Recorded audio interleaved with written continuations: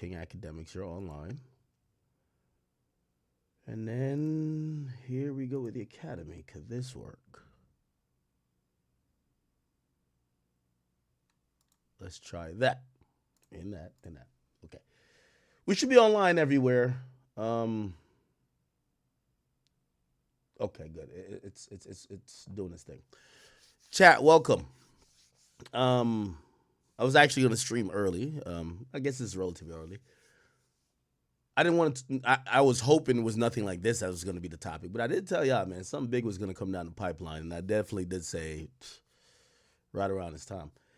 Anyway, we're probably going to cover the now breaking and lead-in story that Lil Durk is being named and being accused of being a part of another murder for hire. Now, if you guys followed my coverage of this, with all due respect to anybody else, I don't think anybody else does what we do. We get to the shit. We actually went over this. We actually said, I pulled up the case that they're now linking Durk to. I pulled it up, and I literally said, this case looks weird as shit.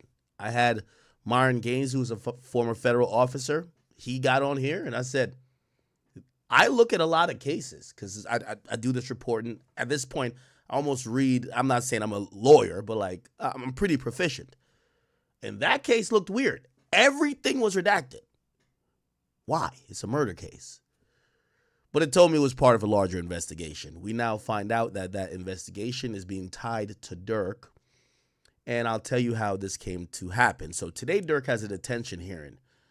You know, the feds, and I think this is a popular inner city term now, the feds ain't like Fulton County. I keep telling all criminals, we got to create Fulton County, Atlanta. If you want to rob niggas, kill niggas, do any type of crime, go there. You won't get prosecuted. Just fuck somebody from the court, okay? But I will say this. The feds don't play like that.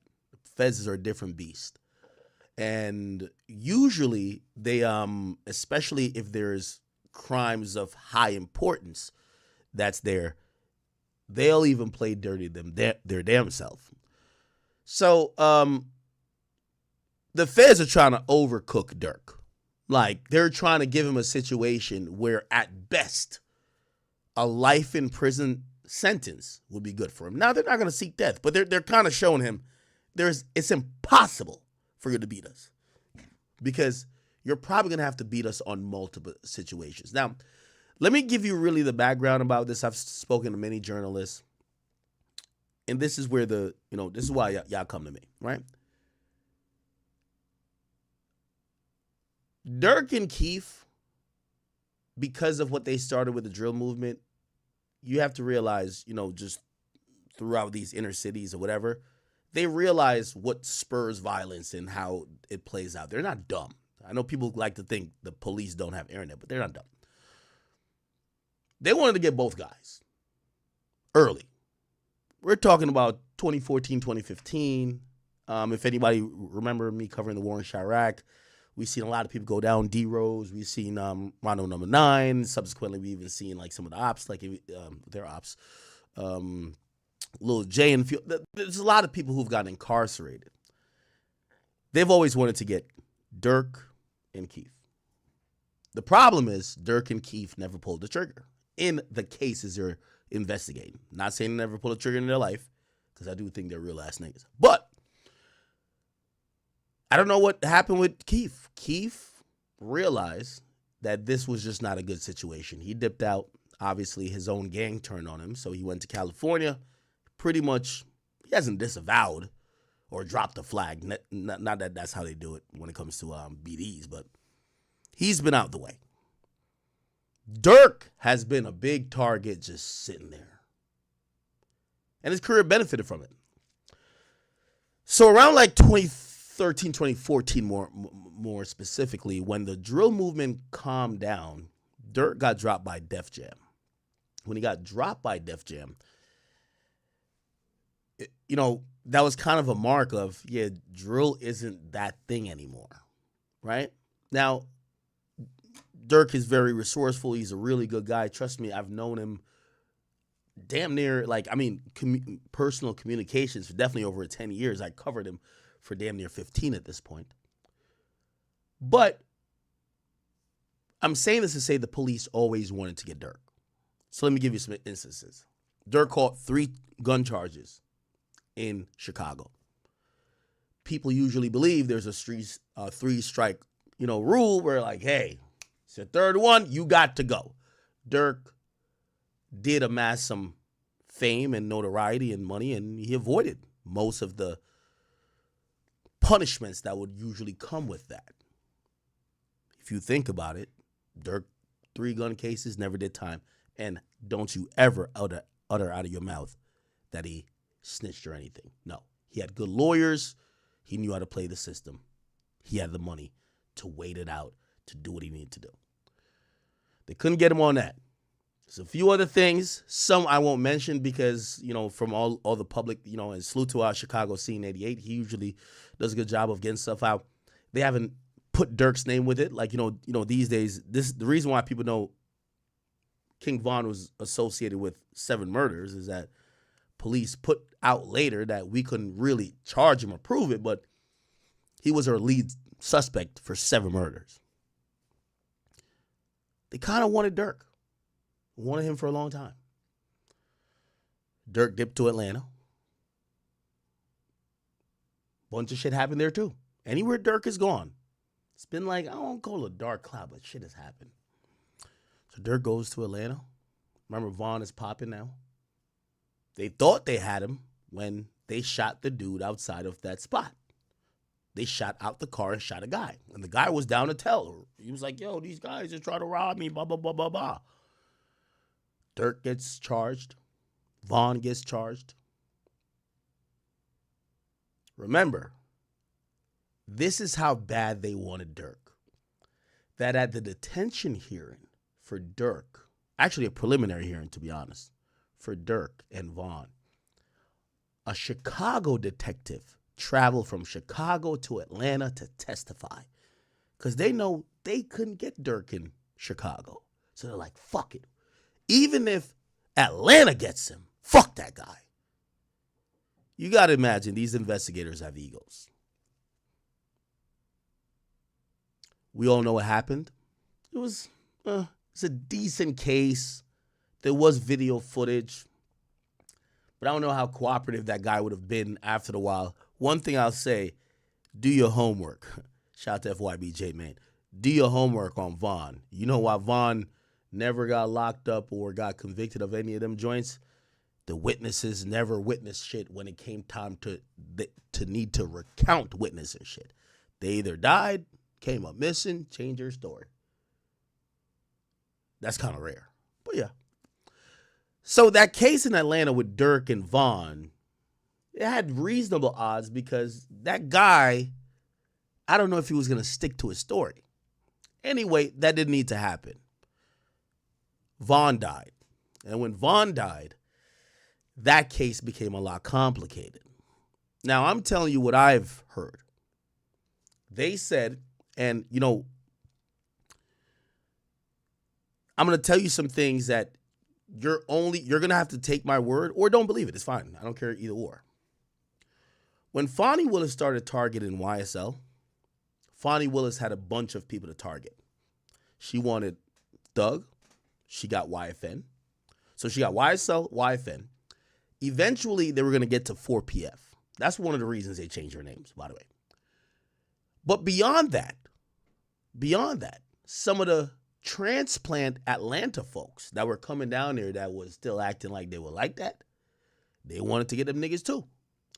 Except, from what I heard, the feds told them it's okay. We got it. Because they were taking off, because Chicago's a shit show. Like, if they can't send you away for having a gun in your fucking waistband, like, they can't do nothing. So the feds told him, like, it's okay if you dismiss the charge. So they didn't go that hard with trying to get Durk, especially after Vaughn died. They dropped that case. They dropped it, but the feds has realized, yo, we gonna get Durk eventually. Doing the math? You see why Lil Baby is moving the way he been? Because Lil Baby hasn't been on Fed watch. He's been on county state watch. That's why he changed the name. They got YFN. They got whatever. They were looking at even Savage and everybody. I'm telling you these things. You're not going to hear it reported. Everybody switched up or changed whatever. People moved accordingly. The good thing, Fonnie Willis, she's a little bit neutered at this point.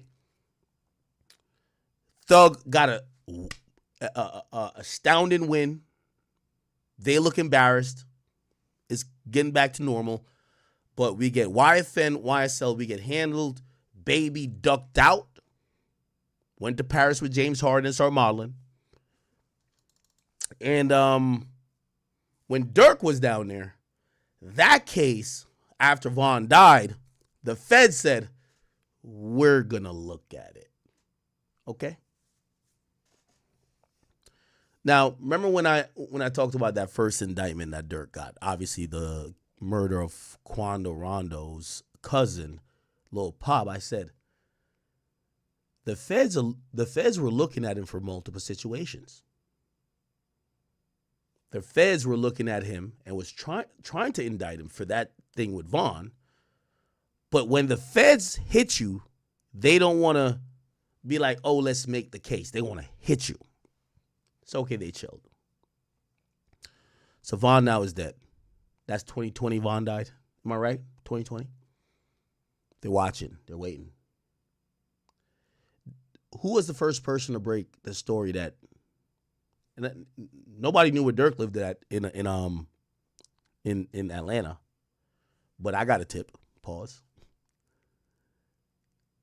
That niggas ran into his crib. Wasn't I the first person to tell y'all that? Right? Or people ran into the crib and he later then rapped. They ran into the crib, I threw the gun to India and shit. Good.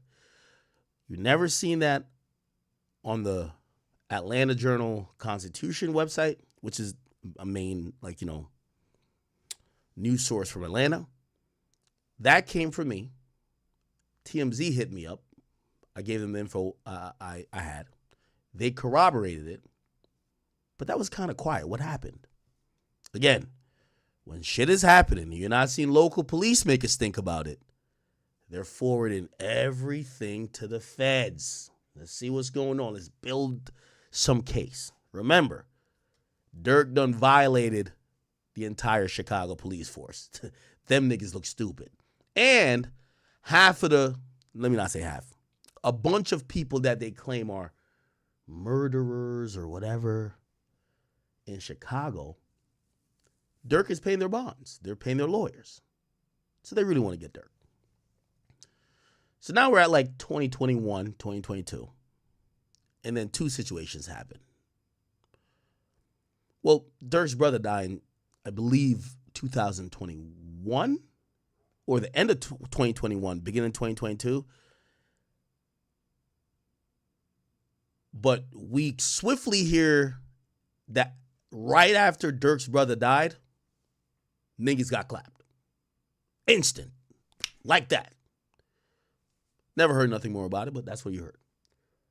Then we heard people try to kill Quando 3-4 times. But then in LA, we all know what happened. Lil Pop gets killed. I'm giving you this recap that I don't got to just play videos. We don't do that. Let's get straight up to the point. Okay. Durk this year gets charged for the murder, and specifically murder for hire for the death of Lil Pop, which is Quando's cousin. But when I covered it, I told you, keep in mind all these things. The police want Durk bad. Chicago police wanted him. And if you guys don't know, when we say the feds have all this power, and it's really resources. They have just more resources. There isn't more federal agents than these local municipalities. And for example, there's hundreds of thousands of cops in New York City. There's not hundreds of thousands of feds in every place. No. So how, if they're lesser than some of these big cities, how do they work? What they do is they deputize these police officers. So a Chicago police detective or somehow, investigator could get deputized to have federal authority to do a federal investigation.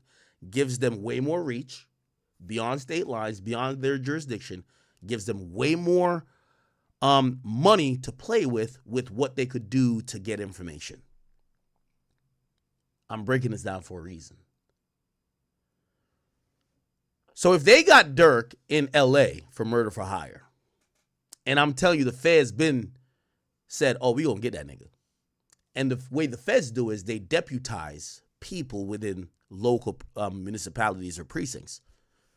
You don't think someone's going to come out of Chicago? Everything that ever happened in Chicago, them deputized officers are saying, oh, you thought you got away, but you didn't. So, and let's get up to date. Durk got locked up in October 17th, actually, 10/17, ironically, for the murder and murder for hire charges for Lil Pop.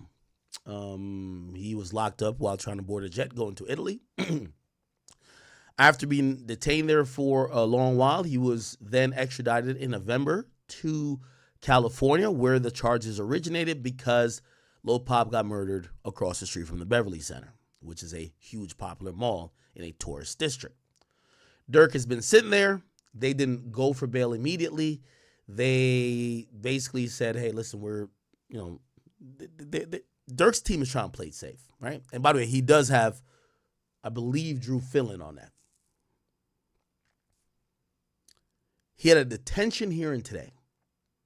And this is how you should know. This is why the feds are so powerful.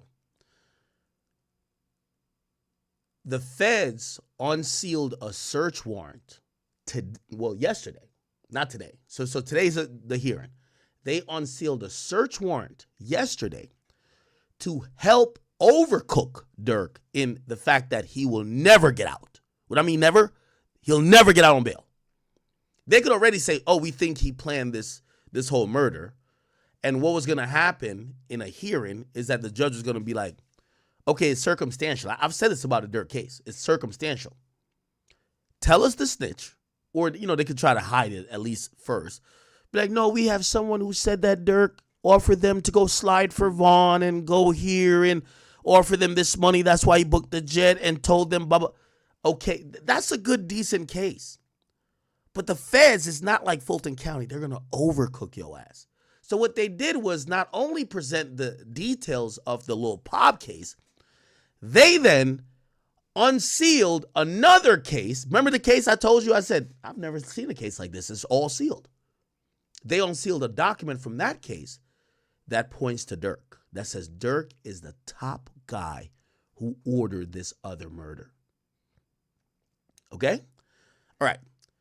So Durk's name is being mentioned as in the same role for another murder for hire case. He hasn't been officially charged. And if you see my tweets and you see me delete it, I had to be, we got to be very careful. He's not officially charged with murder for hire for this other case.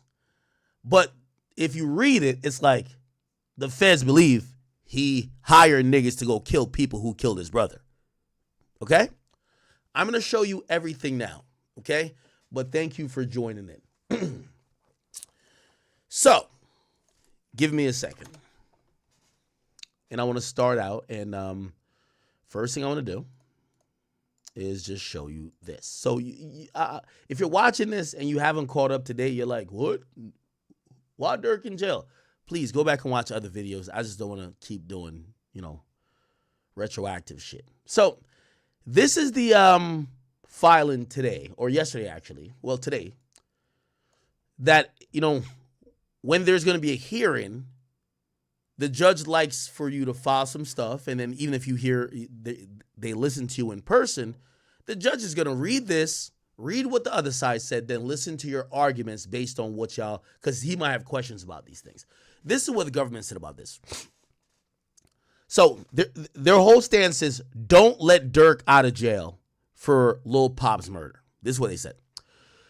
So the plaintiff, which is United States of America, through his counsel, is basically saying that, it files a brief, and let's get to it, right? So it says the murder case presented is a straightforward detention analysis. No condition or combination of condition could ensure that Durk appearance or protect the community or vital witnesses in this case. Because Durk cannot rebut the presumption of detention merely by offering a small portion, so they're basically saying he's mad rich, so he might try to offer mad money, of his wealth in a bond package, he must be detained pending his murder trial, where he faces, and keep in mind, if Durk goes to trial, he faces a mandatory life sentence. This is murder for hire. Unless you cooperate, if you blow trial, you get life. That's it. Nothing else. Defendants offered millions of dollars to secure a pretrial release.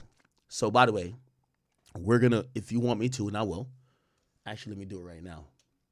So, Lil Durk has offered a bond package. That was their thing. You know what I mean? You got to do it.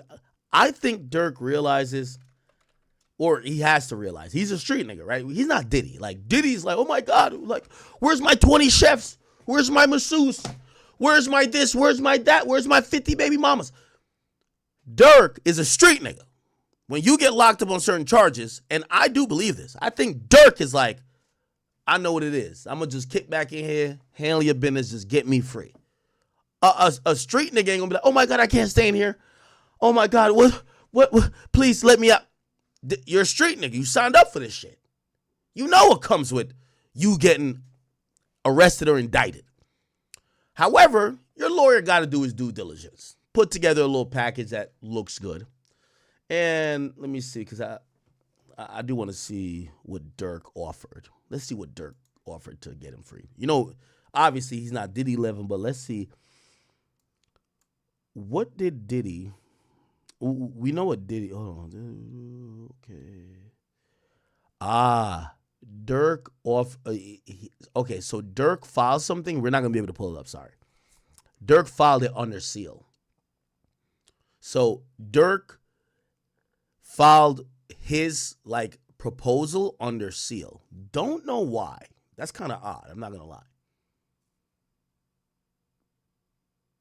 Oh, no. Actually, wait. Give me a second. No, it's not Durk. I'm sorry. Oh. I want to make sure I'm being accurate here. Oh, sorry. No. It's additional stuff filed by the government. I apologize. I'll get that. Okay. All right. By the way, if you never watched a stream of mine, I get into every fucking detail. So please, like, you know, if you're just looking for a summary, I could give you a summary real quick, get you out of here. But these are for the people who definitely want to know every single thing happening. And that's what we do, right? So check this out. I already pulled it up. So this is Durk's, and we're gonna read through it real quickly because we want to get to I gotta read this thing to y'all. Oh my God, we're gonna learn so much. Okay, here we go. I got this. All right, bet. Okay, so this is Durk's. Durk got Christy O'Connor on it. Okay, Durk, I see you, my boy. Of course, Drew Finland is his main attorney. Marissa Goldberg is gonna be underneath. Jonathan Brayman, who's a Chicago lawyer. Okay, so here we go. So they're offering. So essentially, Durk, devoted husband, father. Oh, look, husband. By the way, they're the blogs. I don't know if y'all want to quote me because I've seen some people say, "Hey, Durk might be married." For everybody who wants to confirm, Durk is married. So Durk married India secretly. If you guys don't know. Durk and India they're married, and you got to realize this is why he could say he's a devoted husband. It does read a little bit better if you don't know. So all the blogs y'all could run with that. The Durk married India before he got locked up, or maybe through I don't know how it got finalized. I could probably pull that marriage certificate somewhere, but he's married to India. He's a father, we all know that, and a son, obviously. And an internationally renowned musician and recording artist, and he should be granted pretrial release on reasonable conditions that include the following. A bond secured partially in full by a $2.3 million equity in 2 homes. Georgia, and a $1 million cash tendered by Sony Music. Okay. Yo, big shout out to Sony, man. I like when the record labels who have profited off the death music finally say we'll put some money up to get our death music artists out. And I got to shout out to Sony too, because when Bobby Shmurda called his RICO, they took and Bobby could have got bail. Sony said, because Sony owns Epic and Bobby was on Epic. Sony was like, what? Who? Okay. So Sony Music's down to put up $1 million. Okay? So Durk is down to put up $2.3 million in equity in 2 homes. And it will be $1 million in cash by Sony. Okay? He's down with home detention with electronic monitoring, around-the-clock security services ensuring compliance with all conditions, reporting to pretrial services, and additional third-party sureties and guarantors to satisfy a bond amount that the court determines. So basically, if the court says, no, we're not going to do it for, essentially this looks like $3.3 million, right? 2.3 in houses, and then $1 million in cash by his record label, which, by the way, I know some of y'all are going to make this like, yo, wait, why Durk's label? Durk has that money as well. Trust me, Durk he probably got $10 million in his account somewhere, or that he could liquidate to get money. You know what I mean? So don't think, his record label's name being on this, is to show that there's reputable, publicly traded companies that value him and actually enlist their trust in him to want him to come home. Again, the difference is when Bobby Shmurda and them went in, they didn't really bank no money. To be very fair, at this point, you have Alamo, right? And I think did Alamo get sold to Sony? Alamo, Sony. Yeah, okay. Sony Music acquired Alamo. The only 2 artists at Alamo that keep the lights on for everybody, shout out to Tom Moskowitz, he's the owner of that. And by the way, Sony Music paid Universal $125 million for a stake in Alamo, okay? So it was actually between 188 and 225 supposedly, okay? So Alamo was acquired for like, let's just call it $200 million. Only 2 people that matter, Durk, Rod Wave, okay? Rod Wave's going on tour, doing great things. If Rod Wave got in trouble, I definitely hope not. I would imagine Sony through Alamo would do the same.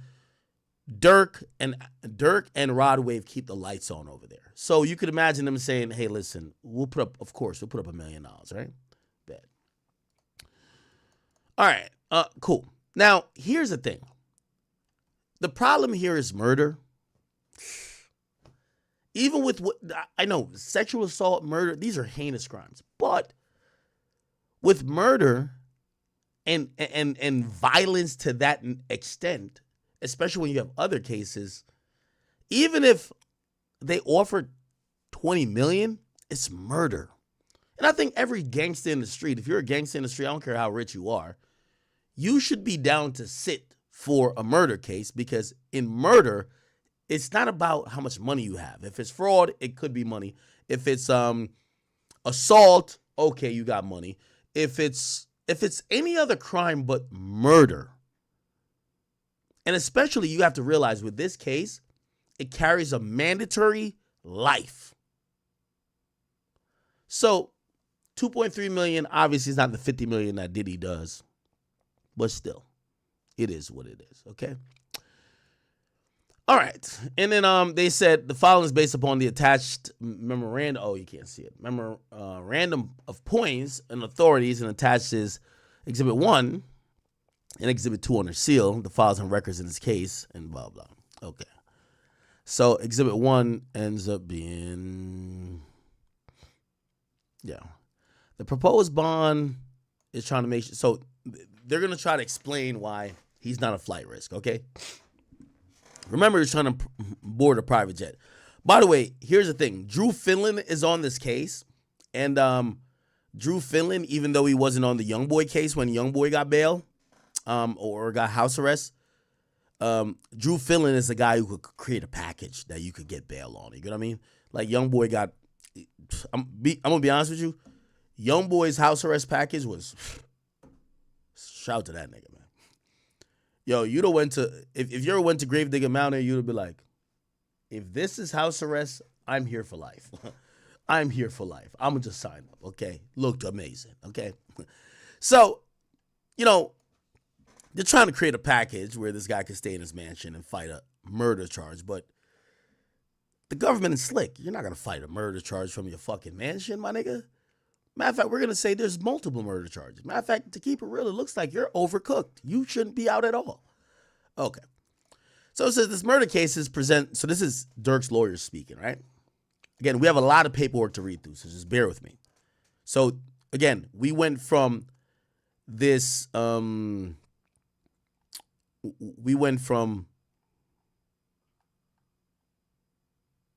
on.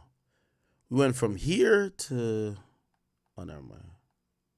Oh, no. Oh, sorry. Okay. Did I I skipped some shit. Never mind. All right, never mind. So, this is what we know they're down to do. So, let's just kind of go down this real quick. This is Durk's, his case to say, let me out, right? By the way, I'm going to keep saying, Durk's the gangster.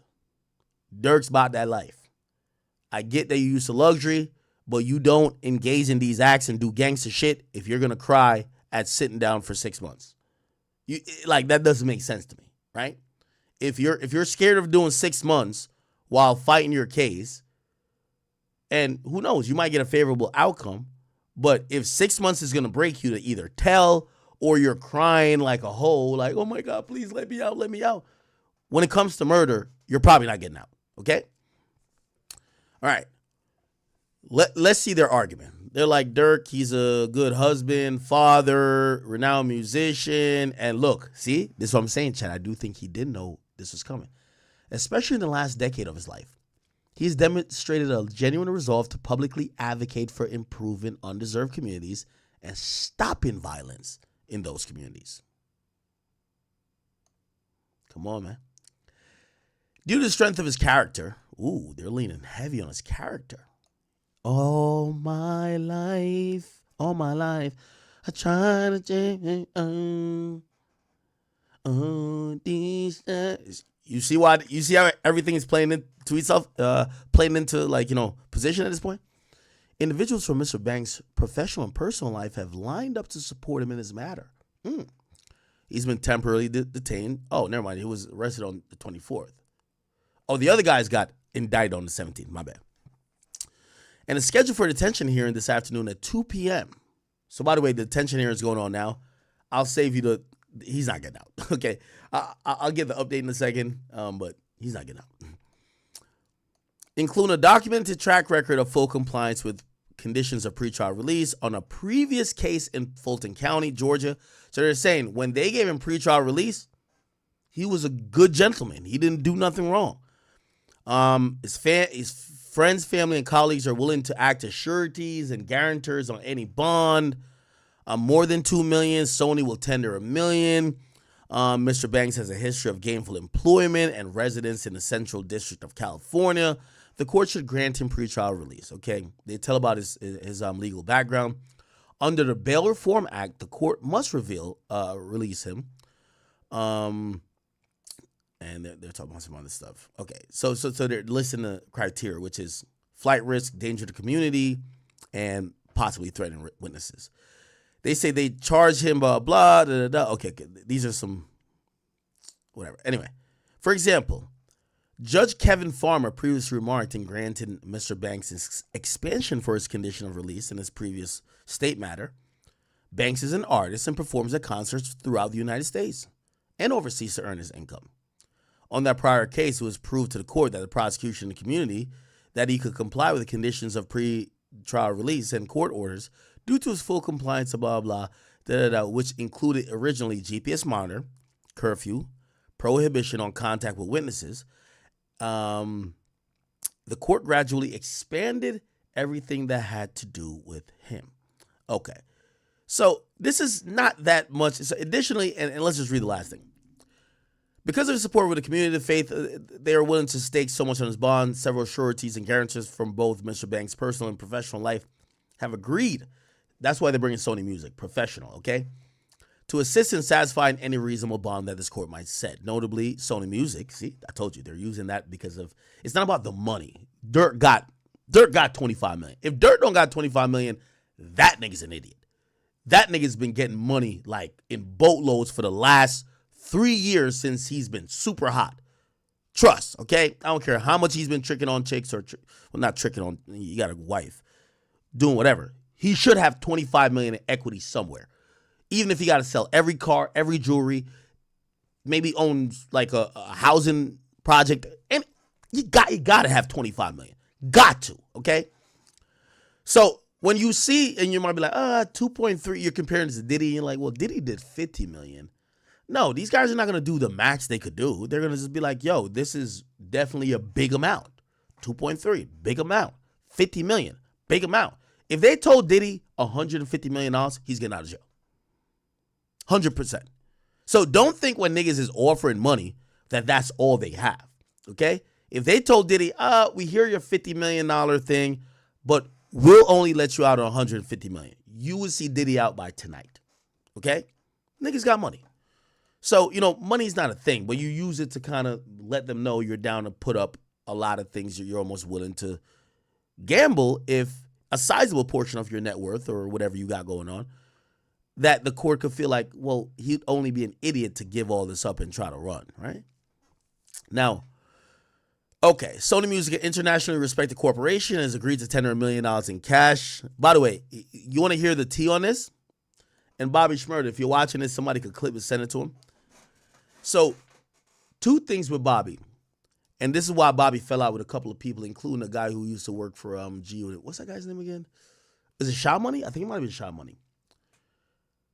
It wasn't, I think it was about $2 million to get the guy out on bail. It wasn't about the $2 million to get Bobby out on bail.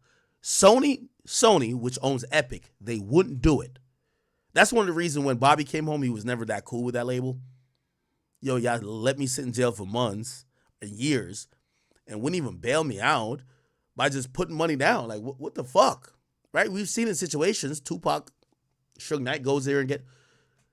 Here's why they didn't. And I'll also make this assumption. This is just my, if you want to call it expertise or expert, opinion. If Durk got a RICO, Sony wouldn't be next to this. A murder, it's a difference. A murder says you killed someone. The goddamn record labels aren't saints. A RICO says you have an organization of criminal activity. And a record label is a record label that usually houses a bunch of people who claim criminal activities. They don't want to be next to you with a RICO. So what Bobby got charged with was the definition of a state RICO, damn near. It was like this, criminal like organization shit for New York. So that's why they didn't put up the money for Bobby. Because D-Day in the music industry was when Murder, Inc.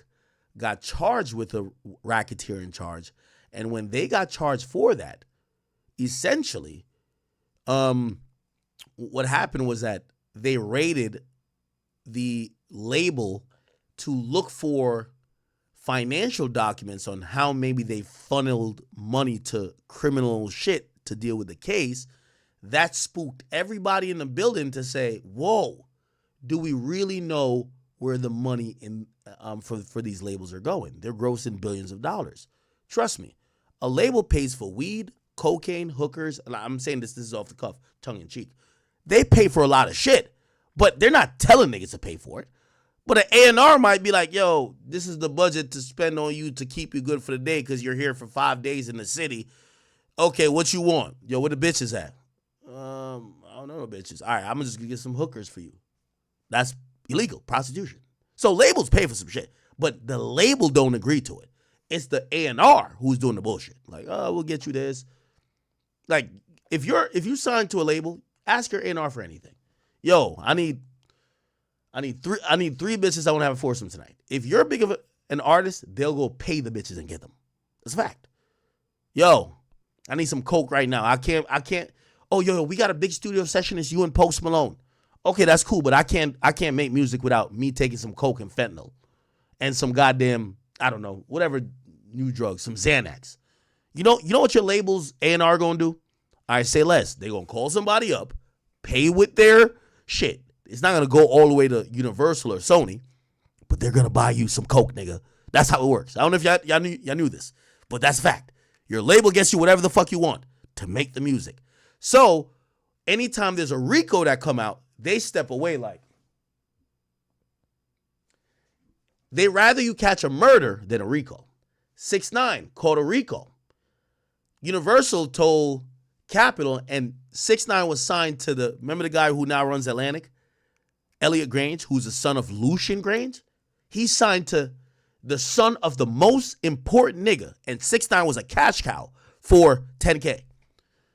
The moment they saw RICO, they said, that's when Dummy Boy was coming out. They said, we don't want the album. We're good. Nothing's coming out.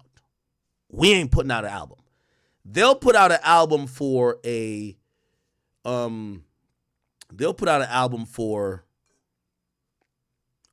someone facing murder, facing any charges, but RICOs, no. Federal RICOs, definitely no. Now, I know you're probably saying, well, Thug dropped an album. That album was probably scoured by, Thug is under 300 YSL, and that now is on Warner. Their legal team probably approved that album. That's why y'all didn't feel that album like that. That album couldn't have nothing on it. That album couldn't have anything on it. If you listen to 6ix9ine's album, Dummy Boy, when it came out, he tried to get it pushed through UMG. You know what they said? Fuck no. He changed lyrics. They changed lyrics.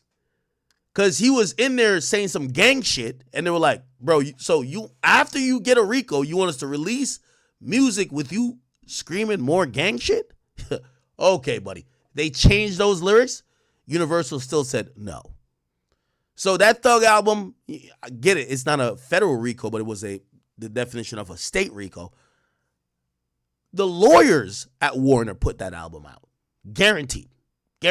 Whatever they had to probably listen to every line a million times and said, and by the way, this is how you know 300 valued Young Thug. Most labels would just tell you, no, nigga, you're in a RICO. Fuck out of here. You're not getting no music put out.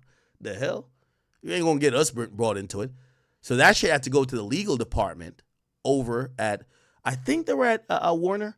If they weren't there yet, whatever company they were being distributed through at that time, that the legal had to go review that, okay? Now, why am I saying this? And let's bring it back to there. I'm saying this because when you could put that your record label is putting up money, it does matter. I'm going to tell you how it matters. Now, again, this is a murder, so it's very different.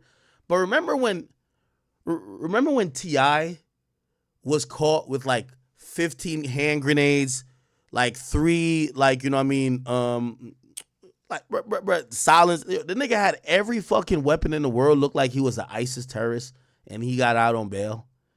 He got out on bail because Atlantic Records vouched for him. It does matter when you have a big record label, that a big publicly traded company, $1 billion company saying, we'll be at fault if they fuck up.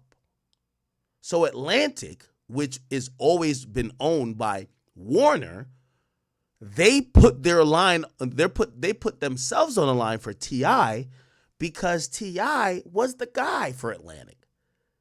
Okay? So that's how T.I. got out. Because I know a lot of people, because people be wondering why certain people get certain privilege.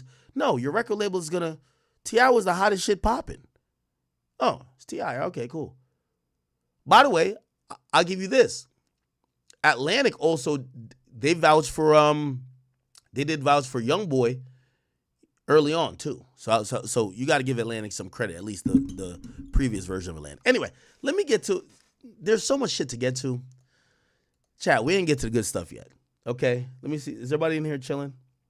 The Academy channel, y'all chilling? Okay. Twitter, I see y'all chilling. Okay. We're going to get to this stuff. Okay, so essentially, this is a pretty stripped down bail application So this is the memorandum in support of his request for pretrial release, which is like, it's like supporting the bail application. This was not going to work. And again, I don't know if they've made the ruling yet. He's supposed to be in court like maybe at this moment. He's going to get denied. You know why? The feds are going to say you're a killer. It's not about the money. Okay, even if we don't use the fact that you were getting on a plane when we locked you up, you're a killer. You get niggas killed. And if you could get niggas killed out of jail, why would you not get niggas killed that could be testifying against you to put you in jail if we let you out? So none of this addressed the fact that, you know, he won't have like phones or anything. They're just saying he's a good guy, and you know, we should look at the people who are supporting him. Nothing says that they could guarantee the safety of the community, and that's why he's gonna sit in jail. Okay, all right. So that's what Durk said. So let's go back to what the feds are saying. So, and this is the interesting part. So Durk submitted their memorandum first, and then the feds submitted theirs. Told you the feds ain't playing. And they've been wanted Durk. Check this out. So they said this murder case is a straightforward detention analysis. No condition or combination of conditions can ensure that Durk will appear or protect the community, including vital witnesses in this case. The defendant cannot rebut the presumption of detention merely by offering a small portion. See, even they know, a small portion of his wealth in a bond package. He must be detained pending his murder trial where he faces a mandatory life sentence. The defendant has offered millions of dollars to secure pretrial release, claiming that his money in a private security company and controlled by the defendant will somehow ensure his compliance with the law and his bond conditions. The proposed terms are woefully inadequate to protect the community, as I said before. It's all about, will he get people killed? Didn't I tell y'all before, chat? Just think about everything I've told you. Didn't I tell y'all before? This case is primarily going to come down to, do people snitch on Durk? If all of the witnesses that the feds got die, Durk walks. Facts. There's nothing that puts Durk in jail other than snitches. That's a fact. You have circumstantial stuff. Well, you did board the plane with the guy who got the ski mask in this.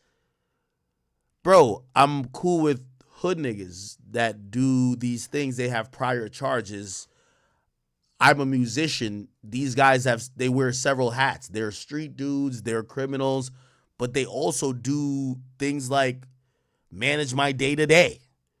Well, how does that mean I ordered a murder?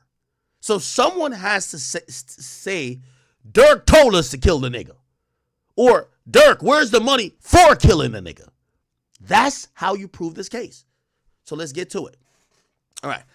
The proposed bail package, this is the feds talking, makes clear the defendant has access to vast resources, but his conduct in this case and others show that he has and will use those resources to endanger the community, influence witnesses, and wield his power for violence.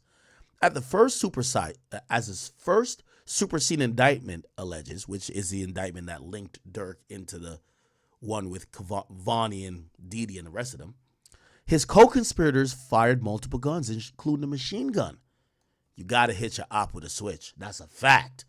His co-conspirators fired multiple guns, including a machine gun, to target one of the defendant's rivals, resulting in a murder in broad daylight at a gas station. Just as he offers money to secure his release here, the defendant had offered money to secure the death of a rival that afternoon in L.A. Attempting to collect on the defendant's promise of a monetary reward, the shooters opened fire on the defendant's rival, killing the rival's family member, Lil Pop. The defendant showed no mercy and no remorse following the murder. Instead, mocked his rival and sought to commercialize Lil Pop's death by rapping about his revenge. But if the allegations in this case weren't enough to detain the defendant, which they are, this is what we're talking about, a separate federal case in Chicago also underscores why the defendant cannot be released pending trial. As alleged in a recently unsealed search warrant affidavit in the Northern District of Illinois, the defendant offered money for people to kill those responsible for his brother's murder. I'm gonna be honest with you. I don't care what none of y'all niggas say. Fuck y'all. Somebody kill a family member of mine. Trust me, I'm putting all my bank account to the killer. Go get that nigga. I'm sorry. I'm sorry. I'm sorry. Sorry. I can't blame Durk for this one. I can't blame Durk. He still didn't do shit. Like, this is false. This is fake news. But I know y'all hypocritical fans who used to be trolling slide for Vaughn. Okay, the slide for Vaughn thing I get, but slide for your brother, you don't got to tell me that. You don't got to tell me that. You don't have to tell me that. You don't have to tell me that at all. You don't got to troll me about that. That's going to happen, okay? It's like somebody killing your moms. Do you give a fuck about anything else? That nigga got to die. Got to. It don't matter if you got 10 billion or $1. Fuck that. Anyway. Offering money for people to kill those responsible for his brother's murder, and more specifically, offering to pay for any gangster disciple that is killed. Evidence collected in this case also shows the defendant allegedly placed monetary bounties to solicit other murders, including a family member of a witness. Oh, shit. The defendant's MO is clear. He will use his power, money, influence, and any pretrial release to endanger anyone who he perceives as a threat, including witnesses in this case. Argument. The defendant is supposed to be presumed at a flight risk and endangered. They said, here we go. Hold on. I don't want to read every single thing. By the way, I'll upload this to theakademy.blog afterwards if you want to see it. Okay. Then it says the defendant's murder and firearm charges justify detention. And then the next thing is, okay, conclusion. Now, they're supposed to be in court today arguing. Like, oh, so they're going to add additional arguments to support this and to answer the judge's question. I think he's going to get denied. Y'all could tell me. There's probably, it's been 2 hours. What time is it in Chicago right now? No, it's not Chicago. Oh, it's LA. It's LA. Never mind. And I think it was a 2 p.m. thing. So the detention hearing doesn't start till 30 minutes from now. Yeah, so he's not there yet. He's not there yet. Okay. All good.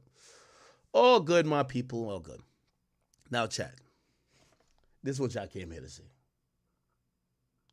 Can I get a little roll call real quick? Everybody up in the building cool? Everybody on King Academics channel cool? The Academy, y'all cooling? We on Rumble, we cooling? Are we on Twitch, we cooling over there too? And I know we're on Twitter today. I seen people, I only streamed live on Twitter today because I sent out an incorrect tweet, which I've seen a lot of other people copy, and I felt bad about it because he's not currently indicted. And there might be an indictment here, but I haven't seen it. He's like the lead suspect to be indicted, which almost assumes that he's going to be indicted, but I don't want to announce him being indicted until he's indicted. Okay? You know what I mean? Because I understand, like, you're playing with people's, I want to be accurate. I love being accurate. Okay. So essentially, the big thing here, and we could just search it, is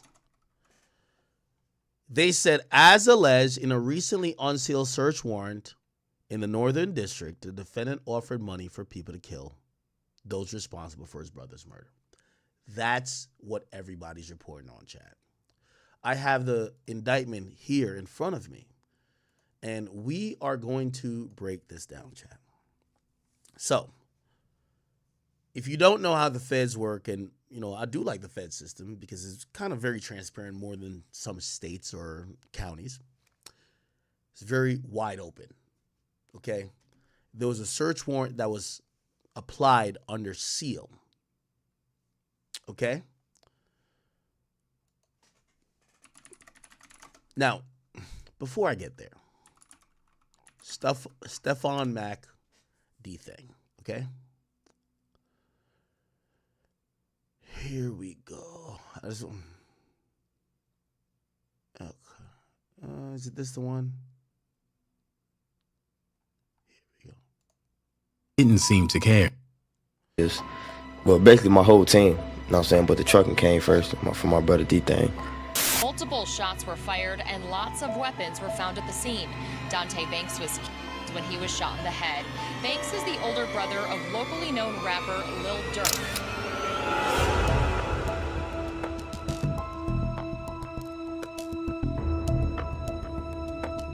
One evening in 2021, Dante Banks Jr., better known as OTF D-Thang, and as Lil Durk's older brother, was at a club in Chicago having a great time partying with his friends.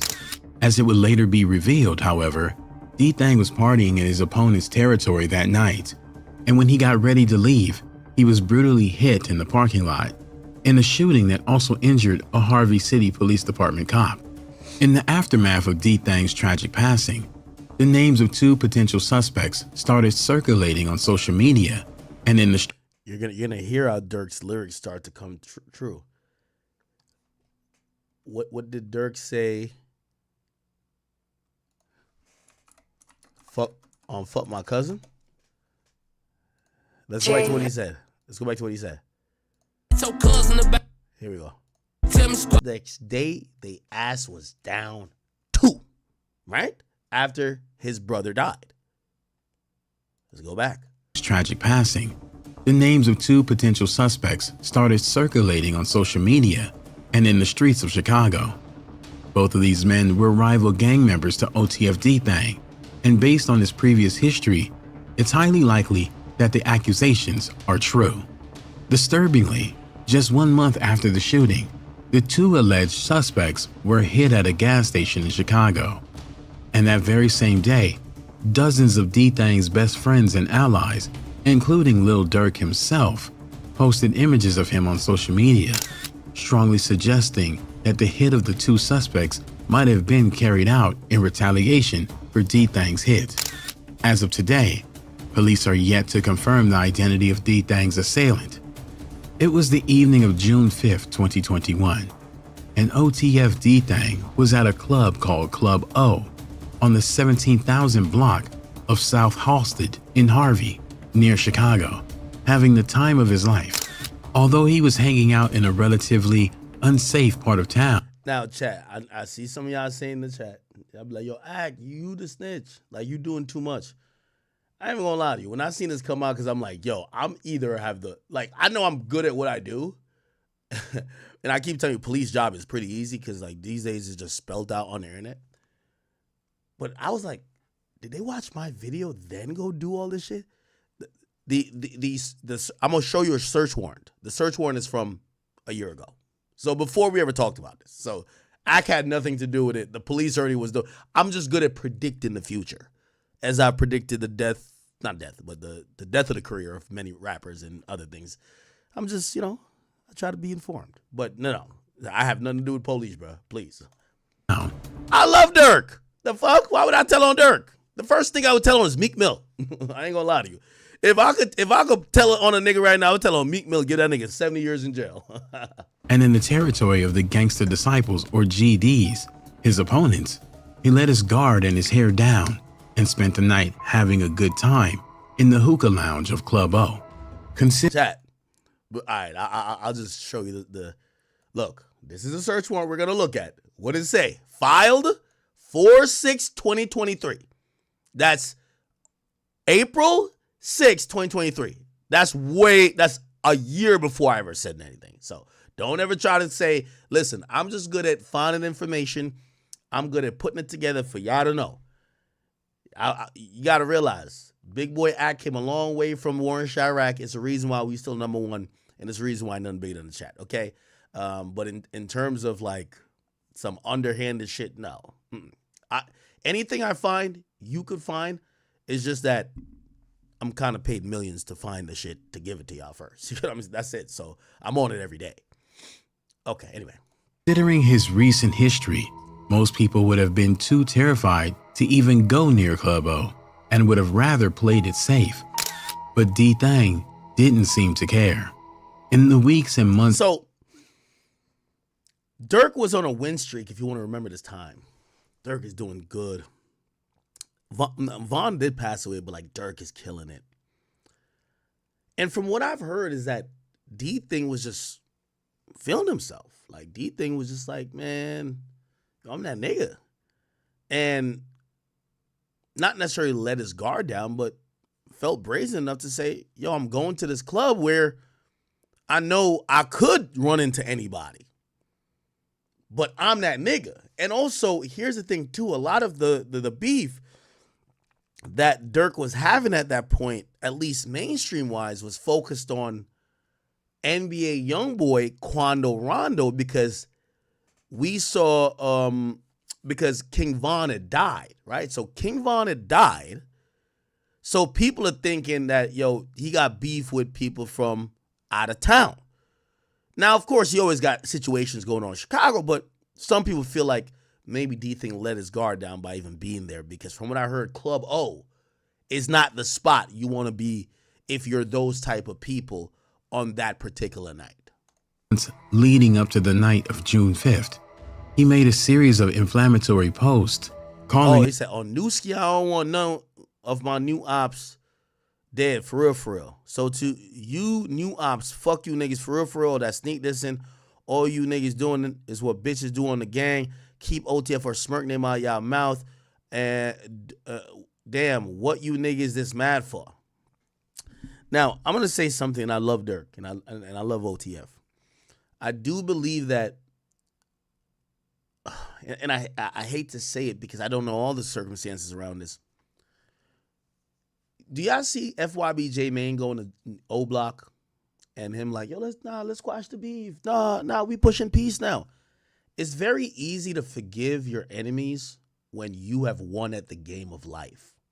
It doesn't mean that your enemies are down to forgive you, especially when they're losing. So J Mane going to O Block and be like, oh yeah, now I'm getting hundreds of thousands, if not millions of dollars. I'm down to forgive y'all niggas. It's all good now. Let's be cool. They're looking at him like, nigga, we're broke. And now we're even more mad at your bitch ass because you're the only one who got rich off of this. Fuck you. Get out of O Block. There's a possibility that this is what happened. Durk's brother goes to this club thinking, yo, we up millions now. Yo, I'm down to forgive all y'all, man. We don't give a fuck. I get it. Like, yo, we did, all right, we get it, but like, I'm down to get over this shit. The niggas who there, they feel more offended. You coming through here, big ass car, jewelry. You think you that nigga? You shitting on us now? You thinking you won the war? You think we just gonna be like, oh, okay, cool, let's be friends now? Fuck you, nigga. That's what some people have kind of told me. Out CMB and Gutter Gang, two gangs from the south side of Chicago with an active beef with 072 Dog Pound, a gang OTF D-Thang was known to be affiliated with. In one of his most notorious posts, he directly disrespected CMB and Gutter Gang. And in that same post, he mentioned that he didn't even know who his opponents were anymore because all of his real opponents were deceased, which was taken as a blatant sign of disrespect by members of the rival sets he dissed. Fast forward to the evening of June 5th, and it's probably a bit more clear by now why it was so dangerous for D-Thang to be partying in GD territory. Around midnight that evening, a policeman named Officer Derek Muhammad with the Harvey City Police Department noticed that one of the patrons at Club O had a gun, and after confronting him, Chicago. If I'm in Chicago, I'm not going to the courthouse without my gun. I'm not going to drop off my kid at school without a gun. Did y'all hear the story about in Chicago? The nigga walking his son either to or from school, and his ops are just shooting at him like nothing ain't happening. I'm going to be honest with you. Only in Chicago, I would go to church with a gun, go to take a shit with a gun, fuck a bitch with a gun. I'm going to everywhere with a gun. I'm going to the hospital with a gun. I'm going to keep a gun everywhere. I don't care what y'all talking about. This Chicago, nigga. An altercation ensued in which the officer was shot in the thigh. Fortunately, he survived and later recovered from his injuries. Around the same time, OTF D-Thang decided it was time to call it a night and went out into the parking lot to head home. There, speculators claim they saw D-Thang get into a verbal altercation with other patrons from the club, and after a few seconds, they saw one of the patrons pull out a gun. What happened next is a tragedy all too familiar to the hip-hop community by now. In the chaos of the altercation, OTF D-Thang was shot in the head and passed away instantly. As soon as the police and paramedics arrived, D-Thang was immediately pronounced deceased. As news of D-Thang's passing began to spread, dozens of his loyal fans, friends, and family members poured out their condolences on social media to honor the memory of the fallen rapper. As is often the case with rappers and gang members who pass away due to gruesome crimes, this wasn't the first incident where D-Thang had been in mortal danger. In 2014, D-Thang's younger brother and famous rapper Lil Durk had beef with another rapper by the name of Mubu Crump. That same year, D-Thang ran into Crump's crew at a meet and greet that was hosted by T.I. and the Shop 147 in Harvey, Illinois, and things got very messy very quickly. To make a long story short, the night ended with D-Thang and several other OTF members getting into a vicious fight with the Mubu crew, all of which was captured on camera. In response to the incident, OTF D-Thang uploaded a video telling Crump and his crew that he wanted to fight them again and taunted the entire Mubu crew for allegedly having run from him during the fight at the Shop 147. 4 years later, on October 8, 2018, OTF D-Thang almost passed away when he was shot by his opponents in a McDonald's parking lot. Although he ended up surviving, Lil Durk's cousin, Baby D, who was with D-Thang at the time. By the way, I don't know if you ever knew about this sinister. Just think about this, chat. Lil Durk almost healed. Right? Almost healed. Comes out May 2026. May 26, 2023, right? 2020, Vaughn dies. 2021, his brother dies. 2022, the niggas who killed his brother, they get clapped. The niggas who killed Vaughn, at least a cousin of theirs get clapped. 2023, he drops an album, I'm almost healed. You ever think about that, chat? It's like poetic. 2020, Vaughn dies. 2021, his brother dies. 2022, get back for both those situations. 2023, I'm almost healed. Crazy, huh?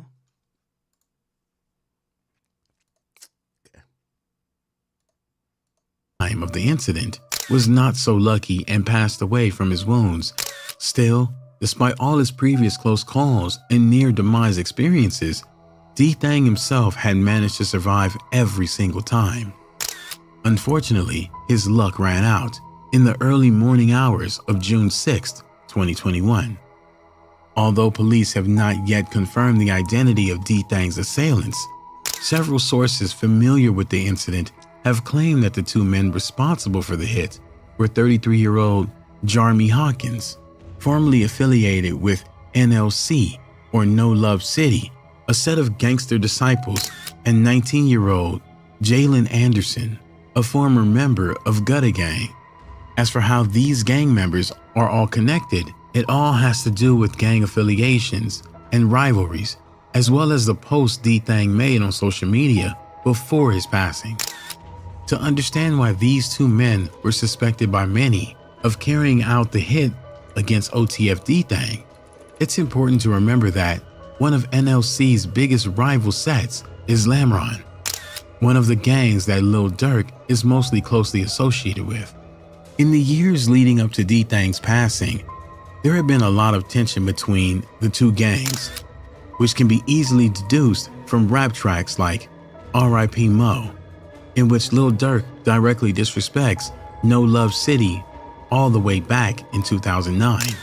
Considering all this context and OTF D-Thang's previous disses on social media directed towards Okay. I think we got pretty much a decent amount. Okay, now let me play this. This was outside of the club that Durk's brother died at. So he had gotten shot while walking out of the club here. And remember, there was a police officer. Like, put it like this. I'm not going to no club that they hire police officers to work the club and the police officer at the club get shot. And the party's still going on. How the hell did the police officer get shot and we still partying? Wait, hold on. I don't think this is safe. Wait, hold the fuck up. So the police officer got shot, and I guess there's a little bit of commotion, but then Durk's brother is, he's like, I think this is a wrap. Let me get out of here. He's walking out. Niggas start shouting at him. He's shouting back. He's a man. And eventually somebody shoots him right in the head.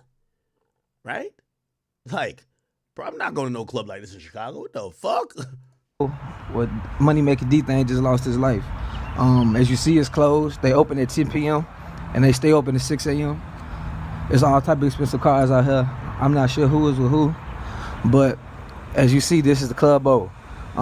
It's all the way in South Harlem. I didn't know it was this far. Y'all just made me drive this far. Y'all owe me some gas money, gang. This ridiculous. But what they got going on up here? I might be back. But yeah, man. Apparently, the little information that I got from the people that I talked to, D-Thang was up here. He was arguing with somebody that he recognized. In the middle of that argument, he came outside. I guess he was coming back outside to get the stuff to his car and to get around people he's familiar with.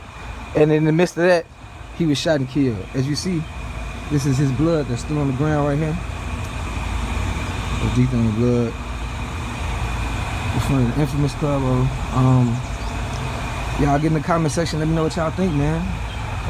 D-Thang lost his life here, bro. R.I.P. D-Thang. Durk, keep your head. Okay, so, I'm trying to summarize it before we get to this hot, again, chat, I am doing a little bit of a cliffhanger because I do have some info that isn't out there, which is a search warrant. It gives a lot of detail, and this is why Durk is being brought up. Now, obviously, it's a gut reaction, and again, I don't know if this is true, but I'm gonna just be honest with you. Like, I'm not gonna be mad at Durk if he slid for his brother, bro. I'm sorry to tell y'all that. However, just trying to piece it together. So this happens, and the streets start talking. And there is a few people that come up that they believe was either in the argument or responsible or said it, whatever, for D-Thang dying. Right after D-Thang dying, what happens is a guy named Stephon Mack. He dies. He gets murdered, okay? And let's see, Stephon Mack. Reddit has a lot of stuff about him, right? So Stephon Mack is actually, okay, this is about the guy who got killed, charged with murder. But people thought the Stephon Mack guy did the murder. Now, here's the interesting part, and this is only, this is Reddit Rumorville. They claim that this is the second time Durk has gotten the wrong guy, because they claim this ain't the guy who killed his brother. But maybe he's with it or whatever, close to it. But he gets clipped, so Stephon Mack dies, just like how Lil Pop dies. But the actual guy that you probably want, you didn't get him. There was somebody else who died too. That's why Durk allegedly raps. What Durk rapped again? We could probably go back to it. He said? Asked the ops from over west, next day they ass was down 2. Hellfire on the back. Asked the ops, next day they ass was down 2. From over west, next day they ass was down 2. Hell, next day they down 2. Asked my brother died, if you was there, just know you died too. My brother died, and just know if you was there, you're dying too. Asked the ops from over west, next day they ass was down 2. And they was definitely down too. That's a fact, okay? So, Stephon Mack gets killed. Now, this is where we get to the very important document I'm about to read to you right now. This is an affidavit for a search warrant, okay? And this was filed last year. It tells you about the elongated period that the police have been looking at Lil Durk, but for multiple situations. They were investigating Durk for the Lil Pop situation even before this. So they've had multiple investigations involving Durk. So let's look at this search warrant. In the matter of search Okay, the information associated with cellular, telephone, associated, blah, blah, blah, blah, that is stored at the premises controlled by AT&T, okay? This is an application for search warrant. And by the way, this is the date. I, a federal law enforcement officer or an attorney for the government, request a search warrant or state under penalty of perjury that I have reason to believe that on the following person or property that will be searched, which is located and looked like it was a northern district of Texas. They searched. There's evidence of a crime, and the judge signs off on it, right? So the judge, this is the applicant's signature. The judge signs off on it. And this was, again, April 26, 2023. Now, that's the search warrant, like, the affidavit, and, obviously it's been signed by a judge. So that means if they show up to your door with this and show you this and you see a judge sign it, you got to let them do whatever they want in terms of what it says they could do here. But then there's usually a affidavit of what they told the judge that they believe they're going to find, even beyond just this small application. That's where we're going to get some more information. Check this out. So this affidavit in support of an application of a search warrant says, listen, I'm a special agent. And anytime you hear special agent, a lot of times that's a local officer that has been deputized that's became a special agent. Look, I've been so employed since approximately July 2010. I'm currently assigned to the FBI Chicago Homicide Task Force. Actually, this is an actual FBI agent, not a deputized local agent. My bad, sorry. As part of my job responsibilities, I investigate criminal violations relating to violent crimes and gang-related offenses, including blah, blah, blah, federal firearm, narcotics, and racketeering laws. I've been involved with the briefing of defendants, informants, and witnesses, and blah, blah, blah. Just telling what this guy's done. The affidavit is made in support of an application for a search warrant for information associated with a certain cell phone aside to call numbers, one, information associated with a cell phone number, blah, blah, blah, bearing IMEI. This is how much. This would be a good time. I don't know if I could hit him. I know he's in Vegas. So I could get Myron on here. But remember he was saying about search warrants and like wiretaps and how much detail you have to pull. You can't just be like, yo, let me just run up in their house and just get anything, right? If you want to get some of these things, you need to properly spell it out. This is the number. This is the IMEI number. We believe it's stored at a premises controlled by AT&T. And we want the warrant to go search that, right? And it appears that they wanted to issue this warrant most likely to AT&T. That AT&T could do what's called they're going to copy all the messages or everything going to that phone and that the feds could see. So you don't alert the person who has the phone, but, you're still getting everything. Okay, so cool. Subject 1's phone associated with blah, blah, blah. Then we have subject 3 and subject 4 and subject 5. I don't want to bore you with everything. If you guys go to theakademy.blog, all this will be posted after the stream. But I just want to get to the important stuff. So as set forth more fully below, the FBI is investigating allegations that Anthony Montgomery, which is, I think his nickname is like AJ something, and Preston Powell used facilities of interstate commerce with the intent of murder for hire. See? That term keeps coming up. That a murder for hire be committed in violation of Title 18. Cool. They conspired to use facilities, They possess a firearm, Cool. Specifically, the FBI is investigating allegations that Montgomery and Powell murdered Stephon Mack. Now that name comes into play. On January 27, 2022, in violation of the laws of Illinois, blah, blah, blah, in consideration, listen, so they murdered someone violating the laws of state of Illinois as consideration for receipt of something of pecuniary value, which is pretty much they murdered someone for money. Mack was shot and killed by 2 assailants while leaving a youth peace center. Ooh, that's going to play crazy in court. He's leaving a youth peace center and you kill him while leaving a youth peace center. Overcooked. The 2 assailants exited from the parked stolen car firing at Mack, and Mack walked across the parking lot. As the 2 assailants were driving up to the parking lot, Powell used subject 3 phone exchange with several phone calls with subject 4. Law enforcement believes that subject 4 is typically used by co-conspirator A. We're now hearing co-conspirators, but for the reasons set forth before, below may have been used by co-conspirator B, which is co-conspirator A's brother, at the time of the exchange calls. And I know some you might be like, who are these people? We're going to get to Durk in a second. Don't worry. The two assailants abandoned the stolen car at the scene parking lot after having murdered Mac. Through law enforcement investigation summarized below, I believe that Powell and Montgomery were two assailants after the murder. Montgomery left this, and by the way, this is how most murders get solved. You know, people like to plan out good murders, except like you're filled with adrenaline. You have to move like this, like you forget something, you touch something you shouldn't, you didn't wipe. Like, come on, a perfect murder in these days. If you want if the cops want you, look at the Luigi guy. Like, they're gonna catch you if they want you, right?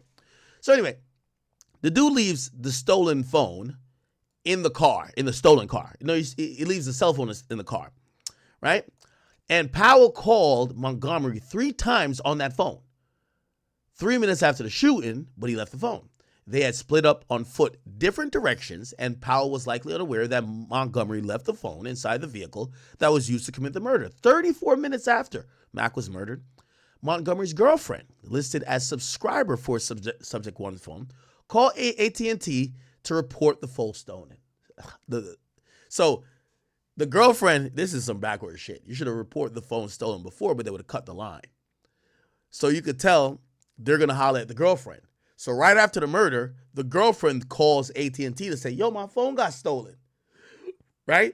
Keep in mind, these guys who everybody think they're smart criminals, they're not thinking that the cops know exact moment when the crime happens. They have it on surveillance footage.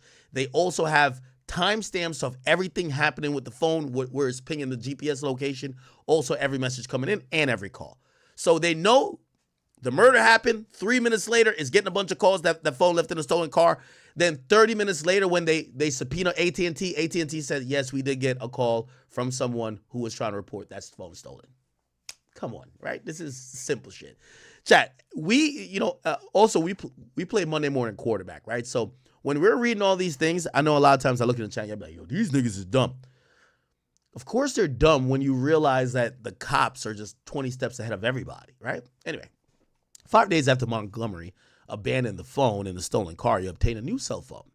And they call this one Subject Phone 2. And they said he used Subject Phone 2 to communicate with Powell using what I believe is code language to discuss when Montgomery was going to receive the payment. And that's going to be a big issue. The payment for having murdered Mac.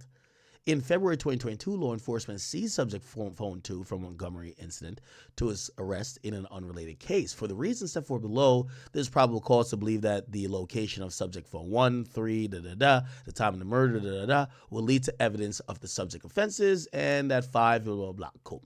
The statements in his affidavit are based on my personal knowledge and on information I have received from other law enforcement personnel and persons with knowledge regarding relevant facts. Based on this affidavit being submitted for the limited purposes of securing a search warrant, I have not included each and every fact known to me concerning this investigation.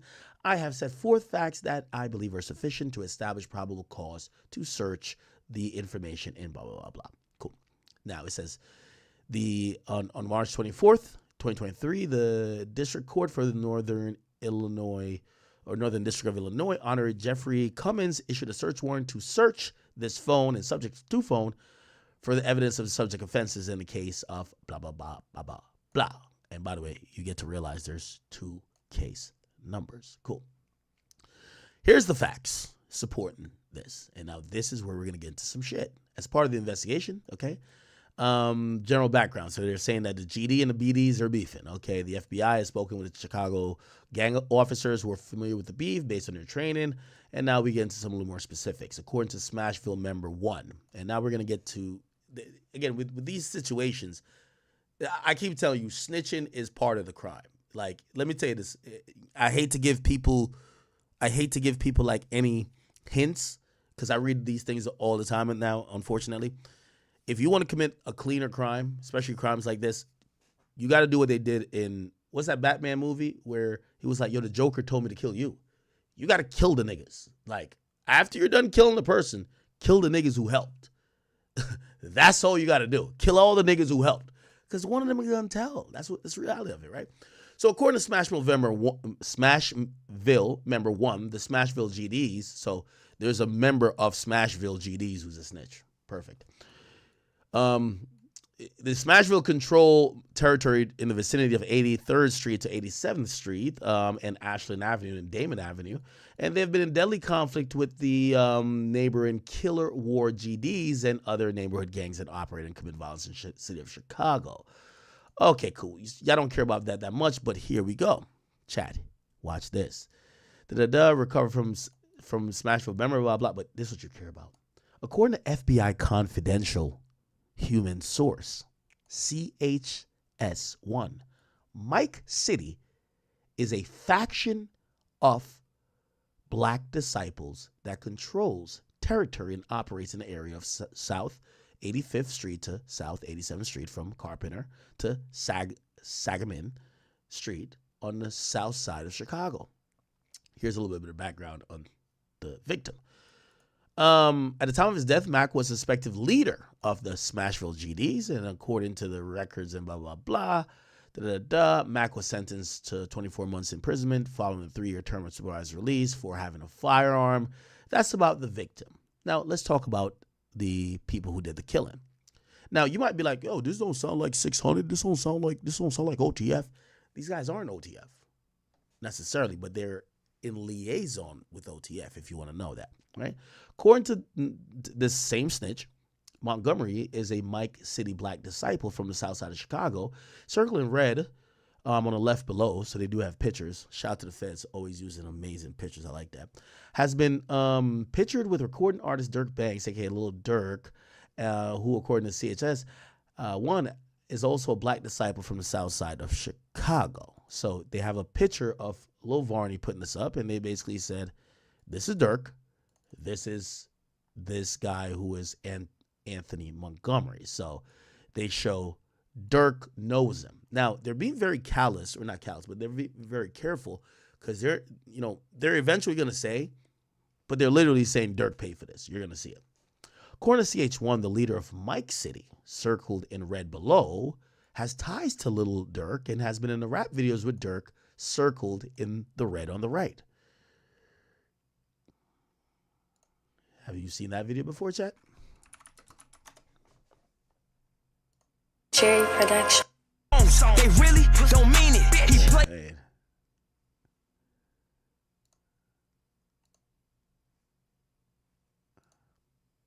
Interesting. Instagram, you doing. Okay. So background. So they're saying that this guy here, whose name is Anthony Montgomery, I think his name is AJ. Okay. So his name is like AJ from Mike City. Okay. Then they're saying, and by the way, so this picture had Durk with the leader of Mike City. And then they said the shooter, which is AJ from Mike City, right? The leader, sorry. Oh, no. Actually, no. It wasn't AJ. It was the leader of Mike City. So they're saying Durk put the leader of the gang, where one of his homies killed, what's the name, in the video, okay? Then the other guy is Preston Powell. According to CPD reports, Powell has spent time living at blah, blah, blah, Carpenter Street, which is located in Mike City BD territory, according to him. So it looked like these are both Mike City BD people. He's a victim. Powell was a victim of simple battery that occurred there. Let's just keep it going. And now we get to Durk. Background on Durk Banks. Interesting. Durk Banks is a famous rapper of the south side of Chicago, according to CHS1, a snitch. Conversation with CPD gang officers who are familiar with Black disciples, social media postings, and public source research, and a review of Lil Durk's lyrics. Durk is a member of the Lamron faction of the Black disciples. According to CPD records, Lil Durk's brother, Dante Banks Jr., a.k.a. D-Thang, was shot and killed outside of a nightclub in Harvey, Illinois in June 2021. CHS1 has reported that Durk was and is still, it said is, so at the time of that, so in 2023, it said Durk was still offering money. In 2023, he was still free. Offering money for people to kill those responsible for his brother's murder, and more specifically, offering to pay money for any gangster disciple that is killed. CHS1 has also indicated that D-Thang was killed by members of Dump Street. According to CHS1, Dump Street is a GD faction. Okay? So they're saying the people who killed D-Thang was from Dump Street. And Dump Street is a GD faction on the south side of Chicago. According to CHS1, Dump Street member individual A was a close associate of Mac. Okay? According to law enforcement records, individual A is currently in a pretrial custody for allegedly committed a double murder that took place at a country club in Illinois. Okay, we could figure out this, chat. Let's see who individual A is, because anytime we see individual, well, individual don't mean snitch, actually. Individual usually doesn't mean snitch, but we could figure out anything we want at this point, right? Illinois. Yeah. Okay, man arrested after two brothers killed in, yeah, okay, so this is a double murder. So individual A is, who is this? D'Armani Green. D'Armani Green, okay. So these are the two people who died. And D'Armani Green, he was 21 from Markham. Let's Google him. Markham. Let's see if we can find a mugshot or something like that. Find probably something, right? I could look up the mugshot myself, but let's go to images. Okay, this is, do you guys know this guy? This is D'Armani Green. So he's individual A. Okay? Chat, none of this is snitching. This is called having a fucking brain, okay? The feds already did their investigation. We're just not waiting till the trial to figure out what they know, right? They know this shit already. We're trying to figure it out as the public. They're still investigating, so we got to be like, read between the lines. Okay, bet. So they're saying individual A was close to Mac, and he's locked up for a double murder. Cool.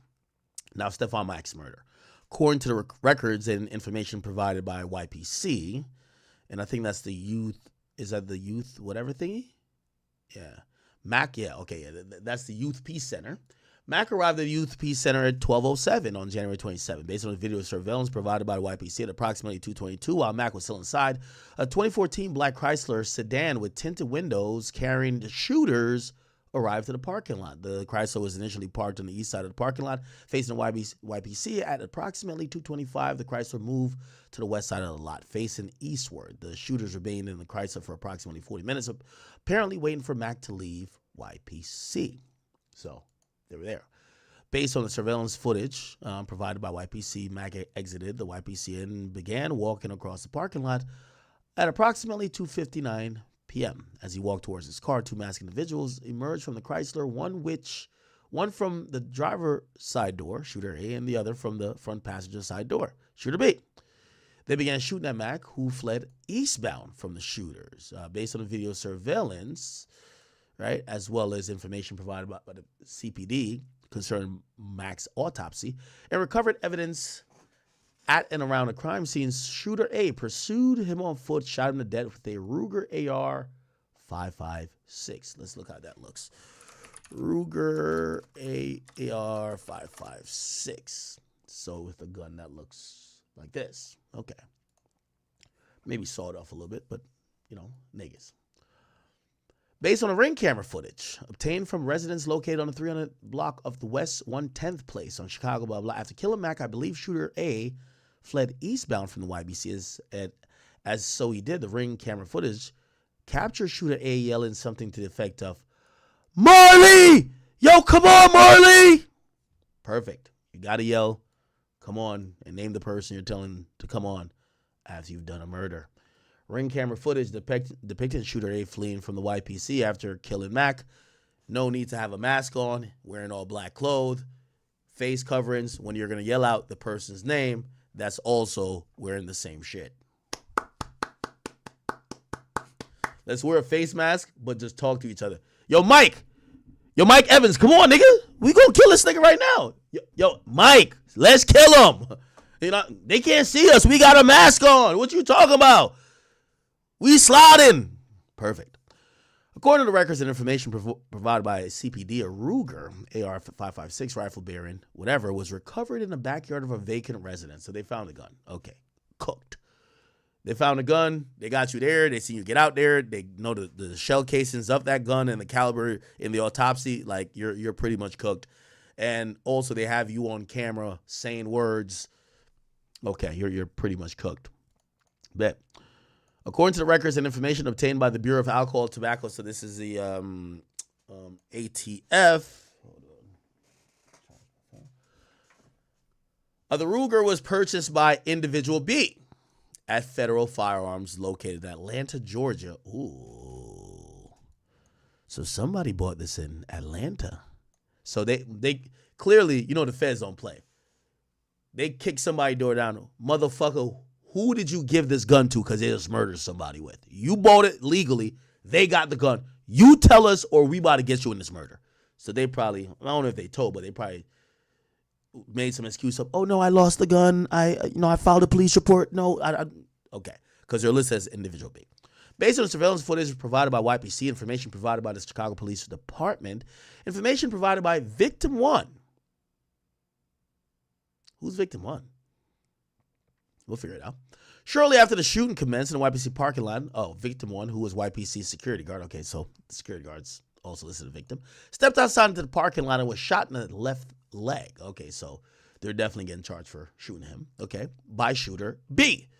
So shooter A is this guy, skinny guy. Okay, he was calling Marley, and then we now know Marley is this guy. He looked like me or Flacco running down the road. He looked a little hefty. You feel what I'm saying? So this is shooter B. Okay, bet. So shooter B fled westbound on foot and looked like he's already out of breath. Come on, gang. We already know what it is. All right. You know what he's probably thinking? Stop calling my motherfucking name, nigga. Nigga, stop calling my motherfucking name. Right? By the way, interesting to note. All right, we'll get to that. So Montgomery is shooter A. All right. And then Preston Powell, I believe, is shooter B. I guess, is his nickname Marley? Why is his nickname Marley? I don't know. Okay, so shooter A is AJ, which is Montgomery, and shooter B is Preston Powell, named Marley. I guess street name Marley. As discussed in more detail below, I believe that Montgomery is shooter A, and according to reports by the CPD, the Chrysler was reported stolen around January 20th, 2022, so they stole it a week before, okay? According to the records and information provided by CPD during the search of the abandoned Chrysler after the shooting, law enforcement recovered subject one's phone in the front seat of the car, okay? Oh, wow. If you're going to do a murder, hey, I got to clap it up for this guy. He's smart. If you're going to use a stolen car to do the murder and you have your phone on you that's tracking your location, getting calls and sending messages, of course you should leave your phone in the stolen car after you run away from the stolen car. I would say he's an idiot, but if everybody knows my boy left it on the charger, he's at least getting his battery time up. Salute to that man. My boy left it on the charger. That's a real nigga right there, man. Real nigga shit, man. Can't even cap. My boy left his shit on the charger. And look like, is this Dunkin' Donuts coffee? You got to get some coffee before you clap a nigga. That's a fact. Left it on the charger. Oh, this is great. Perfect. All right. I ain't mad. I ain't bad. On about January 4th, 2022, a CPD detective. Oh, by the way, you know another reason you got to leave your phone on the charger is that if it died, maybe those messages wouldn't come through in a timely manner. Or actually, maybe those messages wouldn't come through before the girlfriend who called to say, yo, I lost my phone, cut the service, cut it off. But you kept it charged. Real niggas, man. All right. On or about February 4, 2022, a CPD detective applied for a search warrant for subject one phone in the Circuit County Court of Cook County. On the same day, the Circuit County Court of Cook County, they issued a search warrant for the phone, and this is a case number. Based on my observation with CPD personnel, CPD has executed a warrant for subject one phone, but had been unable to get into the phone. Remember, I told you sometimes it takes a while for them to get into the phone.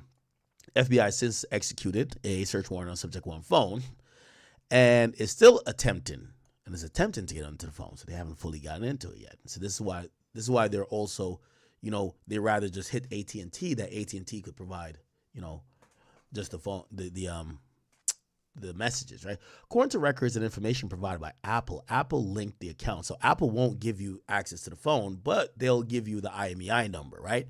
So they gave the IMEI number, which is associated with this phone number. So they're subpoenaing AT&T and Apple. They get IMEI, which is like a device code from Apple. they get the any data and forward correspondence or phone calls or whatever that's going to go to the phone. They get it from AT&T, but they can't get into the phone itself, right? So it's showing that, bro, one thing Apple does good, Apple tells the feds, tells all police, fuck off. We're never going to open a phone for you if it's locked by that person.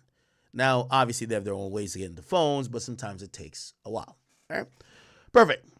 So it was here, secondary email address of here, and it was the residential address of here. Bet. FBI received the Illinois State Police Division of Forensic lab report, and the lab report said there was DNA match between a biological material recovered from subject one's phone in Montgomery, basically fingerprint or DNA that he left on the screen. If you ever use your phone, you pressing like the oils from your finger that naturally generate your phone, shit could be a hair follicle, could be sweat, could be spit. Your niggas is, you know, niggas be like, man, fuck you, bitch. Like all your spit lather in the phone. Well, when the police get your phone, they'll be able to get some DNA off of that. So they did a forensic report. They probably swabbed that nigga's mouth or some way got his DNA, matched it to the phone. Nigga, we know you was using the phone. Again, I keep telling you, you can't beat the cops. If they want you that bad, the only way you could get away with crime is killing somebody that nobody cares. You kill a celebrity, you kill someone of high importance that they're going to deploy hundreds of thousands of dollars in resources, you're getting caught. You kill some random bum in some random city that just doesn't have the manpower to solve it, you'll probably get away for a while, okay? But in most cases, if it's like high profile, fuck no, okay? It's too much, right? So they identified that this nigga had the phone by his fucking DNA. Like, come on, bro. Come on.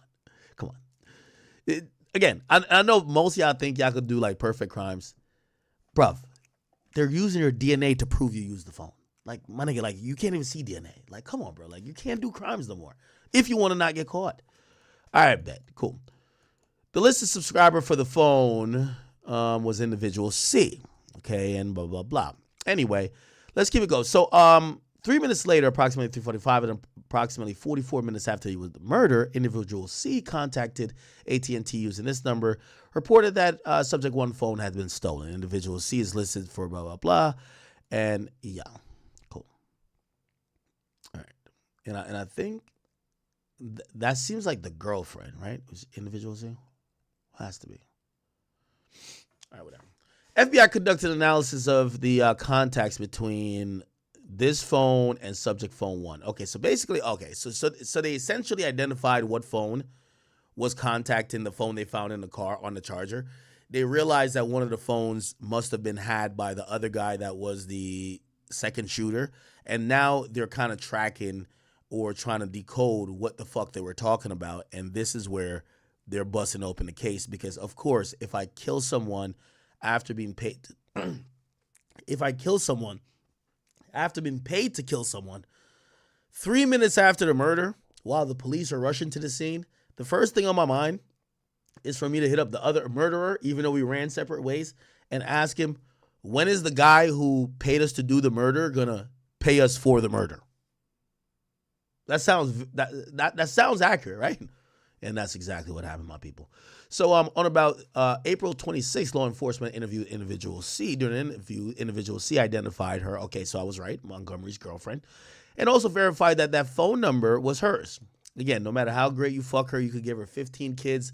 The moment she sit down with the feds and they said, we think you helped plan the murder, you're going down too. Yo dick ain't that good. She's going to say, I don't know what's going to happen. That was my phone, but I had nothing to do with it. Okay, ain't no holding it down, and that's exactly what she did. She identified that she was the subscriber, and then and that number was her number for years. Individual C related that AJ, so the girlfriend said AJ, right, is a criminal. Of course, the girls are gonna tell that dick ain't that good. Okay, you know. When the niggas get smoked, the girl cries for about, they cry at a funeral, they cry for a little bit more, they get some more sympathy on Instagram, then a rich nigga slides in the DM, they're like, wait, is that a check mark, a blue one? Fuck that nigga, man, on to the next dick. So anyway, This chick gets interviewed. You realize she's probably facing some criminal charges. Your fucking phone is found in a car, stolen car that was used to commit a murder. You're probably gonna get charged. She's like, oh no, como estás? Like, I'll snitch on anybody. So they say, all right, who are these people? She starts spilling the beans. She says, yo, AJ, he's a criminal and a felon. Shout out to the woman out there. Individual C related that she knows AJ have been convicted, so she's testifying to that nigga's. You know they could look up his criminal history, but they're getting her to talk. Probably gave her a nice little burger. Probably, you never know. Maybe some Chick-fil-A. Could even be some Chipotle. You never know. American Deli. Word to Yak Gotti. Got her doing good up in that motherfucking interrogation room. She's over here like, oh, he? That nigga a felon. They said, how you know he a felon? Man, I know that nigga was, she said she knows he was a felon because he was convicted before for UUWs, meaning unlawful use of a weapon. Oh, he been a shooter. That nigga been shooting up mad people. Interesting. Tell me more. Individual C related that she's never been present for any of his arrests. So basically snitching on him, but say, yeah, I ain't never been around, but I just know about that nigga. Perfect. Okay? Come on. Shorty, you can't get your nails done in jail. So tell on them niggas, man. According to the records and information provided by CPD during the search of the abandoned Chrysler, law enforcement recovered a receipt. You got to keep a receipt in case, you know what I mean? I don't know what's up with criminals keeping receipts. Yo, I went to Starbucks. I kept the receipt. For what? You can't even return the coffee, nigga. Yeah, I went to McDonald's and got a hash brown. I kept the receipt. For what? But okay. Kept the receipt. That was dated January 21, 2022. Jimmy Famous Burger from Jimmy Famous Burgers. You got to eat good before you go on a drill. Facts. Another receipt from a Walgreens. You got to get your gloves. Got to get surgical gloves from a local pharmacy. And if you do get them, you never know. Got to get the receipt because after you use a few, you might be able to bring it back. Who knows? Okay. Trust. So went to Walgreens, probably got a little surgical face mask, all that type of stuff. That's probably the place you would go to get that type of stuff, but you got to keep the receipt. Yeah. Video surveillance footage from the burger spot says that a black female customer was actually inside the restaurant. So damn, that might be her. Hey, you bought them food, bitch. Like, what are you talking about? Now, it might be said that she was in that. That's proof that she was in that car. Okay, here we go. Bingo. So it shows the black female inside the spot getting the burgers, right? Video surveillance from the Walgreens reflects the same woman was in Walgreens that day. So this is why you know shit is popping. You know why she's telling? She got them niggas the food and probably bought the gloves and mask and all that type of stuff. And probably they said, you're getting charged with murder, bitch. You get what I'm saying? Check this out. It's approximately 3:32 p.m. The same woman exited Jimmy's, right here, and got in the front seat passenger of the Chrysler. During her interview, April 26, 2022, individual stated that so basically the girlfriend of one of the killers went to get them food, went into the store to buy the stuff, and they probably thought they were smart. Yo, you don't go in the store. I'm going to go in the store, but I'm going to just drop me off at home before you go kill them niggas. And like, yo, we're going to get away with this. Wrong, bozo. And yeah, so essentially, cool. So they're saying identifies a woman in the surveillance footage from Walgreens and Jimmy Burgers.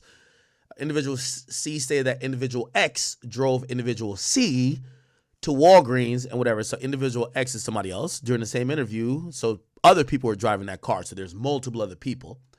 Individual C also stated that her mother's name was individual D. So this is a lot of people they're all driving the stolen car. It's kind of crazy. So inside the stolen car, they found a phone belonging to the girlfriend, receipts from around that day, but surveillance footage, and even what the girl is saying is that, yeah, I went to those places in that stolen car, or maybe she was lying. She was probably lying, actually, now I'm thinking of it. She was trying to make up a lie at first to say why her shit was in the stolen car, rather than just saying she gave her phone to the niggas who did the murder.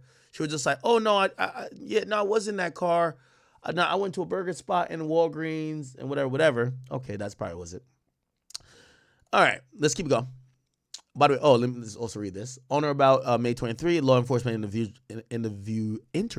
individual X. Individual X denied driving individual C to Walgreens and Jimmy Burgers and denied ever having been to Walgreens or Jimmy Burgers with individual C. According to individual X had only been in the car with individual C once on a different location. So essentially what happened is they caught the girlfriend. She's trying to lie for her nigga. So, you know, when you fucking a little bitch, like, she gonna try to lie for you for like 20 seconds before they say, yo, we're charging with murder. Then she tells the whole truth and nothing but the truth, okay? So she probably was like, so they probably brought her in and says, Shorty, you know this phone right here? And then she like, what? Okay, we'll save you some time. We know it's your phone. What's your phone number? Same phone number, the phone. Okay. Why is your phone in this car? Now, the real answer is probably she gave it to one of the niggas to use, right? Or one of the niggas that was using her phone. But she made up a dumb lie. Oh, yeah. Oh, shit. Oh, is that the Chrysler? No, I wasn't a Chrysler. Yeah, my other friend had driven me. I had to go get some nails and lashes. I went to Walgreens, and then they dropped me over there by the burger spot. We were hungry. And so who dropped you off? She don't want to say the killers. So she said some random name, individual X. Oh, it was Kiki. Kiki dropped me off. Yeah. Me and her, we were just riding around. It was like a girls' day type shit. Oh, word?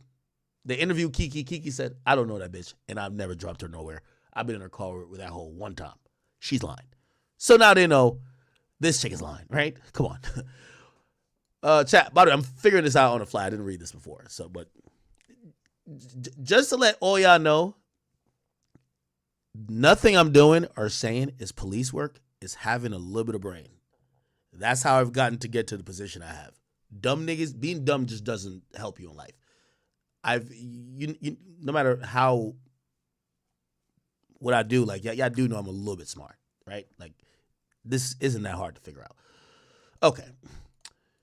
So Walgreens Asset Protection was able to conclude that the unknown female used a reward number of individual D.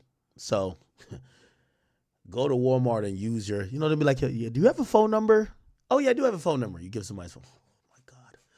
A review of the page, Facebook page, I believe is individual C's Facebook, shows a picture of individual C and Montgomery. So, Chad, Montgomery was fucking this girl. That's his bitch, right? But she's, she tried to act like she didn't know him. She's like, yeah, nah. Yeah, I don't know him that well. They'd be like, yo, do you know if he's like criminal? Yo, I think I heard that he had caught a charge. But she was acting like she don't know the nigga. That's your nigga. You're fucking him. Stop it. You were driving around with him. Okay, Powell is Shooter B. This is the other dude. Discussing more detail, I believe that Preston Powell is Shooter B.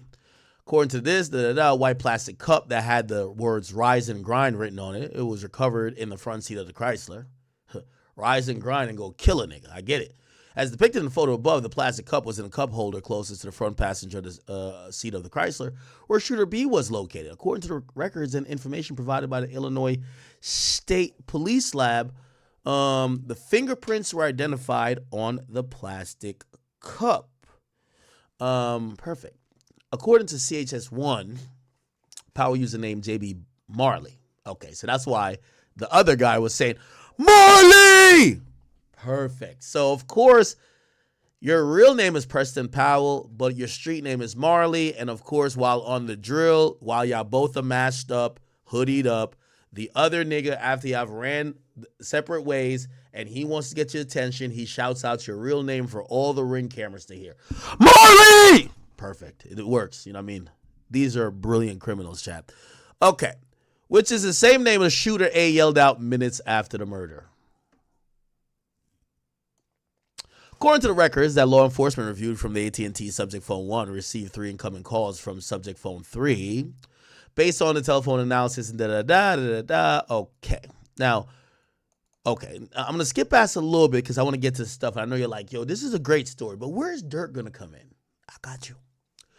So, obviously says, subject 1 phone was left in a Chrysler, so there was no answer. According to records, law enforcement reviewed from Sprint and T-Mobile, you know what I mean? So one guy got AT&T, or the other one phone has AT&T. The other phone, subject 3 phone, is Sprint T-Mobile. It was registered to individual E, okay?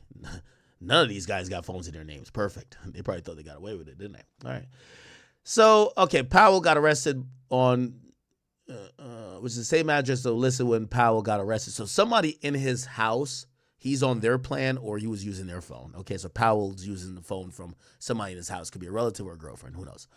I believe these 3 calls were made from Powell to Montgomery in an attempt to find out where Montgomery was, since both of them had ran in separate locations or directions. Powell was unaware at the time that Montgomery left the phone in the car, clearly. According to the records, law enforcement review from AT&T, Powell activated a new account and was issued a cell phone number, blah, blah. 5 days after the murder, and he used his name for this new phone and used this address. Okay, the telephone number, blah, blah. Okay, cool. Anyway. Now we get to Durk. It says, Lil Durk released a new song called Aha after Mac was murdered. On or about February 22nd, 2022, Lil Durk released a song titled Aha. I believe the lyrics to the song can reasonably be interpreted to reference that Durk having people killed. For example, in one portion of Aha, my favorite song, Durk rapped, "We be sliding through they blocks and they don't know we have. Buddy ass got shot and we ain't claim it, but I could show his ass." Ooh, I love that line, man. That's my favorite line. Well, not my favorite line. Wait, hold on. Here we go. Shit. Man, I ain't gonna lie. Indictment music do hit hard. Free Durk. He ain't do nothing though. Okay, based on my training and experience and knowledge of this investigation, I recording device, possibly a cell phone, and distributed the video to others. Ooh. So after Mac was murdered, someone recorded the YPC surveillance video of the murder and sent it to people. Means somebody got the video from the murder and was sending it around. Wow. Additional lyrics from the Aha music video state, "My brother D-Thang just got killed and I've been slow since. But we got back on they ass. I bet they know this." That's a fact though. It's a fact. My boy don't be lying. Like you think they ass be speaking facts. And on bro, I'm speaking facts. This ain't no diss. Like, come on, bro. Keep the post. Nah, Durk, you the GOAT, man. This is innocent shit, though. Real talk. Anyway, we got back on their ass. I bet they know this. So I believe this lyric is a reference to the paragraph above related to Mac's murder for the reasons stated further below in Section 2 and Section 2M and 2N, describing law enforcement's review of jail calls and social media posts. Here we go. Montgomery and Powell may have exchanged text messages concerning payment for Mac's murder using subject to his phone. And on or about February 19th, Montgomery was arrested by the Illinois State Police after fleeing in a stolen vehicle. According to records I reviewed from the New Lenox Police Department, Montgomery's phone was inventoried by the Illinois State Police when Montgomery was arrested. The phone recovered from Montgomery was a Apple iPhone 12 Pro with a telephone number this and IMEI number this. AT&T records for the phone revealed that the device was activated on the 2nd under individual C's AT&T account, which is the girlfriend of, we all know, Montgomery. So that's his girl, which is 6 days after Mac was killed. So what pretty much happened is the girlfriend, this is crazy. Like, this is some stupid shit. The girlfriend realized that AJ left the phone in the stolen car that did the murder, called to cancel. Yo, I think I lost my phone. Could y'all cancel it? They cancel it. And then 6 days later, she calls and get a new phone and gives it to the same nigga, which is her boyfriend, who did the killing. Perfect. On or about March 3rd, a detective from New Lenox Police Department applied for the search warrant of the phone. And on the same day, it was issued a search warrant. During the execution of the search warrant, law enforcement discovered a series of text messages between subject to phone and Powell 2 phone saved as contacts in subject to phone under Powell's nickname, Marley 2. The exchange of the messages that law enforcement discovered reads as this. Chat, check this out. I can't believe it. Durk, never hire these guys again, okay? If we're sliding, don't get me, but get somebody with a brain to hire the killers. So from Powell phone to subject to phone. What's up with OTF? That would be the last thing I want you to say after you just kill somebody for OTF. Yo, what's good with OTF? Hear the other person saying to Powell, which we believe is so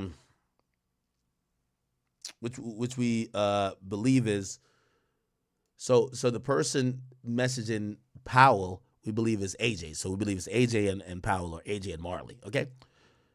What's up with OTF? Nothing. So Powell then says, what do you mean? They not paying? Then AJ says to Marley, yo, we waiting. He comes up here on the 17th. Then Marley sends to AJ, yo, stand on that. Why you with Durk and them?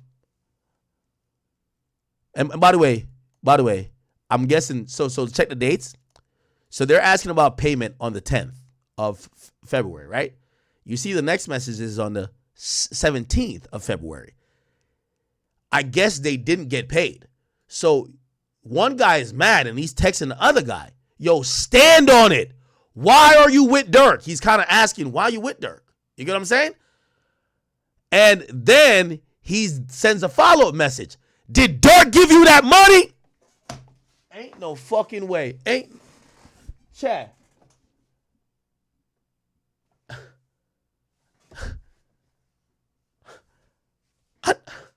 I know y'all didn't just say this shit. Look, chat, these messages, yo, chat, this is too crazy. What's up with OTF? This is the 10th.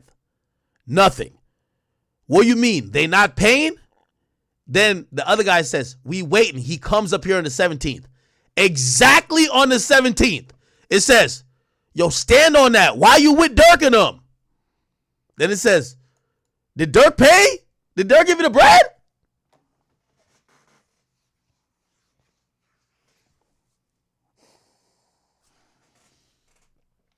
This is crazy, Chad. This exchange of messages began 14 days after Mac was murdered. Based on my training and experience and based on the investigation to date, I believe, when user of Powell Phone 2 asked the user of Subject 2 what's up with OTF, the two were discussing Lil Durk and his affiliates. Based on my open source research and conversation with CH1, I know that Lil Durk's record label named OTF, commonly referred to as OTF, based on my review of social media posts and the music videos released by the members signed to Lil Durk's label. Including Lil Durk, I know that members of OTF commonly have tattoos or other paraphernalia displaying OTF. They show this. When the Subject Phone exchange says nothing, what you mean they're not paying the user of Subject Phone 2, indicating that they had not been paid for. When the user of Subject Phone 2 wrote nothing, prompting the user of 2 to question whether there was an issue with them being paid for the murder. When the user of blah, blah, blah said, we wait, and he comes on the 17th, the subject of the user of Subject Phone 2, indicating that he was waiting for Durk to come in town on February 17th to pay them for having murdered Mac. When the user of said on the 17th, stand on that while you're not with Durk and him, the user of blah, blah says he was telling Durk, was telling the other guy to insist on getting paid when he saw Durk on the 17th. The next day, when the user of Powell Phone 2 said, did Durk give you that money? So the next day they then said, yo, did Durk give you the money, bro? Just flat out. Did Durk give you the money? Now, we love Durk. And we know Durk wouldn't hurt a goddamn fly. So we're going to assume this is like money from like, maybe he bought some Jordans. Maybe he bought some, I don't know. Maybe he just bought some clothes. That's why that's why these guys are pressing Durk for the money. Clearly the cops think otherwise, but let's just think the best. Okay, let's hope for the best, chat. Maybe Durk was trying to buy some baby oil. Who knows? He was trying to do anything but not trying to pay for a murder. Okay? Did Durk give you that money? To the user of the other phone. The user of Powell Phone was asking if the subject phone, blah, blah, blah, have gotten paid by Durk for the two having murdered Mac. Notably, I reviewed the Facebook page of the user with the public display name, blah, blah, blah. That's redacted. In February 22, and based on open source research, open source research means they Googled it. I know that Lil Durk was interviewed on so-and-so podcast on February 22. Who interviewed him?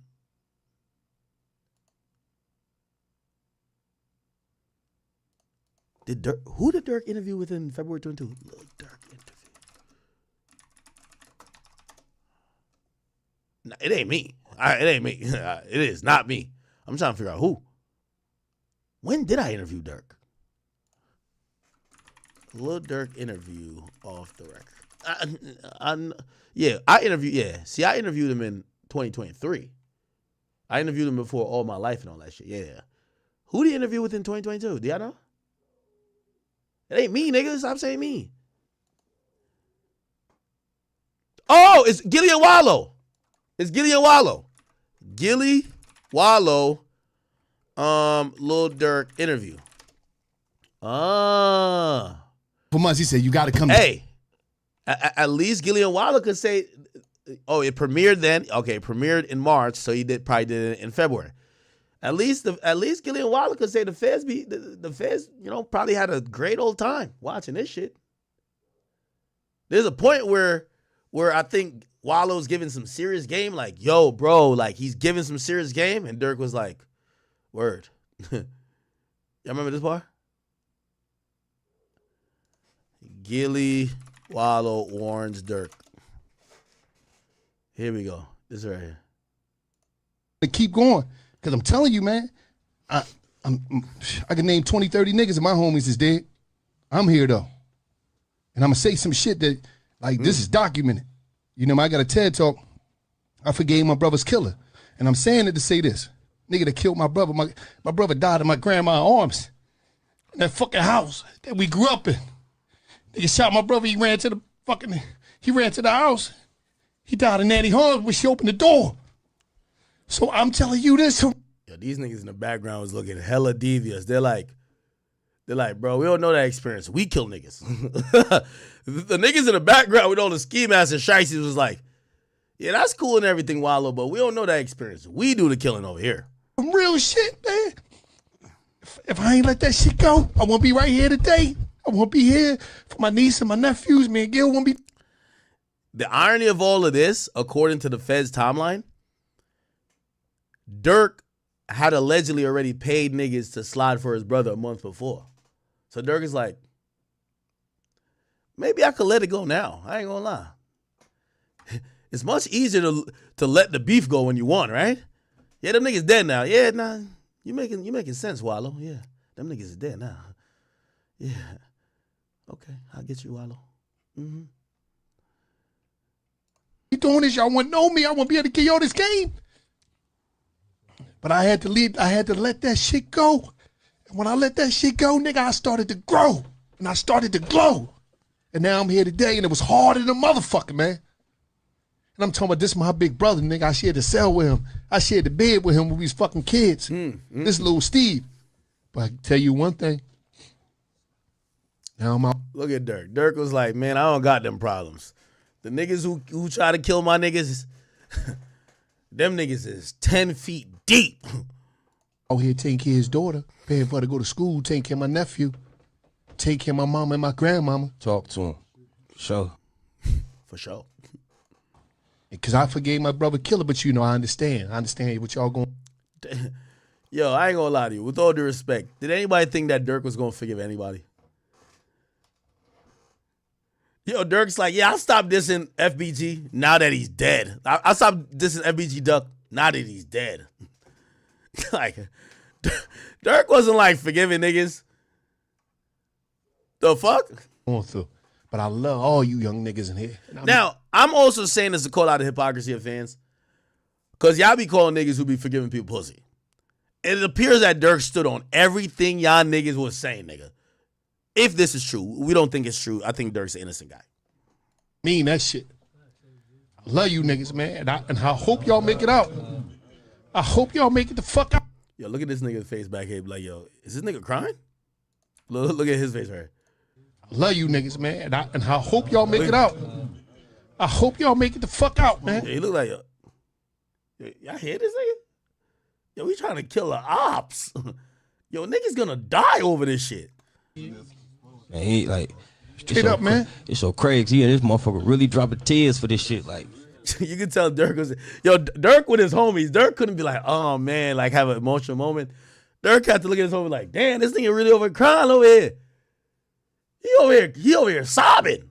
This nigga sobbing over here. Yo, Durk is cold. Like, straight up, man. It's so crazy. He and this motherfucker really dropping tears for this shit. Like, shit for real. Like, I love being around the young niggas because, like, you don't understand. Y'all niggas got so much life. And y'all probably don't understand because y'all young. But this system and the way this structure is so scared of y'all because they saying if these niggas ever turn that light cut on in their head, we in trouble because they the most fearless motherfuckers that ever walked the planet Earth. These young black brothers in the ghetto don't fear nothing. So when you switch that shit and you do an energy transfer, oh, it's over. Y'all, nigga ever wake up, it's over, man. Watch. I'm telling you, niggas gonna wake up. It's gonna happen. And see, for Wallow, right? He always talked to me and he like, cuz you just don't understand how many young niggas I used to see come through that motherfucking jail, man. All right, man. All right. Okay, so that happens. I bet. Okay, so Durk does the podcast. He does $1 million worth of game in February, right?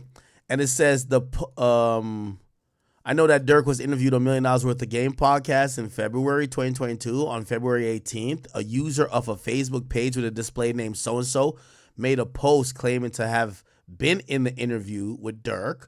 The post appears to be made after music, a video was shot. And in the post, the user of the Facebook page with display name so-and-so wrote, among other things, OTF. Based on my review of the music video for the video appears to be filmed in Chicago.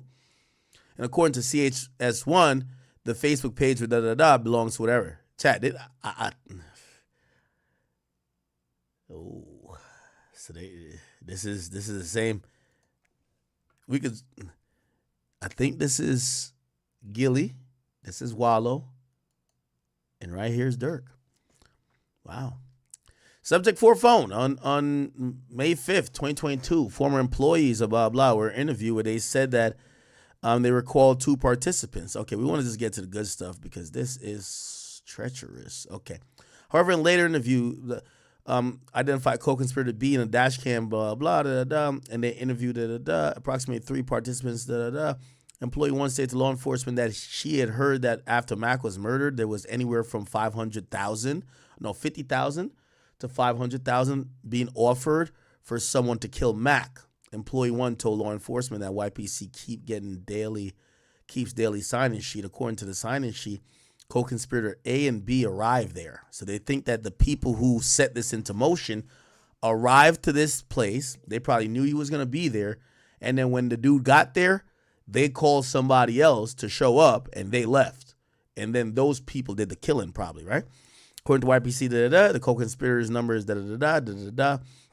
Okay, according to the filings, there was outgoing calls from all of these things. Start walking to the parking lot. All right. Yeah, this is spelling it all out. They researched the phone number and determined that it was registered to, okay, all right. Social media posts. On or about February 20th, I reviewed publicly available postings of this on Facebook account. Damn, they haven't got a nigga shit. Facebook account. Hey, all right, here we go. Is it this?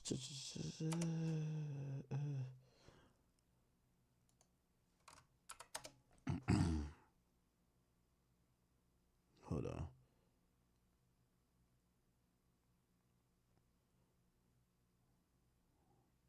Oh no.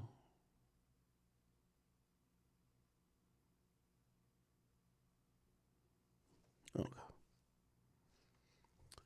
Oh, all right. Is it this? Okay. My boy studied at Harvard. Seemed like a smart guy. The hell? All right. Anyway. And I'm basing a comparison of the pictures to Montgomery on CPD records. I believe most of the pictures on the profile depicted Montgomery. He updated his Facebook story with a picture of him holding money. Ooh, so they're going to think this is the money that got paid.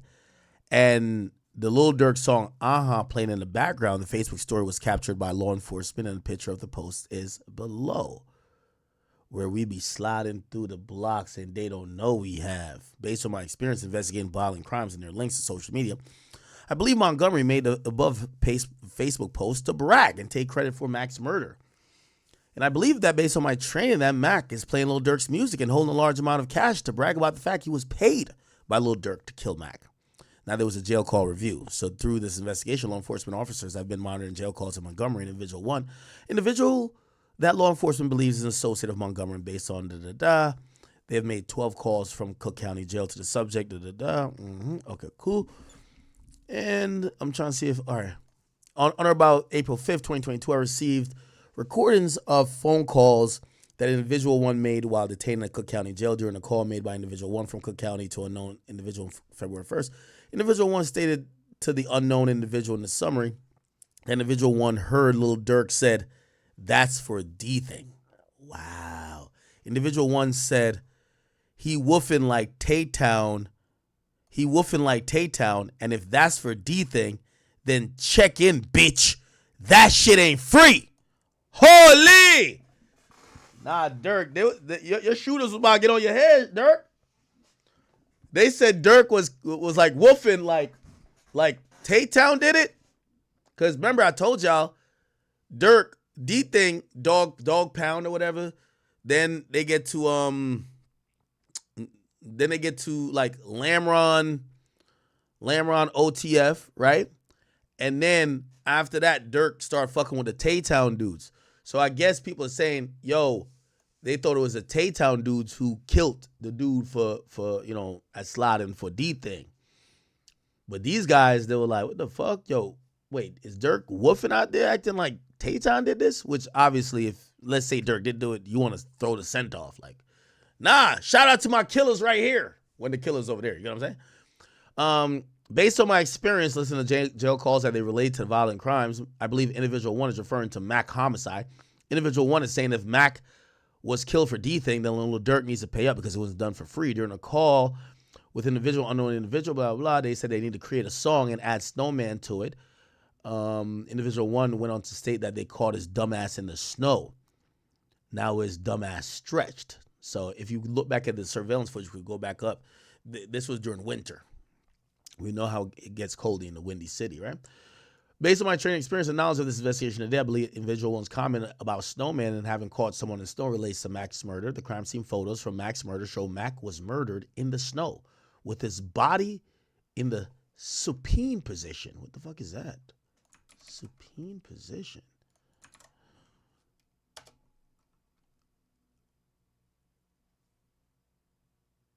Oh, lying horizontally with your face and torso facing up. Oh, okay. So supine is, okay, so he died like this. Oh, wow.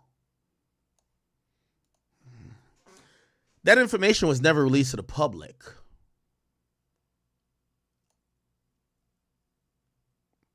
So, so they're saying these guys are bragging about an incident of or a particular detail of the murder that never got released to the public.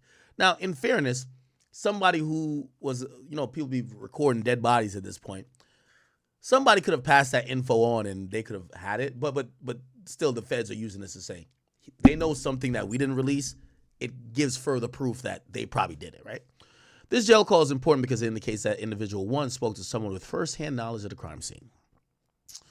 Okay, now this is about this guy being a criminal, and then them searching cell site stuff. I just want to see if there's anything more on Durk, then we're going to skedaddle out of this one. Okay, bet. Yeah. And the agent is Thomas J. Callaghan. Thomas Callaghan, FBI.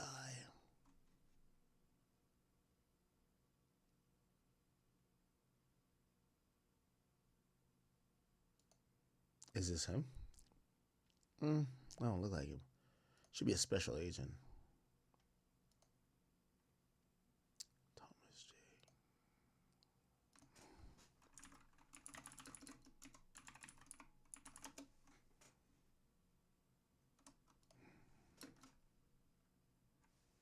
It's probably this guy. No, what the fuck? FBI.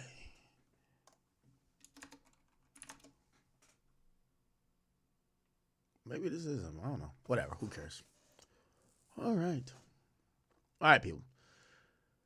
So that's the latest update. They basically got Durk entangled in this. He hasn't been officially charged. All that came out is that they unsealed this they unsealed this search warrant, and they're referring to the search warrant to show that Durk is being investigated and probably will be charged for murder for hire for another murder. He hasn't been officially charged yet. So that's interesting. And it all culminates to here where he's saying we request that y'all release him. And of course, you have the magistrate, or not magistrate, the U.S. government saying don't release him.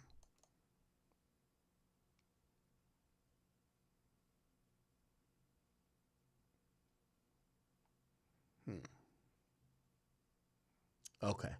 There's a little bit more here. At bottom, defendants' proposed bail packages, resources don't mitigate his danger to the community, and sufficiently reduces risks of flight. His funding or orchestration of the murder conspiracy shows that his proposed bail package are woefully inadequate to mitigate the danger he poses. Although it proposes he surrender his passport and location monitor, curfew, and intense pretrial supervision, any such limitations would all suffer from the critical flaw in that they depend on the defendant's good faith compliance in order to be effective. In particular, electronic monitoring does not prevent a defendant from committing crimes within the monitoring radius. And there's no reasonable way to assure that a defendant would not make impermissible stops or detours on his way to places permitted under the restriction. Moreover, the defendant has already shown that he cannot abide by even the simplest of conditions imposed on him while he's already in the custody at the MDC, despite clear instructions not to engage in three-way calls. Defendant has repeatedly abused the phone system at MDC. This is going to sound like it's the Diddy case. It's not. Such conduct. His actions in a already restrictive condition of confinement shows that there's a potential risk that he cannot abide by the bond condition of his own accord. Yeah. Which means that they're using this phone call and probably others, right? Durk, phone call from jail. This was probably a three-way call right here. Everything was his. Yeah. I feel back to your same. I came up there like, shit, what you wrong? What you got going? I'll be into it, yeah. Man, what? Fuck a PC. Hey. I thought they thought a computer, you hear me?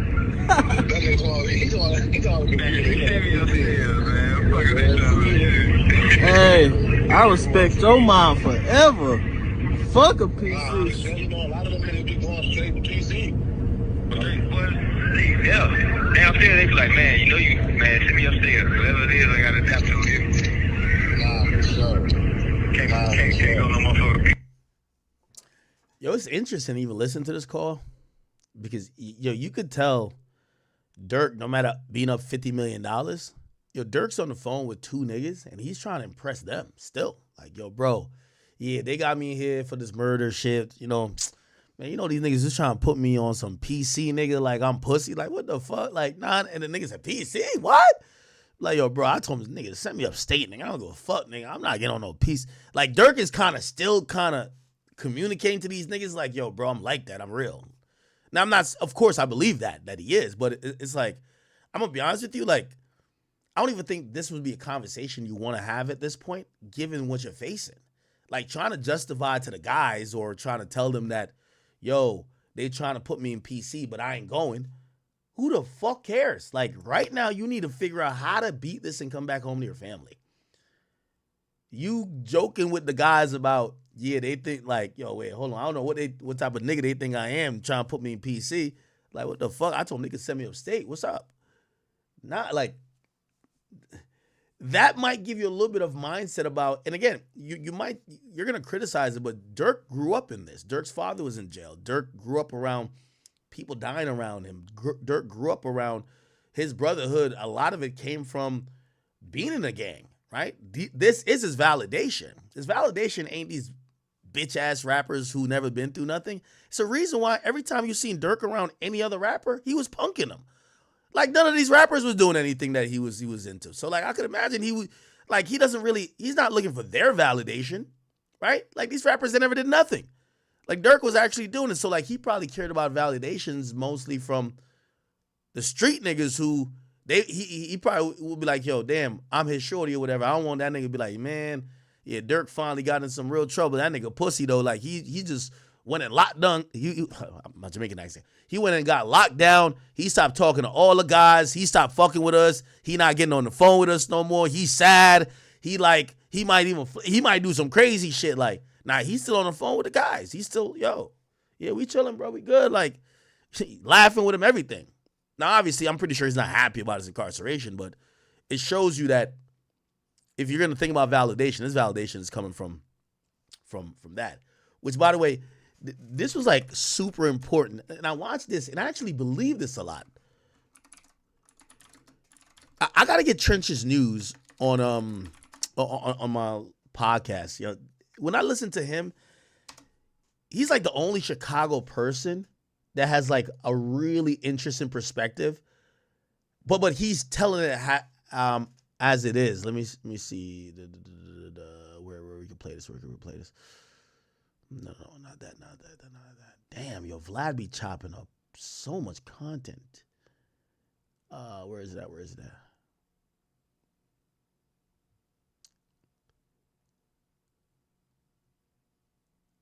Is it there?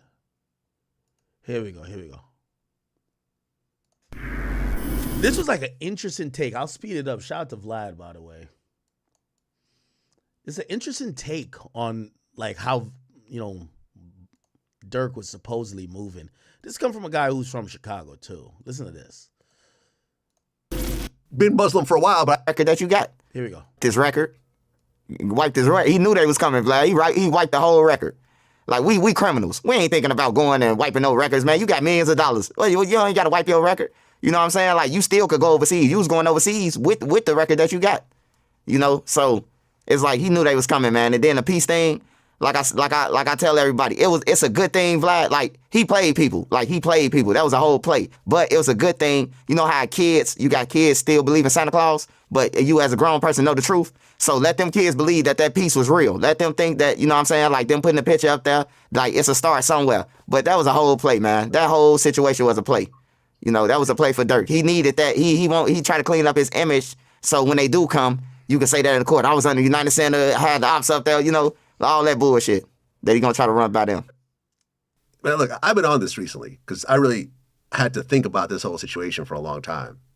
Because being in hip hop, you always have access to people who are violent, who are criminals, that will do violent things in your behalf, that are still in the streets. But when I look back on my history, I remember I had to cut off a whole bunch of people some years back. Here we go. Me doing crimes, if you jump and suddenly I have to deal with it, selling their name. When you look at the taxes, I don't have anyone. Go back to Von, though, Vlad, because I got to talk. Right. Durk was scared of Von. That's just bottom line. Him and the rest of them. They knew what Von was into. They knew what type of animal he was before he got out of jail. Like, they know. Like, this dude is a killing. And they wanted to be around him. Von got the streets. Durk ain't got the streets. Von got the streets. They called him grandson. People thinking he King David grandson. You see, that's interesting. I'm not fully believing it, but it's an interesting angle. But he's gonna go on to kind of detail where he feels that Von had the streets. Durk obviously wanted the streets because it's a different energy, but also they were almost pressuring him to be like, yo, bro, you ain't gonna do nothing, nigga? He want that image. I'm gonna go back to Von, though, Vlad, because I got to talk. Durk was scared of Von. That's just bottom line. Him and the rest of them. They knew what Von was into. They knew what type of animal he was before he got out of jail. Like, they know. Like, this dude is a killing. And they wanted to be around him. Von got the streets.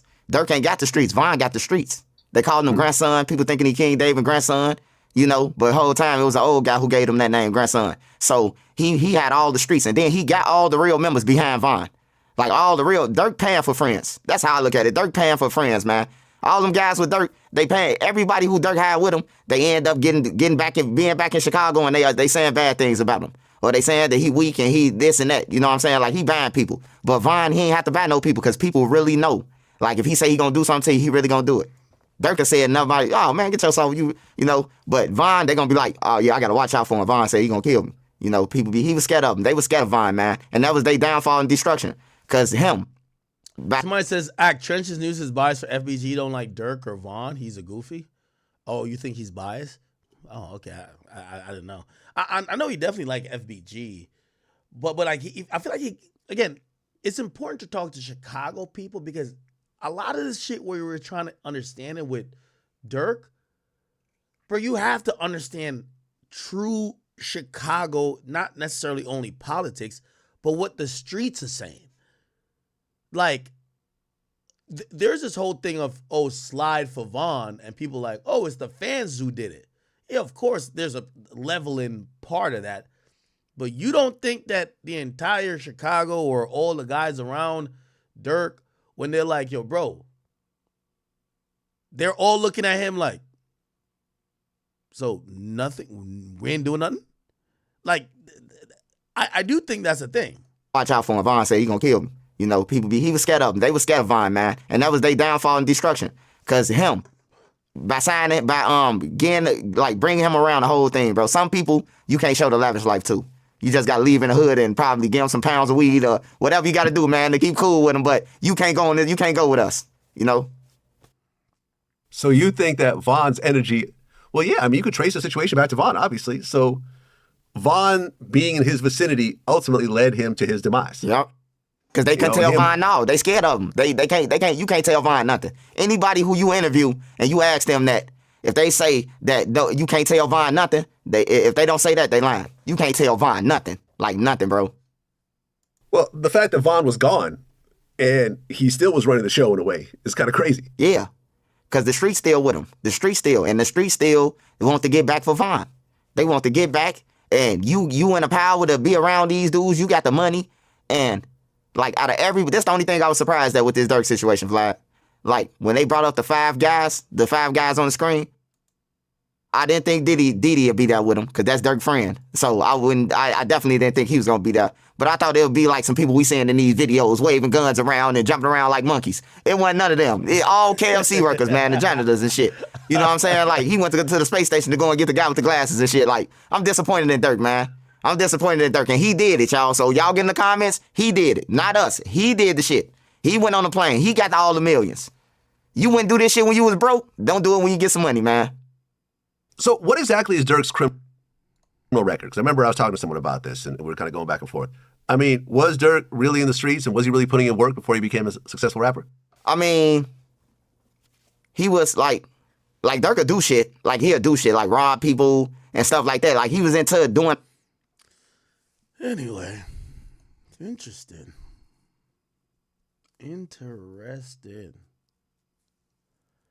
So, chat, it appears that the police is trying to. So, this is me reading in between the lines, chat. This is me reading in between the lines. This is me reading in between the lines. The police want to charge Durk for another murder for hire for the killing of Stephon Mack, which is because somebody slid for the death of D-Thang, which is Durk's brother. Here's the problem. And that's their theory. They have some proof. They don't have enough yet. Or else I do think they would have rolled out the indictment. Unless they're looking to get other people and they're just holding it. But that might be the thing because they've revealed Durk's name. But that could have been because of his other case in a detention hearing. Here's the thing, though. Again, I'm thinking out loud. Everything I just read in that search warrant, keep in mind that search warrant's from a year ago. Actually, it's from 18 months ago. It's from March to 2023. What that search warrant said is that they have a paid snitch. And by the way, I'm going to be honest with you. Is Trench's News, like, no disrespect to Trench's News. I'm not trying to disrespect him. He's from Chicago, right? This person who's CHS1,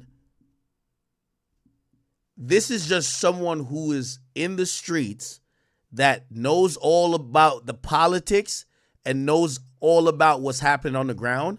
They might not know everything about a crime.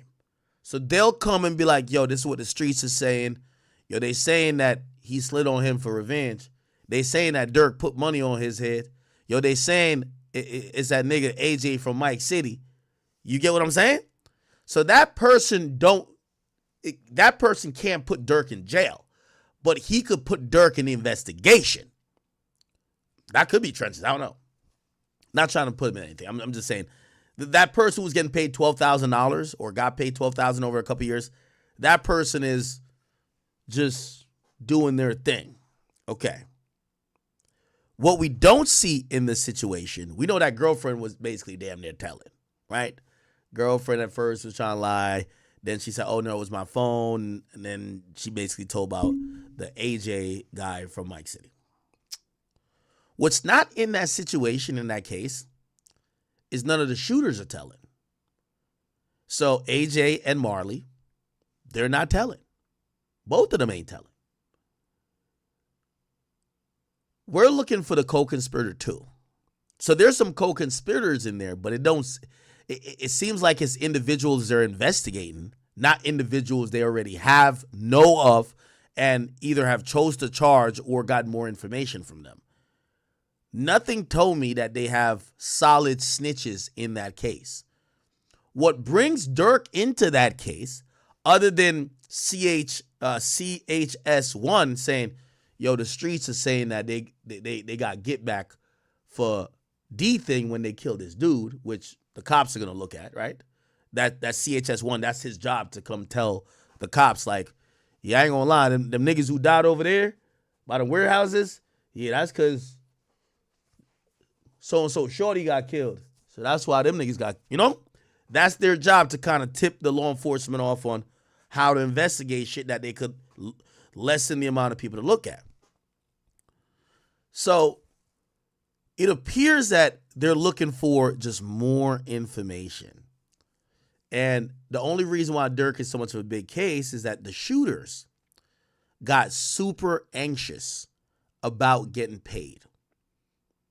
Now, they don't necessarily mention how much they're getting paid, but they do mention getting paid. And they text each other back and forth about getting paid. And they're asking each other, yo, what's good with OTF? What's up with the payment?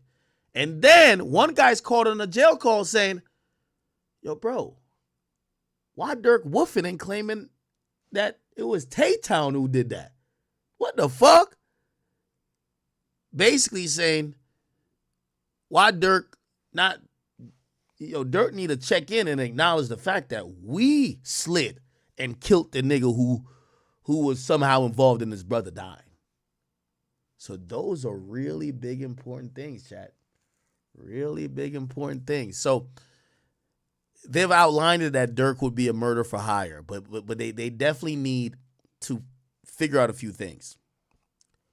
When did Durk order this, right? Because the CHS1 thing is like, he comes with the, word on the street, Durk had money on niggas' heads. Yeah, that's word on the street. Nobody. You see, in the Lil Pop case, co-conspirator 2, that shooter, he's going to be able to corroborate everything. That's going to be big. So they need a little bit more in this case to get Durk on murder for hire. And I do think that's going to come in them offering a bunch of people deals. They're going to offer, I don't think maybe the shooters, but they'll offer, there's a bunch of individuals. I don't think they're under investigation, but there's a bunch of co-conspirators. Remember they said 2 co-conspirators came to the Youth Peace Center and they basically checked in and left? Well, those are going to either be charged with murder themselves or they're going to be accessories. Regardless, they could plead down probably. They could maybe plead down from a full murder charge to accessory if maybe if they could claim, all I was told to do was to go there and be there at a certain time and just give a call to see if when that nigga comes. I didn't know they were going to kill him. I ain't know. But I'll tell you who gave the call, and I'll tell you what I heard about blah, blah, blah, blah, and I'll tell you how Durk fits in. Okay, we'll drop your charge, but you're now a snitch. You get what I'm saying? Perfect. So this is going to be super interesting, man. They're naming him. Again, I want to be very clear. They are not currently indicting him.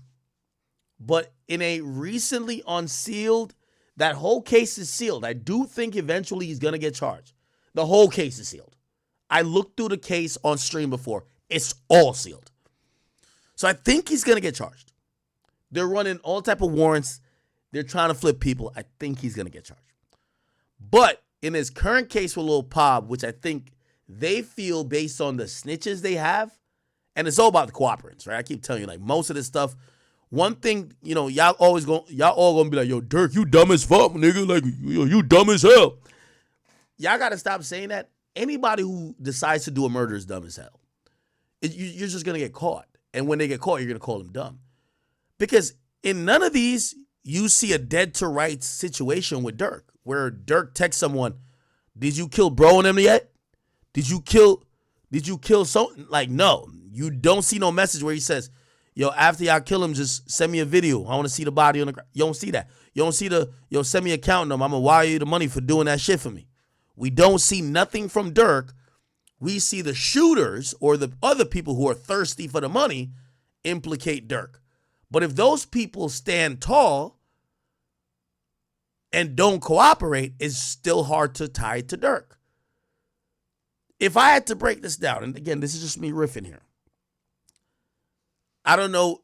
First of all, I think Durk is probably innocent. I like Durk. It's my guy. But if he did do these things, based on what I read, the pattern is this.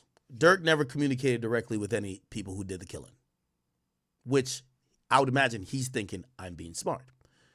Second of all, he would communicate with a guy that probably communicate with another guy, and that other guy would do the recruiting. Also, I know Trench's News says, yo, he was hella disappointed in Durk because he thought it was going to be some of the guys who was waving around guns in his video. I think Durk was trying to be smart by not having them around. Yo, that's why he's saying, yo, Buka, could you put that switch on for me? He's not going to have Buka do a fucking murder. You get what I'm saying? I'll be with Zoo and them. Like, he ain't going to have them do a murder. He's shouting them out in songs, right? Like, didn't he get at, I think it was almost a line kind of aimed at Keith where it's like, yo, I think it was should have ducked or something. It's like, you got your man hot, but you named his name in the song, you got your man hot. Right? Like, so he's not gonna, what he was doing was, he was getting a guy that he fuck with, he trusts. That's the only guy that could sink him. Right? The only guy who could really sink Durk in the whole situation with, the only guy who could sink Durk in the whole situation with Pop is Vonnie. Because Vonnie's on the jet with him. Vonnie's dealing with the money in terms of going to buy the ski mask, renting a car, and go get the room. Vonnie could sink him. But that's he's only attached to Vonnie. Afterwards, Vonnie is fucking with Didi. And then Vonnie and Didi says, I got a couple niggas, they're not from around where Durk from, but them niggas, I know they certified shooters and they solid. I'm gonna just go get them niggas and bring them in. Vonnie says yes, which means Durk say yes. There's also no clear distinction. You're getting paid for this, which, by the way, might be out for Durk. Because, you know, if I'm Durk, I'm gonna claim, why would I need to pay my gang to go slide on an op about a nigga we all hate? In the nature of gangs, we all hate a nigga. I don't need to pay them to do what they should be doing already. Fuck you talking about me paying them. We all love Vaughn. Fuck you mean? Now, granted, it breaks down when they're going to throw up some mugshots and some witnesses like Co-Conspirator 2 ain't from OTF. Co-Conspirator 2 ain't close with Vaughn. Co-Conspirator 2 seemingly is just recruited. That's why he's Co-Conspirator 2 in that Pop case, which that's why I think he's telling. So again, here we at with it. The mode of how Durk was operating, allegedly, don't use none of your close guys to do the murders. Use one guy you know to fuck with somebody else you know that knows some guys who from out of town, OT. And when I mean out of town, still in Chicago, but out of your jurisdiction. Not from OTF, not from Tay-Town, not from Lamron, but niggas y'all fuck with but wouldn't be seen with all the time. Have one of them do the hit, and then it is what it is. That's how it appears to be. Now I'm hoping that's all cap, but that's kind of how, the levels of separations was kind of set up, Twitter, I'll give y'all one more topic before I think we're gonna do a whole show here, not just Durk the whole time. So I really only went live for the Durk stuff to kind of explain it, but I'm gonna go back to Vlad. So I want y'all to tell me who y'all agree with in this, because I love Vlad, but I think Vlad was flagrantly incorrect. Because, and I don't know if Vlad don't like, and I don't know, maybe y'all watch me and be like, yo, bro, I think you really, you fuck with Durk too much. He's a horrible person.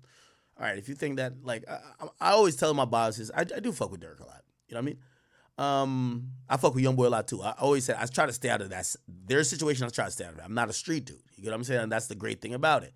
I don't need to be picking a side. However, I'm interviewing Vlad, and Vlad, like, basically tells me, he's like, man, I ain't gonna lie, man.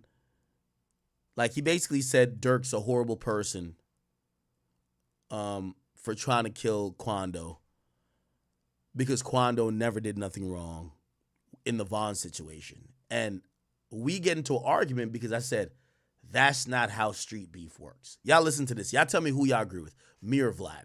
Just spam it in the comments. Here we go. Whatever, man. Like, he's mad at me over, mentioning that they're having a boy, that him and Indy are having a boy, so his girl's mad at me, so he's whatever. Cool, whatever. This is back and forth. I always felt like if I ever ran into him, we would just have a conversation. He's a very nice guy. Yeah, he's a nice guy. I mean, I knew him. We've hung out before. Like, I've interviewed him multiple times. I never was scared of Durk or whatever else. I always thought, like, okay, we just have to get face-to-face, and if we have a conversation either in person or on the phone, I will sincerely tell him that I'm sorry, and that's that. But at the point that I find out that he literally tried to kill Quando, who's always been cool with me, who I recently interviewed just like you, and, I stay out of that, Vlad. I just felt like it was foul. And I felt like... but you can't do that, Vlad. They both try to kill each other. Street shit. Both try to kill each other. Quando tried to kill Lil Durk? Street beef, brother. Quando tried to kill Lil Durk? Would you know about that? That's the thing what I'm trying to say. Is there any... Listen, Quando got shot at right after the King Von murder. Do you think he's a choir boy? It's tied into each other? Do you think he's a choir boy or he's a straight up pussy? Like, what I'm saying is that... Yeah, what I'm trying to say is that... No, Quando's a street guy. When it comes to street stuff, a lot of us, we always be like, oh my God, they killed Young Dolph. You think Young Dolph was just a perfect angel and he would just get shot at like a pinata, respectfully. Yeah, these are street beef. We love these guys that end up passing away or whatever, and we look at the other side who did the killing as usually, not with the Vaughn situation, who we see on camera, he was the aggressor, but we usually look at like, damn, why'd you kill him? They're both trying to do the same shit. But in this particular case, Quando was the victim. FBG Duck and King Von. You think that FBG people never wanted nothing to happen to King Von? But I never took the same stance about FBG Duck. No, but I knew that Duck's people and... So in your opinion, you think that Quando Rondo was just minding his business? That night, yeah. But it's always like that. But do you think that he was not part of this beef or this back and forth? I have yet to hear Quando Rondo threatening King Von, threatening Lil Durk, shootings or violence occurring that came from Quando Rondo. You're not going to hear about it until there's an arrest. I would have heard something considering there's who I am. 3-4 shootings. Do you know how many people approach me and tell me different stuff? Like, one of the shooters, I'm not going to say who it is because this was a private DM and so forth, someone who's affiliated with one of the shooters basically was like, this guy, I've known this guy my whole life. He's not even part of OTF or whatever else, so you guys could kind of figure out who it is, but I'm not going to say specifically who it is. They're like, this guy's definitely going to tell. He's not built for this. You know what I'm saying? He doesn't come from this type of background. He's not like a hardened killer or whatever else. He's going to be cooperating. Yo, Vlad. And he's one of the shooters. The only thing I'm saying, listen, we could be cool with either side, and I got no problem with Quando, and I got no problem with Durk. But what I realized it from the war in Chirac. It's easy to say when someone dies or the other guy, you must be a piece of shit. Why would you even do all this to kill this guy. Then you realize it's always back and forth. You see, yeah, okay. Like I've been covering the It's not always Fulio. back and forth. Sometimes you have people who are being the aggressor, who are being the bully, and who are using their money.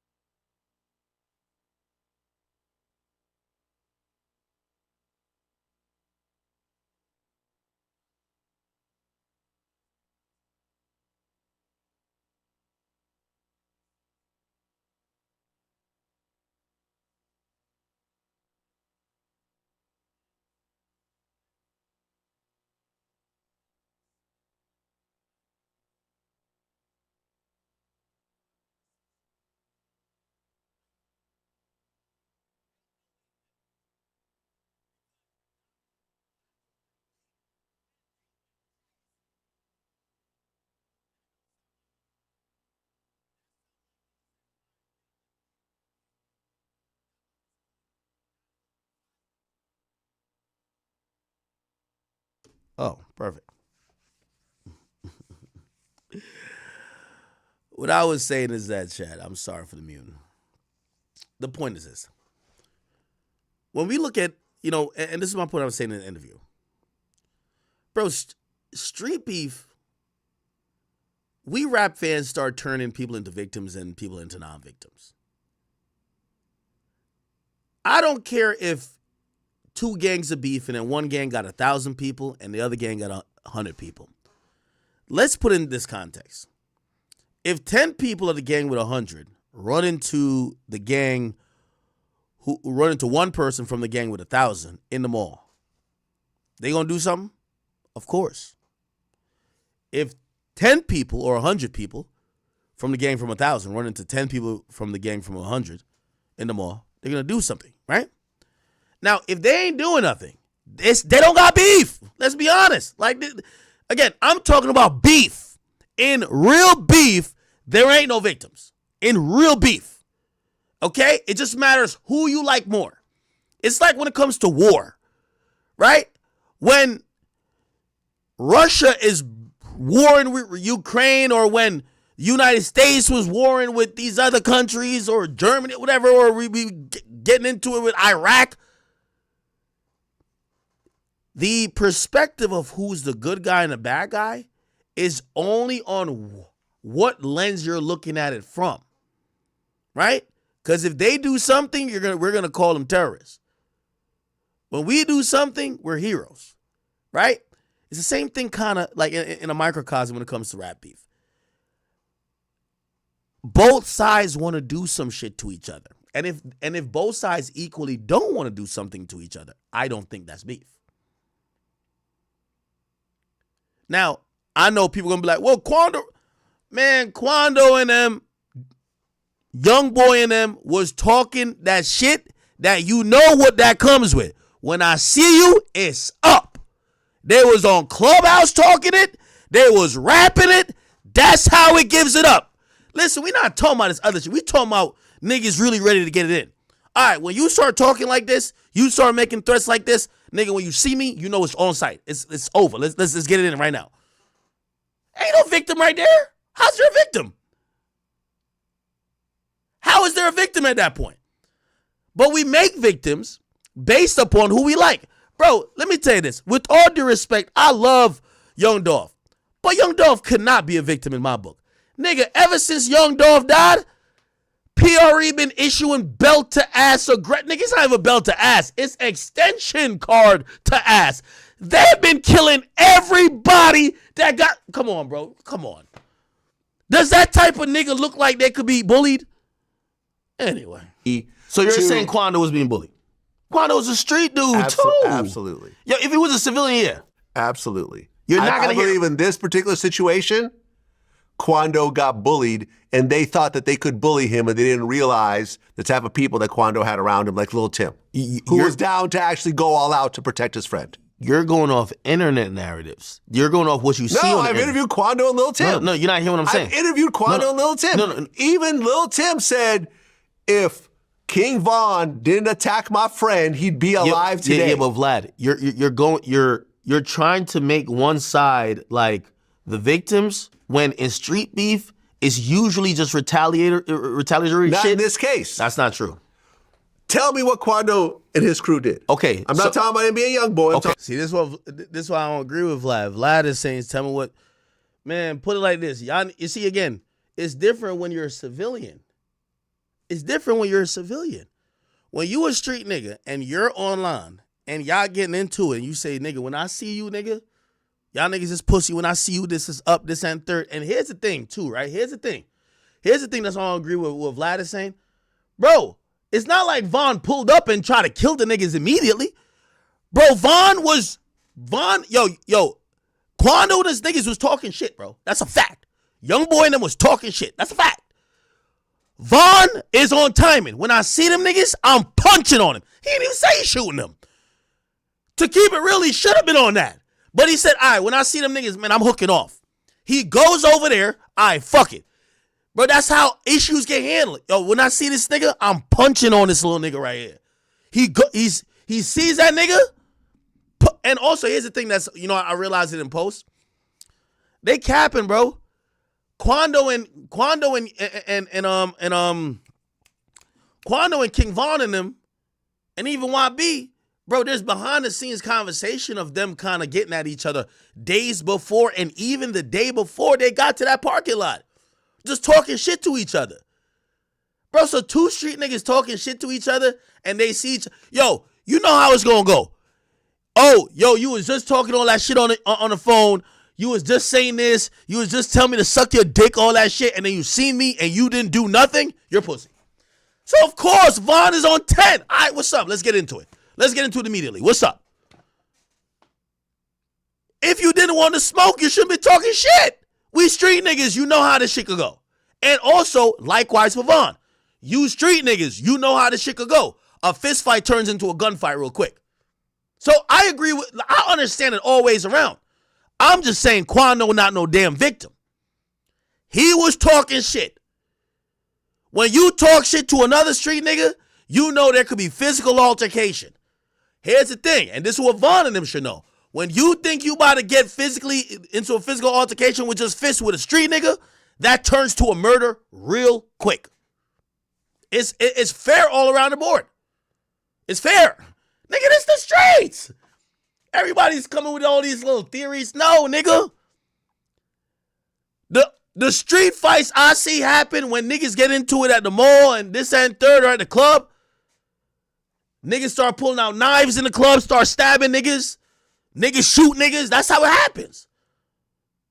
But usually at first it's like, yo, that nigga been talking shit. Yo, when I see him, I'm slapping the shit out of that nigga, man. I promise you. On everything. On my kids. They see the nigga. If you don't slap him, you pussy. Now that nigga gonna be online trolling you. You pussy as fuck, nigga. What happened when I see you in the mall, nigga? What happened when I see you in the mall? What you do? You ain't do nothing. You ain't do nothing, nigga. You was just chilling. You walked right by me with your head down. What's popping? All right, bet. So you seen him? You go over there, you try to fight him? All right, bet. That's kind of what happens. And then what happens usually with one nigga in your crew when y'all losing the fight? Fuck that. I'm busting my gun. All of that shit is par for the course in the streets.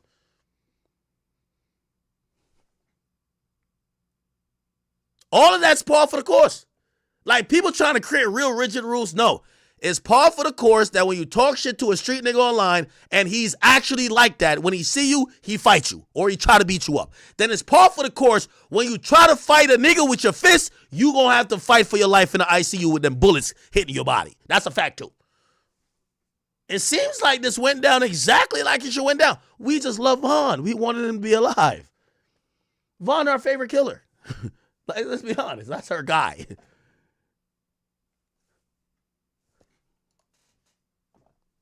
Talk about the indictment that they caught. There's charges for shootings in there. You think that they were just shooting at the air? Wait.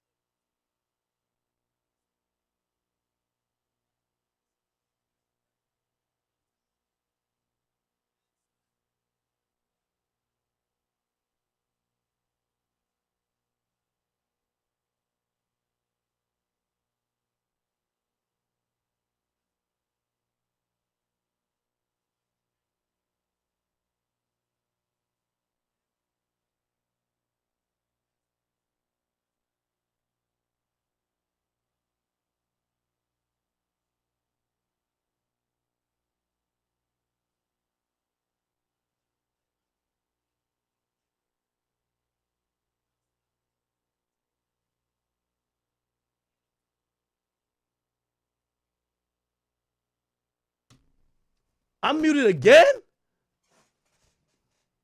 Why am I muted? I said some crazy shit too. I'm glad it was muted. I said some crazy shit. I'm gonna lie. All right, man. Let me just get off of this. All right.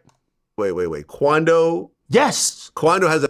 No, so what I was trying to tell him is like, yo, Quando is, bro, his indictment is for criminal street gang activity, which included possession of weapons and discharging of weapons. And anybody who's in a gang, bro, they're doing some type of violence or they're inflicting violence or probably they're beefing with somebody. Why are we acting like Quando Rondo is a victim? And also, here's the thing.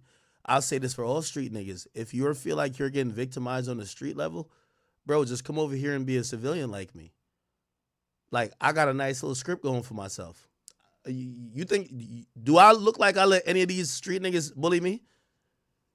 I tell him it's either two possibilities. You keep playing with me, I'm a self-defense guy. I got no type of threats for you. I don't want to do nothing to you. But I would hope, listen, don't come to my property. If you see me in public, please don't try to approach me because I won't approach you. And let's not play the self-defense game. But beyond that, I'm also the biggest teller. So I be trying to, I think Woody was something like, nigga, I was trying to put one of y'all niggas in jail for life. So I don't play fair. I play as a civilian. I play the civilian game. So if a street nigga is getting bullied, come be a civilian. I could teach you that game. Because to keep it real, the civilian game, we got a better odds than the street niggas. But if you're a street nigga and you getting bullied, nigga, pick up a gun. That's y'all game. Pick up a gun, nigga. I'm sorry to tell you. Pick up a gun. If you feel you're getting bullied by your ops, they keep fucking all your bitches shooting at you every time you go to the club, nigga, either stop being a street nigga or pick up a gun and go handle yours. We don't want to hear nobody getting bullied in the streets. I don't want to hear that shit at all. That's just reality. I got to be honest with you. or become a civilian. If I felt somebody's bullying me, I'm calling 911. You ain't bullying me. It ain't gonna happen. But if you're a street nigga that don't want to call 911, pick up a gun. I don't want to hear no street niggas getting bullied. So Quando Rondo ain't getting bullied. Young Dolph never got bullied. None of y'all got bullied. I don't believe it. Pick up a gun. Pick up a stick. What's the fucking point of you claiming the street nigga shit if you getting bullied by your ops? You could stop being a street nigga. You could say, yo, I'm dropping my flag. I'm done. I'm sorry. I'm going over here. I'm ready to tell. Perfect. Come over here. But I will never admit or accept that any street nigga is getting bullied. Now, we as fans, do we have our favorites? Of course. King Von, that's our favorite killer and favorite rapper. Young Dolph, that's our favorite. But nigga, does anybody start to think, okay, think about the people who died on PRE side and then the people who died in retaliation. Nigga, they dropped 20 bodies. Okay, Dolph died, and I think 2 other people got shot, then supposedly so. Then 20 niggas died on the other side. Who's the bully? So you're going to tell me that Dolph's side was getting bullied, but all of them niggas is dead? Niggas don't even report on them niggas' investigations for their murders or, like, their burials. It's just like, yeah, 3 niggas got killed today. They claim that people were sliding for Dolph. You're like, who are the 3 people? We don't care. Fuck them. Nigga, the next day, the ops was down 9. That's a fact.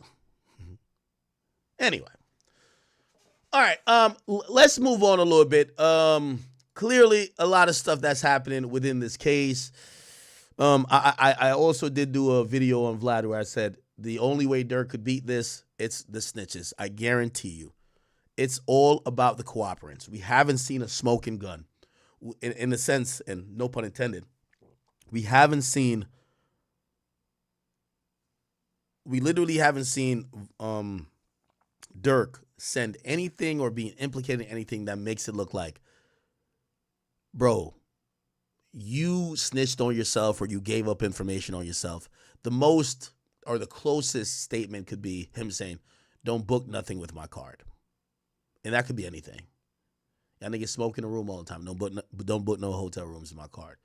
Yo, bro, like, I'm not paying for y'all niggas to coming out here. Like, I pay y'all a salary already. Like, yo, nigga, yo, use your own money, bro. Yo, don't book nobody's shit on my card, bro. I had niggas book their own flights, bro. We don't know, right? But those cooperants and snitches are going to sit there and explain it like, no, that's not what it meant. Durk told us this. He told us to slide and he would give us this then. That's going to put him in jail if he does, right? Okay. All right. Yo, Twitter. Thank you guys. Love you guys. And I appreciate you guys. But we're out of here on Twitter. But we're going to continue our stream on YouTube and on Twitch. If you're watching on Twitter, please come to youtube.com/KingAcademics or twitch.tv/academics. And you can watch the remaining of the stream. If you're watching on the King Academics page, please hit the subscription button. We're trying to get to 900,000 followers. Okay. Peace out, Twitch. Not Twitch, I mean Twitter. Yeah, I only went live on Twitter just to clear up some shit. All right, good. So that's about the majority of what's going on in the Durk situation, right? A few other things, but nothing that we need to keep hammering home. We've already did 3 hours on this, so let's kind of move on. Chat, I got to be honest with you, man. I got to be honest with you. This is one of those. So I woke up this morning and Papoose and Remy Ma were full on beefing, right? Now, if you don't know, Papoose, one of those lyrical rappers, he's from New York, well-respected rapper. The story goes like this. And let me just put this on the screen. Papoose, Remy Ma. The story goes like this. Remy Ma, a budding rapper that was on Terror Squad, she was on Lean Back and a couple other songs, and, I'm conceited, I got a reason. Like, she was doing her thing. She gets with a rapper who's a lyrical, genius, Papoose, okay? He never really made it to the heights of having all these big songs, always respected, and obviously very well renowned in New York. Remy Ma went to jail for, I believe, of like damn near a decade or maybe a little bit more over the fact that she shot one of her friends because her friend supposedly had stole or owed her some money. So she shot her friend in the stomach. She got, convicted, and she went to jail. Now, after going to jail, these two had a relationship, and people actually saluted Papoose because while she was locked up, he was out here in the free world carrying on the flag, supporting her, and he never once embarrassed her. Again, we assume that he was faithful, but even if he wasn't, we've never seen him with another woman. She gets released from jail. Remy Ma released from jail in 2014. And in 2014, 2014 she's released. Okay, all right. 2014, she's released from jail. 2018, they actually have a daughter. They get married, and people are ecstatic about seeing. And again, it's more bigger than, or not more bigger, but it's just bigger than a rap story. I get it. Two rappers together, that always makes a story. But men these days are so clown for he ain't shit, he ain't whatever, blah, blah. A lot of it has to do with the infidelity of men, and men just always pleasure seeking, trying to smash as many girls. But when you see a guy doing what women claim they do for men all the time, holding somebody down while they locked up, or keeping it faithful and honest and cherishing that person as their, queen, or for the woman, I guess it would be a king. It does make people say, that's a good dude. So Papoose has been thought of that for a long while, okay? I'll give a quick timeline if that matters. So 2004, The Terror Squad. 2006, releases the album. 2007, she's involved in a shooting. 2008, she's charged and sentenced to 8 years in prison. 2014, she gets out 2 years early. 2018, she and Papoose welcome their daughter. In 2024, Remy's daughter is arrested. That doesn't matter, at least for this story. Cool. Now, I woke up this morning, and before this morning, people were confused because Remy Ma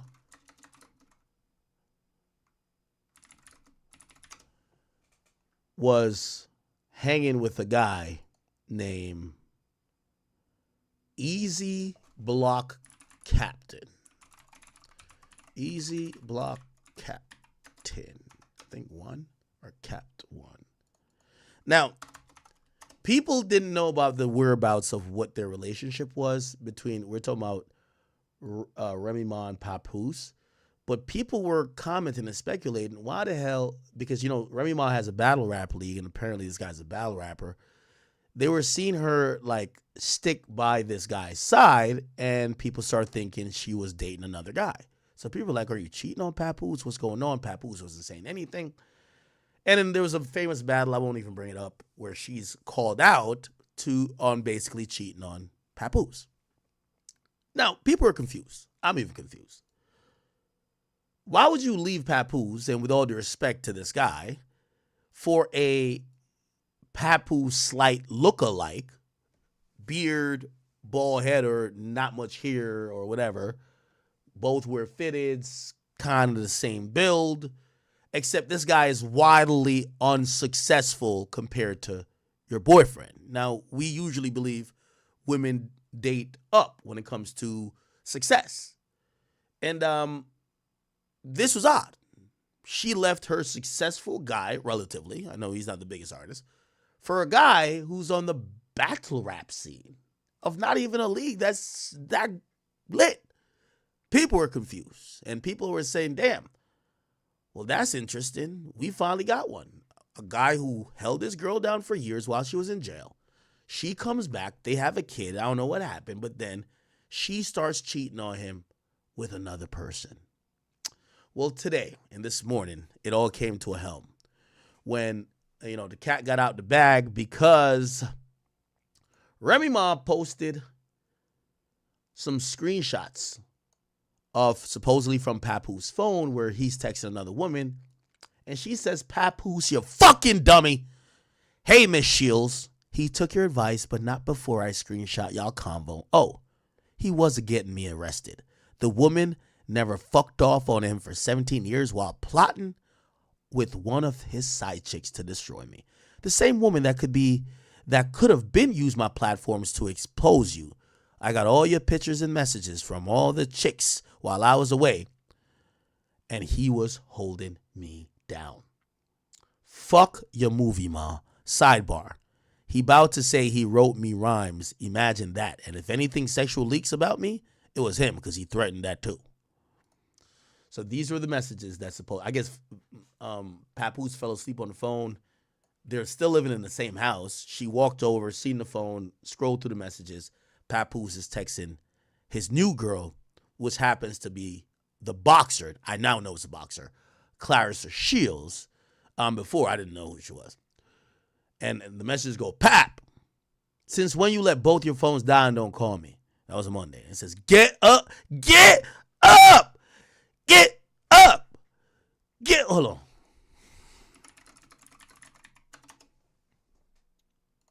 Boy, get up!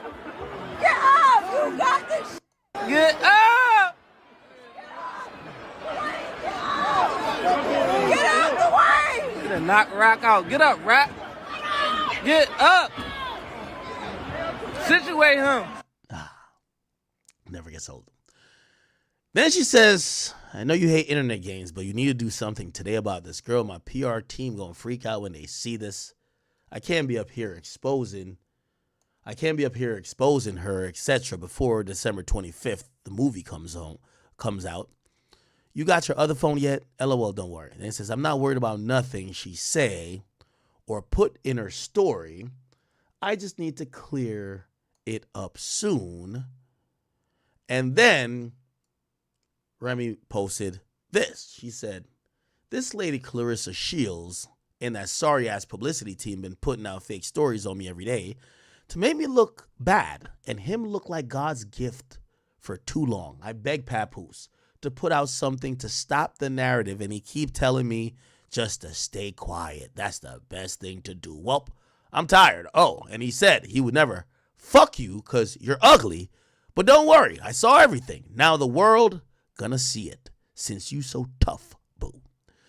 Now let me look up who Clarissa Shields is. Clarissa Shields. Apparently she's a boxer.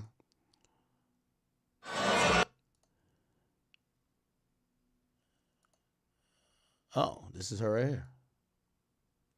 She's 14-0, at least 4 months ago.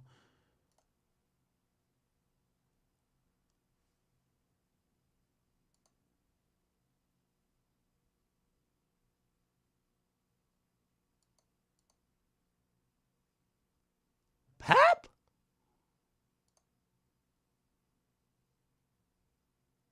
Okay.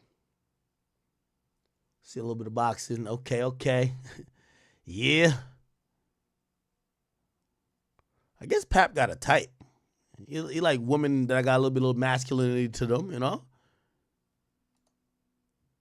Oh, did she knock her out?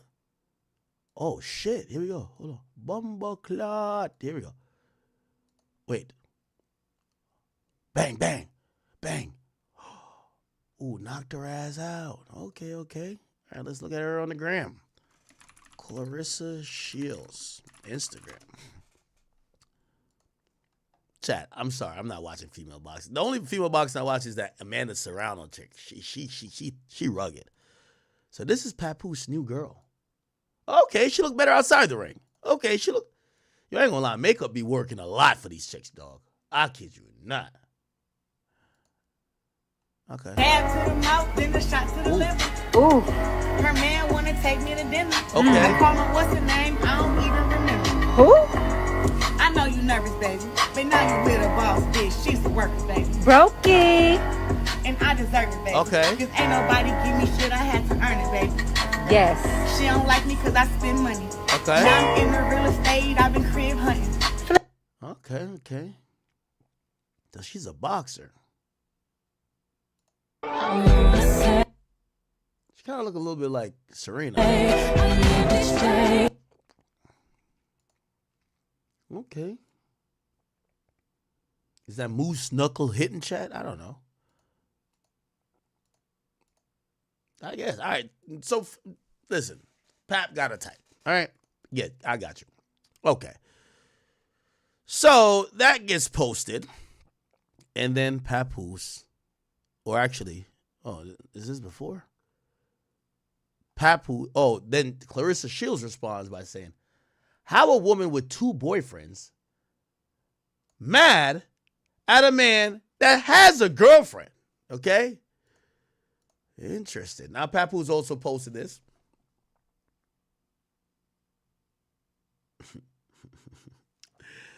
Papoose says, sad to say, Remy Ma is a narcissist. She chose to cheat repeatedly. Now that I finally moved on, she's playing victim. I have requested a divorce numerous times. She rather cloud chase on social media than handle this like civilized adults. I did not want to do the social media foolishness. For the sake of my 6-year-old baby, she has to go to school. And as you can see, I remain quiet through all of this. Now, Remy Ma went ballistic. Okay? Remy Ma started to let people know it's up.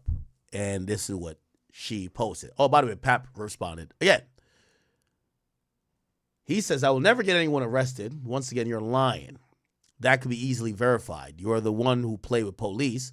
Lying about a history that unfolded in front of the world is pathetic. Falsifying text messages so you could claim are from a decade ago just to create a false narrative and justify cheating is narcissistic behavior. Now, supposedly, this is what Remy Ma posted. I guess someone texting Papoose. Okay, love, I'm not happy, but all right, I'm going to stop. Don't want to stress you more than you already are, so I'm going to stop. How I feel is not warranted. I'm just tired of talking and you're not hearing me, so I can't. Thank you for your honesty, though. That's always the best option. You're going to do whatever you feel you want to do. I won't say nothing else. I ask for gifts. I'm tripping. I express I like flowers. I'm tripping. I want time set aside dedicated to me. I'm tripping. I don't know how to feel. I'm just laying here feeling stupid. And Remy Ma then says, hey, Miss Shields, I am a one-boyfriend woman the same way I was a one-husband woman. I'm a good woman at that. Hence why motherfuckers won't just go on. Oh, and he's never going to buy you anything because he thinks he's the prize. He's a taker, not a giver. Plus, I'm the one with the bag, LOL. Please stop playing with me because I'm not the enemy you want. I'm not even mad. I'm actually very happy. And that's why your boyfriend is mad. Oh, and I know you said you feel stupid, but you look stupid too. He never knocked nobody out. That was a lie. And neither will you. So relax. Oh, man. Then, okay. All right, bet. So there was more bullshit. Here we go. Papoose then posts this. And this is Walmart Papoose, which is Remy Ma's new guy. So Remy Ma left Papoose for another nigga who looks like Papoose that doesn't wear a hat on Christmas, but I don't know. It's more unsuccessful. I don't know what the fuck. But Papoose says, look at the date. There was a date on it that said December 25th. It says, while I was at home with my daughter last Christmas, this was where Remy Ma was. Now that I finally moved on, she's angry. Making up lies. Making up lies. Oh, it's not finished. Making up lies. Narcissist. I told her we could divorce like adults. She refuses to do so. I wouldn't lie and say I didn't knock this chump out. I still got messages of me begging to lie about the knockout, but who cares? He ain't throw one punch back. Super soft.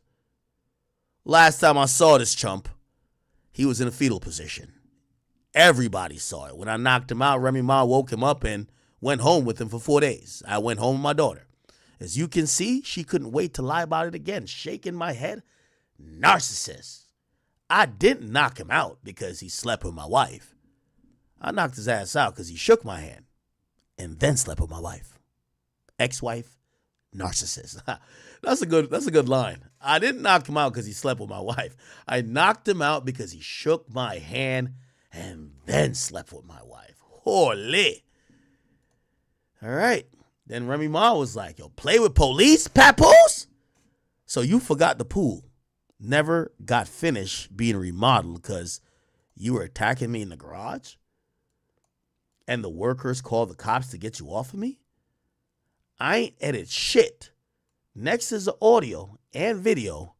Keep fucking lying. Interesting. Now after that, there was more. Then Remy Ma says, and here's Papoose' weirdo girlfriend wishing me Happy New Year's a couple days later. I guess this is after like she was posed up with the other guy in, Christmas. Wishing me Happy New Year's a couple days later. This lady was actually hitting me for advice on how to show off her body. This is crazy. I created this monster though. Praising you, knowing things weren't right and keeping quiet, knowing the truth. You think you know what I got? So that's why you feel so comfortable lying to these people. I promise you, you gonna be sorry. Here's the video. That's the boxer messaging her.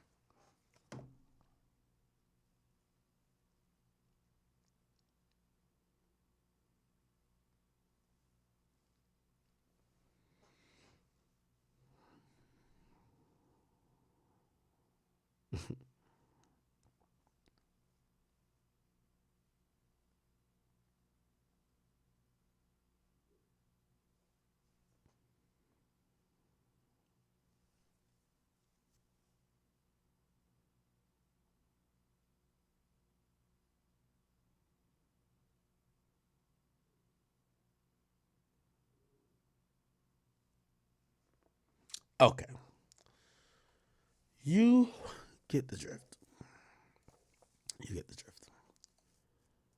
Let me see. There was something else. Then Clarissa says, I can't believe a 45-year-old woman is crashing out like this. Clown behavior. And Remy Ma says, I'm not 45 yet, but you are 29. And I'll just say this. You're not aging like wine. Again? I'm not your enemy. Tell your boyfriend buy you some flowers and gifts. And he ain't answer any of his phones because he was with his girl in Cali. Oh my God. This is... Oh my God. Interesting, huh? Give me 1 second, sir.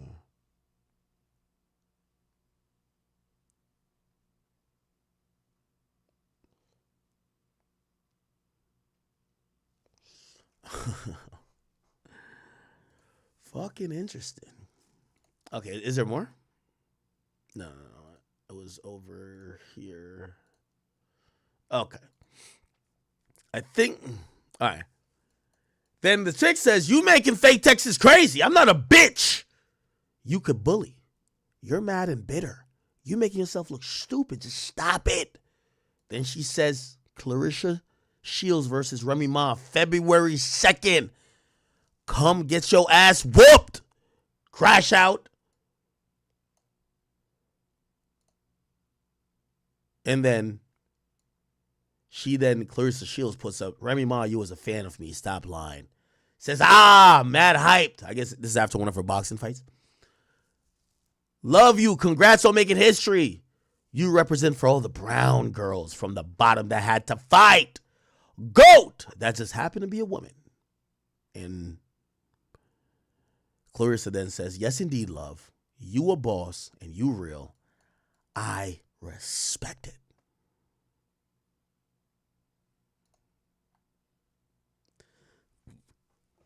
And I think that's the end of it, right?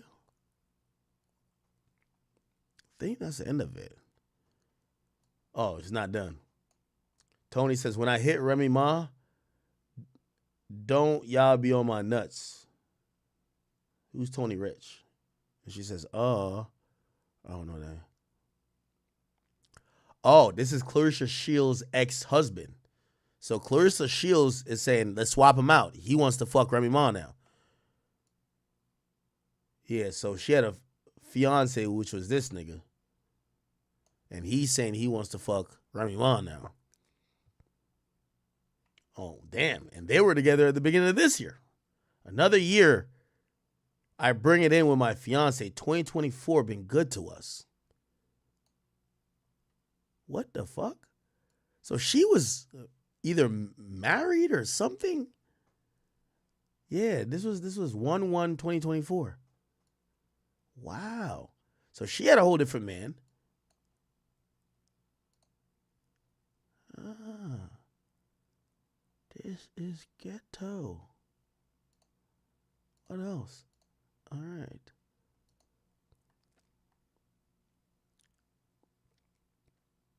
All right. I think that's it.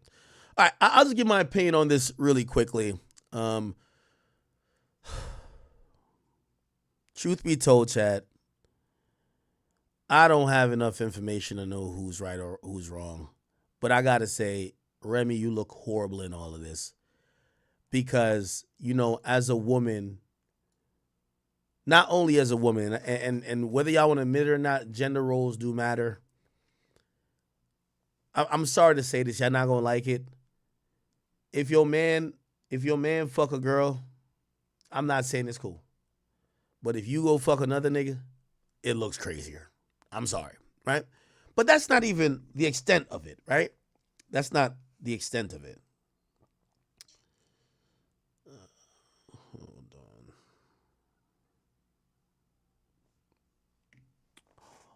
Wait, what the fuck?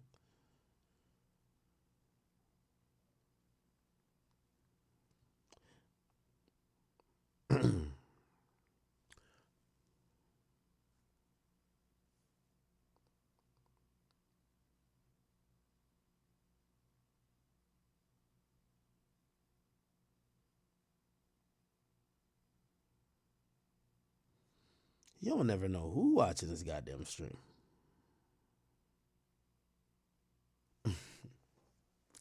Okay.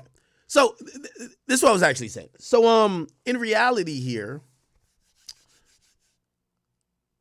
I think Remy Ma should understand and just read the room. Like the storyline of you guys' relationship, the reason why people loved you guys together is that Papoose seemingly, and by the way, the reality I notice is a fact, what we see in front of the scenes ain't what's going on behind, right? The most loyal niggas y'all think on face value be fucking women all the time. Like, they be doing a lot of cheating, right? So not what we see publicly means that's how the relationship is, but you have to acknowledge what the public perception of it is, because y'all have also paraded y'all relationship in front of the public. Whether it's a love and hip hop, whether it's a this, whether it's a that has given y'all something to add to y'all career or money making potential.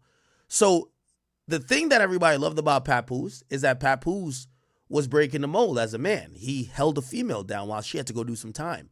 He made the money and managed the household and stayed down for a woman when usually men have the reputation of not staying down for women.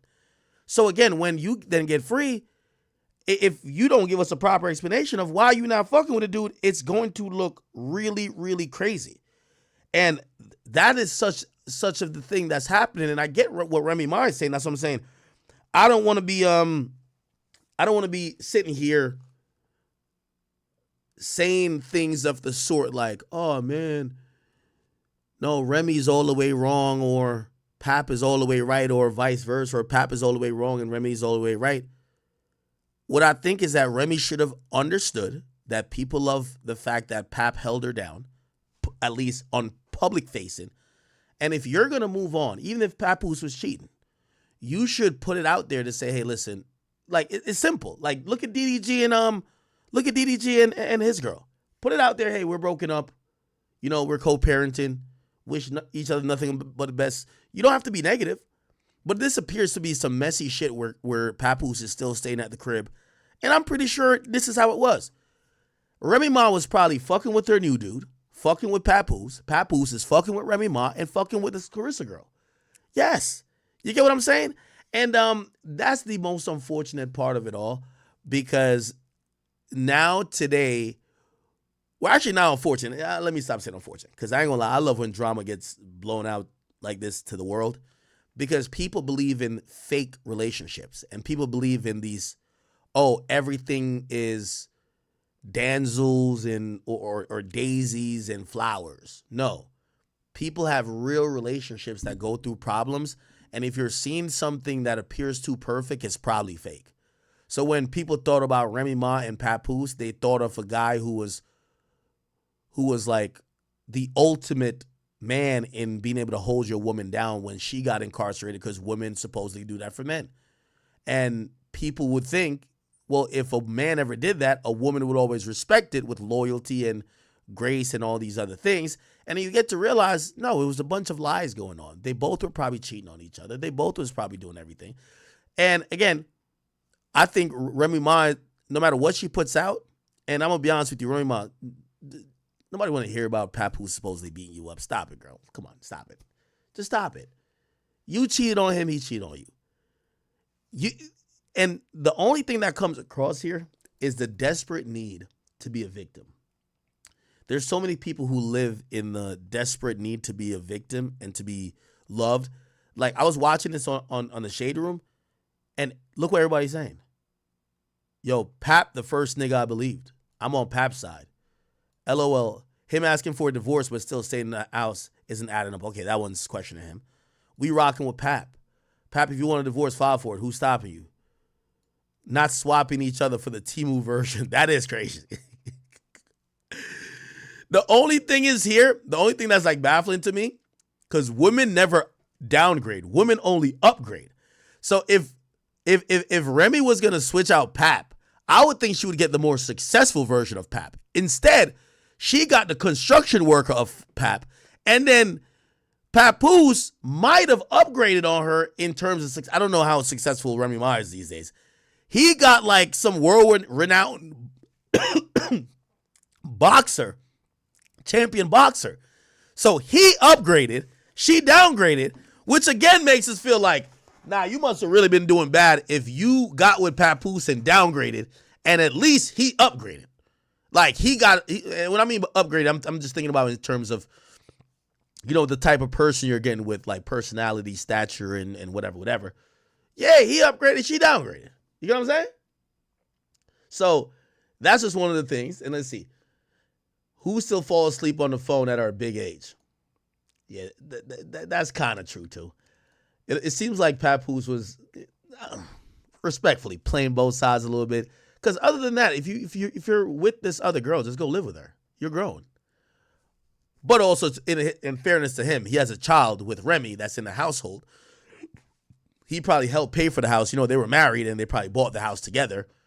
You ain't gonna just leave the house and your daughter for Remy to go bring her new dude in. So he probably was like, all right, we'll sleep in different rooms, but fuck it.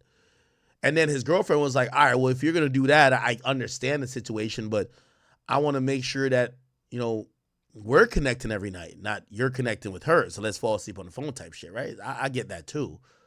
Even though just not the most ideal situation. Like, how old is Remy Ma? Not that it really matters, but I'm just thinking about maturity. Remy Ma is 44. How old is Papoose? Yeah, for a 44 and a 46-year-old man and woman to be doing that, like, yo, we're going to still stay. But again, we shouldn't even be that surprised. A lot of people, grandmother and grandfather did that. A lot of people's mom and dad did that, where like, they're not fucking no more. Daddy got a little young girlfriend. Your mama be having that one nigga who be helping her with groceries or whatever. Like, like they're separated. They kind of sleep in different rooms, but like they're still in the house together. I guess we just look at millionaires and we just think, okay, we think that mommy and daddy, like, they have a lot invested in this house and this family. That's why they don't separate. But like, y'all both rich as fuck. Y'all could just get a different apartment, right? But it's the same thing. It's the same thing. Here, imagine Papoose on the couch, like, just on the phone, like, you hang up. No, you hang up. You hang up. No, you hang up. You hang up. No, you hang up. No, you hang up first. All right. I'm going to hang up. Hello? I mean, like one of those type. I can see it. I can see it still, but it's a little bit old to be doing that. But hey, you know, it is what it is. It is what it is. So if you ask me, man, I'm not taking no sides in this, you know, crazy drama. We just kind of get to any relationship you see on Shade Room is fake. Any of them. Any of them, bro. Any of these relationships you see is fake, bro.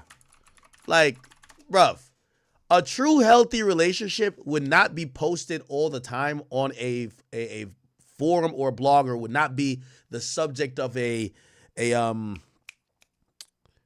love and hip hop like storyline for people to consume and give their opinion on. Like, for example, you know what I mean? Like, I ain't gonna lie, chat, what y'all think about this? Bruh, this shit was so wild. Yo, T.I., I fuck with you so much, I couldn't even put a caption game. Yo, this shit was so wild, nigga. I couldn't even put a caption, nigga. I'm like, bro, I don't want T.I. trying to box me down. You get what I'm saying? Look at this shit right here. T.I. brought his wife to the Usher concert. Crazy thing, he taps him and daps him up. What up, dog? What up, Tiny? The whole time Tiny was on stage, like acting like she don't see him. Like, yo, Usher got to be like, what up, Tiny? Oh, hi, Usher. You know what I mean? I was cheering for Tiny.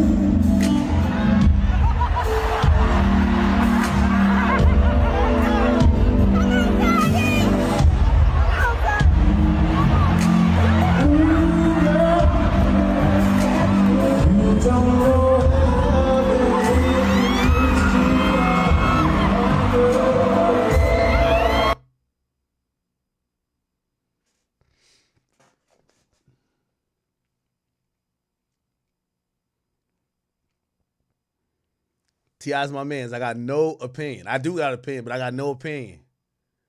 Tongue is, I got no opinion. That's that man's woman. And also, you know, I'm going to try to skirt around it because I fuck with T.I. You know, remember all them allegations they tried to bring against T.I. and Tiny, which were supposedly all false? We do know they be into some stuff now. Like we heard them story. We heard, you know, hey, listen, I'm just not going to get in married folk business. When a relationship lasts this long, I don't know what it takes. I've never been there. When a marriage lasts this long, I don't know what it takes. I don't know what gets into it. So I'm going to stay out of married folk business. But I did look at this and I said,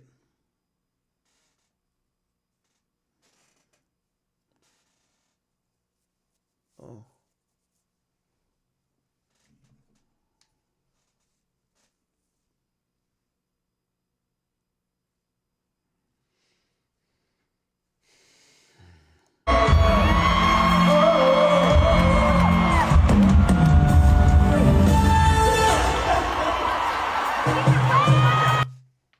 T.I. daps him up.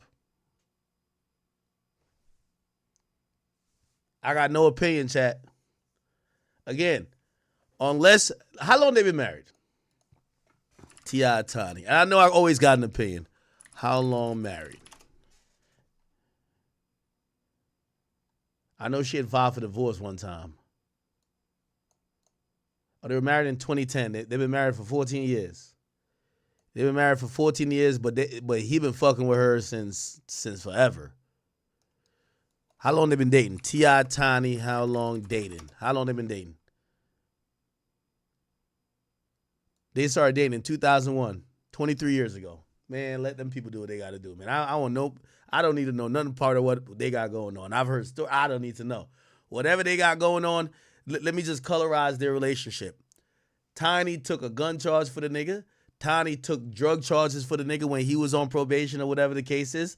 Tiny's done some shit. T.I.'s done some shit. He got with her when she was more successful. He then became more successful. He never left her. She never left him. They argued a couple times. Supposedly Floyd was salsa dancing with her and shit like that. And then, of course, T.I. pulled up on Floyd and tried to sock Floyd out. Y'all remember that? Oh, okay. I know y'all ain't trying to act like y'all remember that. Yeah, that's what I'm going to say. I'm going to keep my opinion on myself because I might see T.I. and I ain't trying to get socked out. If you will swing on the heavyweight, or I mean the greatest boxer of all time, Tiny dancing Floyd. Yeah, this was that video right here. Listen, y'all never seen that video? It's like a video right here. Look. Oh hell no.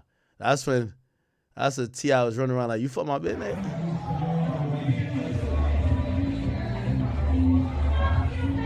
Oh nah. It's like, hey, come on. Oh, that's them right there. Now, granted, they are dancing face to face. Still, they're dancing face to face.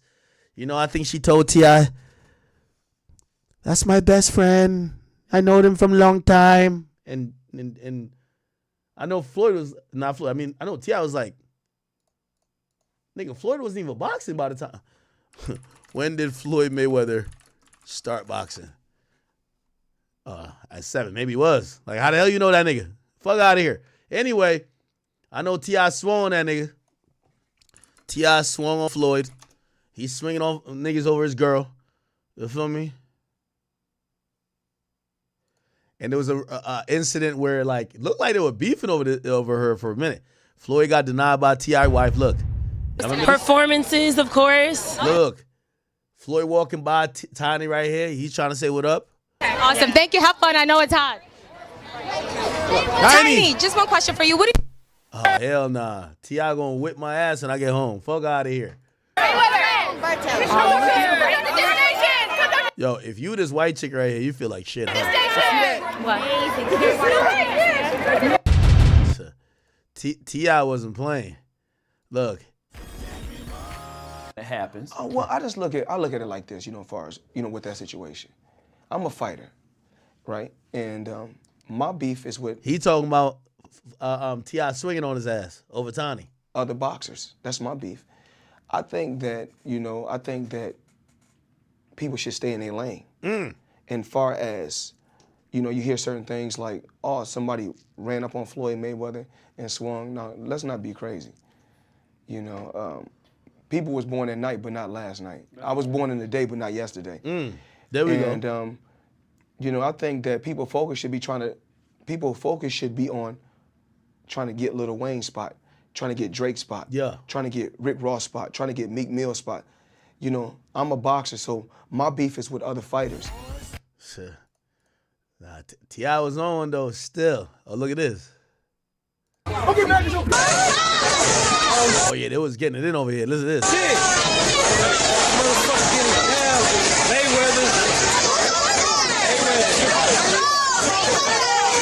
Yeah, I stopped trying to fuck niggas' bitches, man.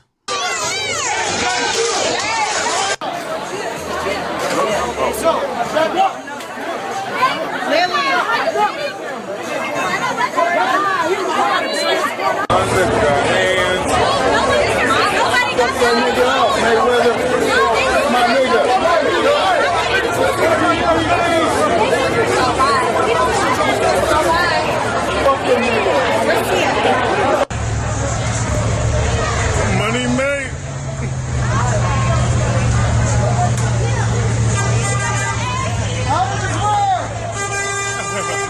That's when Floyd was like bringing out Bugattis to Floyd. Yeah, I ain't gonna lie. This is why I do agree with this rule. Never bring a girl around the most successful nigga. And T.I., even though he was king of the South, nigga, you're in Miami. And I get that's the South. But when Floyd pull up with the Bugatti and he got 10 buff security just jogging around the Bugatti and he's flexing with 10 times the net worth of you at the time, yeah, you don't want your girl out there, man. Yeah, I'm telling you. Even a faithful one might start looking like, you know?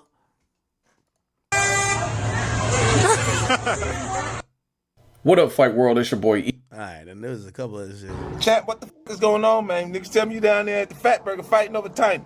Now that's T.I. bitch, man. You gonna cause these niggas to buy more guns in Atlanta. No, I'm your brother. I'm gonna tell you like it is, Chat. Your uppercut ain't gonna mean shit when niggas start shooting. That's what? A fact.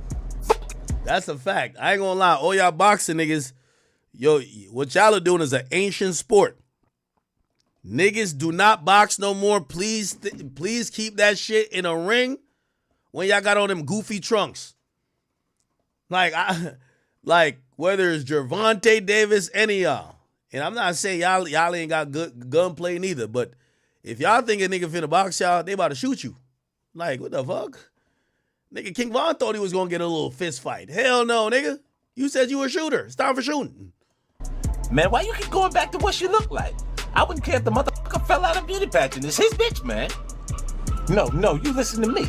You ain't never shot a motherfucking day in your life. You 150 pounds. You ain't no gangster. You's a boxer. Yo, 50 been hating for a long time. It's not even hating. It's like entertainment hate. Woke up, I look at the computer say, Floyd said, fuck T.I., fuck Nelly, fuck 50. I'm like, what do you say fuck me for? Nelly fucked your first baby mama, Melissa, then took your fucking fiance. Say fuck that nigga. To say, like, as soon as you get confused, he gonna go, okay, fine. Just call out. Right. It gets confusing, and then he just goes, just call out. Yo, so check this out, folks. 50 Cent, you know, the dude that... Here's the back. Yo, did we ever get a rant from Floyd over this? Oh yeah, What they say I got two black. Oh, they say he had 2 black eyes. I ain't gonna lie, he looked like he got 2 black eyes. Yo, niggas be having zero self-awareness when they post these videos. Look at this. Black eye. Where they at though? Where they at though? Y'all remember the remix? Where they at though? Bobby Shmurda. Yeah, remember this? Right here. Look. Yeah, this shot got 2 black eyes. Where they at, dude? Where they at, dude? No, right here. What they say I got 2 black eyes? Yeah. Where they at though? Where they at though? Classic. Yeah, this shot got. I got 2 black eyes. These ones I'm looking at, is they black for real? Damn, been like that all my life. Put my hand up. That's about it. Yo, a nigga will crash out by this girl, man. I gotta stop fucking. Yo, I'm surprised a nigga ain't give Drake a eye jammy over him fucking his. Yo, Drake. It's cause Drake be having the best security in the world. Yo, a lot of these niggas want to give Drake one of these. Like, yo, bro, you fucking these niggas girls, bro. The love of their life. Hey, Freddie, how you doing? What have you been working on? Working on a song. I got a single out. You guys heard it? I haven't heard it. What's it called? It's called What You Gonna Do. So, I did hear that. It just played on the radio this week. Is there any chance that did you do the video yet for it? Stuff like that? Yep, you gotta go check it out. Why don't you and T.I. do like a duet album? Like a whole album just the 2 of you guys? You should tell him. I should tell him. You should tell him that. You guys are friends now. He's a boy. He's a homie. I gotta ask you, any chance of reconciling with Floyd at all? I mean, trying to squash that whole thing? I mean, hopefully. I hear you. Hey, good. Oh, man, Tiny, you gotta stop playing. Yo, T.I. would probably wanted to crash out every time he heard that. Oh, I did a video on this. He's a midget. He's a fidget. You fidget ass nigga. Hey. Yo, I gotta go back to doing these videos. These videos was head on Paru. I'm not Paru. You big hands, little body ass nigga. Get your Sugar Ray Leonard in the face after a fight when he didn't win, face ass up out of here. Get your Floyd Mayweather face ass up out of here. Doodle ass nigga. Get your Mayweather father face ass up out of here. Yeah, this was 8 years ago.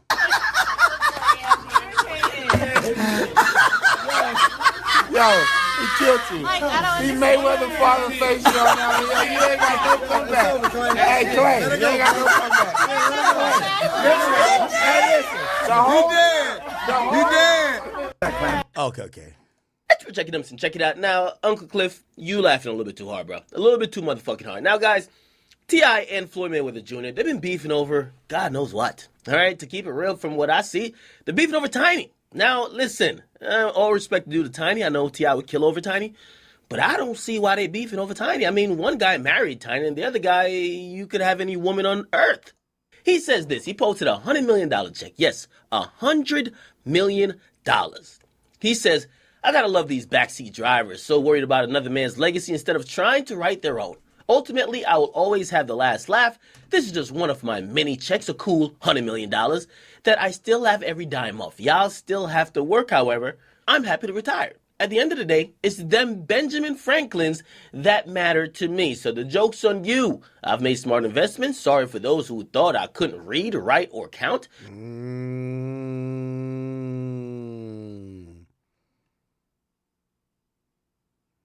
Okay.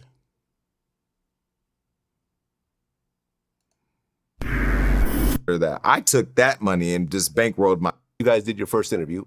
Was gonna say or what Floyd was gonna say, but I knew that Soulja Boy and Chris Brown were in this huge fight. Me and Chris were friends at the time, and so when I get down there and we set it all up, the interview went down and it was wild. Okay, and that next year, 2018, that's when you and I met because I had seen the noise you were making and I had reached out and said, "Yo, if you ever want to pick my brain or if you ever want to work together or whatever, we had this little dinner thing with other that we post." Now, I've learned from you too, and I appreciate a lot, policies on how we respect and protect people's IP. So absolutely. I guess at one point you were supposed to have an interview with Escape. And when T.I. found out about the interview with his wife Tiny being an Escape, now there's the whole story between T.I. See, I'm learning. Vlad did his research. Yes, we were supposed to interview Escape. I know Candy directly. I didn't know Tiny directly at the time. I mean, I know who she is now. We know each other. I know Tamika now. I don't know her sister, but I was supposed to interview Escape. It was scheduled. We all got to the studio. We were all ready to go. Escape came, and then they escaped. They literally escaped. That was because of your affiliation with Floyd. Correct. And Floyd and T.I. had the fight in Vegas where fist fight where T.I. allegedly had two black eyes and put makeup on to cover him up. I don't know. That's what Tiny told us. Oh shit! So T.I. was putting on makeup to cover the black eye. Yo, Usher, man, Usher, a wild boy. I ain't got nothing to say. I seen T.I. and Tiny at the Illuminati party. I ain't gonna lie to you. I'm calling it Illuminati. It wasn't. It was a Richard Mille party. And I went there. French was bringing me around, and I seen T.I. and Ty in there, and just said my highs. They had just performed, and kept it moving. So whatever they got going on, we heard about some little freaky deaky things with the allegation. Those might be lies, but threesomes, little orgies, sescapades.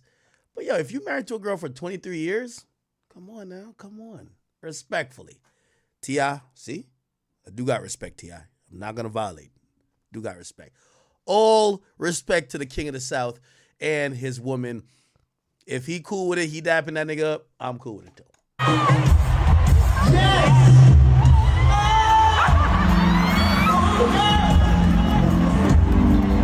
Yes. Let's go. All righty then. Oh, I was going to get to the T.I. shit. Oh, did y'all see the T.I. thing, man? So T.I. recently, not T.I., I mean Floyd Mayweather. So Floyd Mayweather recently, apparently there was a whole situation. It says Floyd Mayweather was chased out of Hatton Gardens in London. The public were angry about his comments about his support for Israel. Now, I'm going to be honest with you, chat. With all due respect, and I hope nobody get mad or cancel me for this, I don't give a fuck what's going on over there. You feel me? Like, with certain international issues, like, we got too many problems going on over here, man. I don't want to pick no sides going on. It's too political, bro. And also, I think us niggas need to focus on shit that us niggas got a stake in. Let them squabble over that, okay? Whatever that is, y'all squabble over it, okay? Palestine, y'all squabble over it. I don't know what's going on. Y'all, God bless all of y'all, okay? That's all I know. I care about some shit that we like, what the fuck would I have an opinion about? I really got none. But apparently Floyd does have opinions about that whole situation. Apparently he has some support for Israel. I don't know why or whatever. Hey, good for him or not good for him. I don't care. So apparently a lot of people aren't that happy with it. I do want to, some people say he's also hated in the UK because of Ricky Hatton. He beat that nigga's ass. But let me see. I want to get the backstory. Floyd Mayweather, Israel. I don't want to play too much of this because, as I said, I really don't give two fucks about that type of stuff. Okay, so he visited Israel at the Western Wall and he prayed.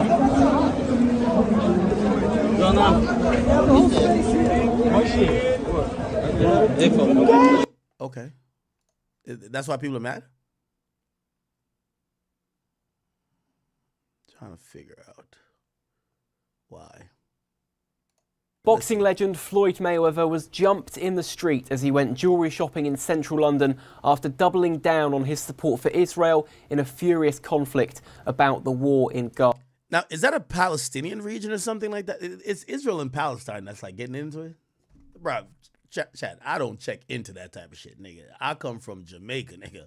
And unless you talk about some Jamaican shit, I'm cool off of whatever they got going on in the rest of the world. I don't care what North Korea got going on with niggas or South Korea, whatever the fuck. I don't give a fuck about what's going on in Ukraine. I don't give a fuck, okay? Miss me with that. Come to me with some shit like, yo, they about to like, there's an oxtail shortage in Jamaica. I will get activated. I'll start holding, I'll be like my son, like, yo, we gonna do some shit. But I don't give a fuck what's going on over there. This ain't none of my business. They never asked for an opinion, and I'm not part of nothing they got going on. The fuck do I got an opinion for? Because I know they be mad and they down to, listen, I fuck with any group that's down to kill for what they believe. That's a fact. You down to kill? Go ahead. But when you're down to do that, I got no opinion on what you got going on. Left, right, center, up, do what you got to do. To God be the glory. Peace be unto all of us. That's all I got to say. I got no sides in none of this shit. Don't tell me about no genocide. Don't tell me who got killed. Just tell me when it's done. Call me when it's over. That's how I think. I don't be into none of that other bullshit, okay? So the ex-champion, who's 47, was strolling around the floor at Hatton Garden this afternoon at around 4:30 when he's said to have got into a dramatic confrontation with a number of jewellery dealers, including some who accused him of supporting, quote, genocide. Now, it's unclear exactly why Mayweather was there, but what we do know is that the incident... Probably was getting jewelry, right? If it was a jewelry type of situation. ...spiraled out into the street. Oh, they're serious. Is this like a Palestinian region? I gotta see. Let me Google it. Central London, Palestine. Let me see if I can find Floyd Mayweather. I just want to see why they're mad at the guy. Okay, he clearly likes Israel, right? Okay, so he had public support for Israel, and he went to the jewelry. Like, my boy do love. How much jewelry is Floyd gonna get, bro? Okay.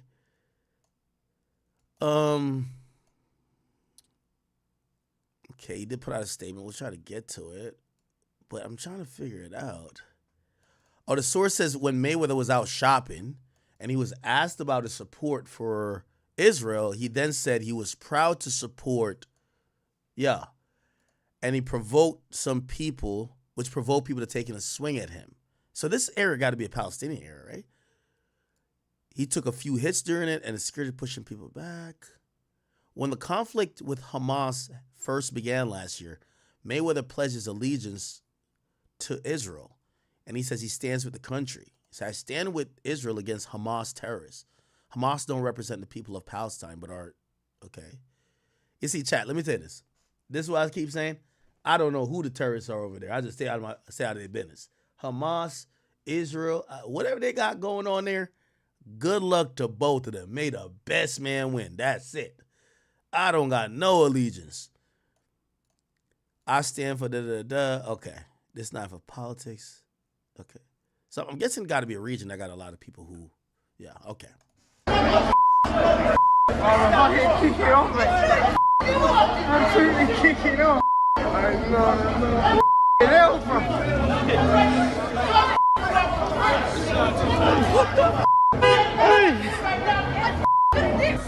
It's London, right? Man, I'm ready for somebody to put out a machete or like, one of the blokes to have like one of them 12-inch daggers. You feel me? No, Melty. You're not gonna believe you, man. Mayweather just got punched up, bro. Money Mayweather just got punched up, bro. There were multiple witnesses at the scene, including some who have spoken to The Sun tonight. One who declined to be named told us that Mayweather had walked in at around 4:30 p.m. and was window shopping alongside his entourage of friends and heavy security guards. They said if one of the most high-profile boxers in the world walks in wearing a bright green Louis Vuitton jacket, you know he wants to be seen. One of the jewellers in the market shouted he supports genocide, which prompted others to get involved. Loads of them were calling other jewellers to come over and see him, and by the time they got there, there was a massive argument going on. People were pushing and trying to get to Mayweather and slap his head. His security guards then ran Mayweather out to the bottom of Hatton Garden and bundled him into the back of a Rolls-Royce 4x4, which then sped away. It's believed there were around 20 or 30 people watching, and in footage of the incident, you can see many of those men from inside the market come out and indeed chase Mayweather and his team as they try to keep a distance between the two parties involved. Another witness said there were 8 to 10 people going after him. Hey, you see that? You see that right there? That's them putting that bag with the money or the jewelry into the car first. And his Look, right team here. as they try to keep a distance between the two parties. See that bag right there? It's got all the money and the jewelry. That's facts. Involved. Put that in the car. That's your Another job, witness nigga. said there were 8 to 10 people going after him. Mayweather's security team were, quote, outnumbered. Someone said Mayweather had been shopping when he was asked why he supported Israel. Mayweather doubled down and said he was, quote, proud to support the Jews. Mayweather was one of the first major Western celebrities to visit Israel after Hamas's brutal October 7 attack last year, in which 1,200 Israeli civilians were killed. Just last month, the boxer held a private meeting with the controversial Israeli Prime Minister Benjamin Netanyahu. That was a session he called an honour to have. He's also launched various charity projects for the Middle Eastern country, including a project by which every Israeli... I want to be careful here because I keep telling you I don't give a fuck. Why is Floyd involved in this again? Yo, Floyd don't be having no opinion when black people be getting killed. Why the fuck he be into this type of shit? Yo, if you not one of the loudest voices for like nigga shit in America, why are you into this? Let them rock out. Let them squabble. They don't need no fucking referee. Let them squabble. What the hell? Why? What the fuck? Does Floyd is he getting money with them or something? Like, what's going on? Like, I don't get this.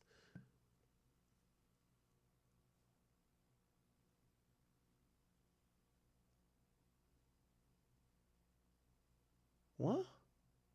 Israeli orphan will be given a free Christmas toy by Mayweather's new charity. Among his other endeavours in the Middle Eastern state, he's held barbecues for IDF troops who have been on the front line fighting against Hamas terrorists. Mayweather has already faced some backlash over his position on the war in February during an event in Las Vegas where he was promoting his new vape brand. His security team reportedly confiscated a Palestinian flag from one of the attendees, sparking mass chants of Free Palestine from the crowd.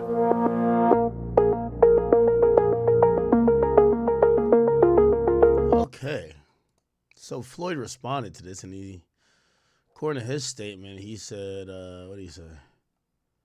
Let me set the record straight. There's no truth to the rumors going around. I wasn't punched or touched in any way. What you're seeing is just my security doing their job to keep things under control. I was in the UK for a quick 48-hour stop to do some shopping, and unfortunately, people let jealousy and negativity fuel false stories. Perfectly fine, and there's nothing more to it. Yeah, I don't get that. Why is he that involved?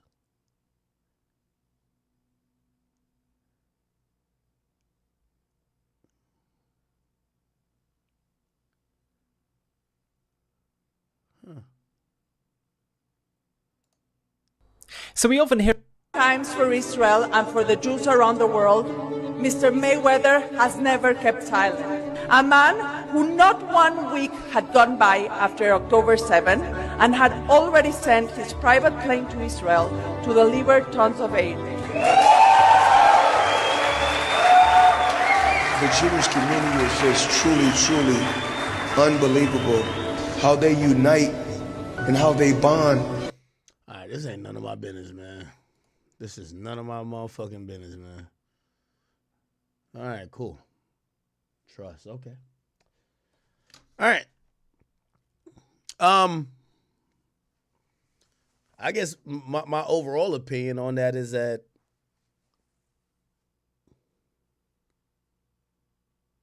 Ain't none of my fucking business. that sounds about right. Ain't none of my motherfucking business what they got going on over there. Hey, Floyd, if you want to get in, hey, I'm not even mad at that. Yo, Floyd, if you want to get involved in some shit that niggas is down to die for, you should be down to get slapped for it. Like, that's you got to keep it a bean, right? Like, hey, it is what it is. So I can't be like, oh, man, why they're getting that? No. If Floyd is involved in some shit that niggas is down to die for, that means he's on his own. So let that nigga be, okay? And that's not me caring either side, or I don't care what side going on. This ain't nothing that I got to deal with or should be giving a fuck about. So God bless everybody in the rest of the world. I never been in none of these places. The fuck. I only be like very confused when I see niggas that never been to these places be dumb mad over these places. I'm like, but okay, let's move on. Perfect. What else been going on? What else been going on? All right. There's a bunch of that. Okay. Oh, shout to Roger Goodell, who basically, he spoke at a press conference and mentioned Jay-Z. And people are wondering, what would the NFL, who has a significant and large contract with Roc Nation, in regards to the Super Bowl, what would they feel about the recent accusations of Jay-Z? Roger Goodell spoke, and let me see if I could get his... Wait, Charlemagne, was that the original thing? Oh.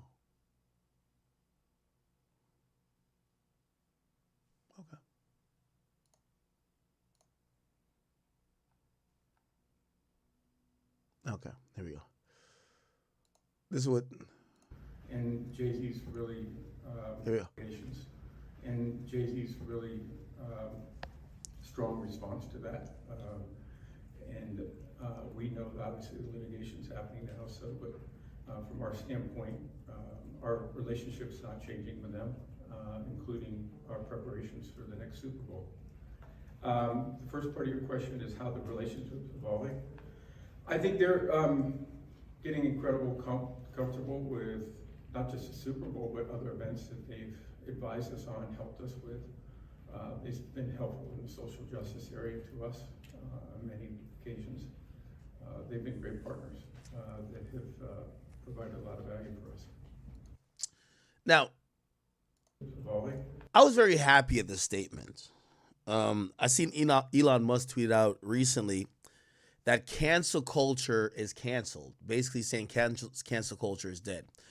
I'm actually in the thought of saying the same thing, but it's only dead for the people who, again, as we all build these platforms and we all have these separate brands, you get to realize what cancel culture used to be is that no matter who you were, if you were seen as problematic for possibly the bottom line, or really just problematic for people, for groups that people were,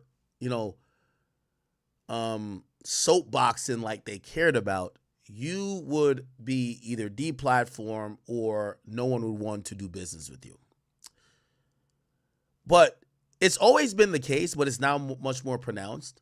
Like, for example, I like this because what it tells you is that cancel culture is dead as long as you make yourself more valuable to the company that needs you than you are to them just dropping you. You got to realize, and I got to salute to Roger Goodell for this. There's a time that the NFL was hemorrhaging money, losing advertisers. People didn't like the fact that the players were kneeling. Some of their big sponsors stepped away. Some of their die-hard fans were turned off by the game. And Jay-Z came in and switched it up, got niggas to stand the fuck up, to pay respect, And for that, in a lot of situations, we see companies they'll give you a position, like they gave him millions of dollars to, in the partnership to, you could throw the Super Bowl or a Super Bowl halftime show. But as soon as they don't need you again, they drop you. I like this. I've always liked when corporations or companies stand with the person. I get it. You don't want to stand with somebody who actually did what he's accused of, if he did it. But we don't know if he did it. I liked when Nike stood with Tiger Woods. I like this. Yo, you should stand with Jay-Z. Hey, he's denied it. We fuck with it. One of the reasons I don't like any of these companies nowadays is that you hope to be Jay-Z to them, where you're so important that, let's say somebody lies about you, or let's say somebody tries to cancel you, or let's say some people are hating on you, that the company is going to say, hey, this is our guy. We're fucking with him. Sorry. And I think that's the end of cancellation culture, because people used to march around with pitchforks, pick so-and-so or so-and-so that work in so-and-so business or so-and-so business, and they would wield this power of, we could get you canceled, so watch what you say. We could get you canceled if you don't bow or cower to our knees. And watching the fact that, the NFL is saying, yo, he denied it. We're fucking with him. That's our guy. I like that. Now, granted, that might be a Jay-Z privilege. I don't think that's afforded to everybody, but I do like the fact that I'm at least seeing it somewhat, and especially with a man of color. Okay? Now, granted, you might be able to say, well, Jay-Z's the only one, which means this isn't any type of progress because this only happened to him, but I can't be upset at this. Again, no matter what we reported, it's an allegation against Jay-Z. It's an allegation. We don't know. Now, granted, and this is where, some people feel I do dislike Jay-Z, which I don't. Because I do like to point out, if a player was accused of this, he's indefinitely suspended. That's a fact. If a player, let's say a number 2 receiver on some random team, is accused of this and it gets this much press, player conduct detrimental to the team, you're indefinitely suspended, and can't get reinstated till the NFL reviews it. We all know this. But I guess what it shows is what people should know. These companies aren't loyal unless you force their hand to be loyal. Right now, if Jay-Z was dropped by the NFL, I do believe that a lot of the progress he's made for them, which he's completely taken off the heat off of these people in terms of social justice efforts, I think all that could be reversed. So he's kind of forced their hand. And I'm glad that he did that. But I guess the goal for everybody is to be so important to whoever you partner with. If some bullshit come around, and we're not talking about if you did some really weird shit and you're convicted and you're going to jail for it or whatever. I do like the fact that these companies, or I do like the fact that there's a possibility that you can make yourself so important that they can't do nothing. And I think that's where Jay-Z's at. Now, Roger Goodell, I'm pretty sure he would admit it too. He would be a hypocrite if he was a player suspended. Jay-Z, he's just that important. And that's why I told you guys when I was reviewing the whole situation, I said, Jay-Z is as close as we've gotten to white person Rothschilds, Illuminati, Elon Muskish. Because if you ask about anybody else, they can't touch this level. Yo, there was not one person that said during any of the allegations with Diddy, yo, right now, this is before the criminals in charge. Right now, he's just being accused. Let's see. Not one person said that. Everybody either shut the fuck up or they all say, you know what, we're going to back out. Look at the little Durk situation with his program, the Neighborhood Heroes program with Chicago. You know what they said?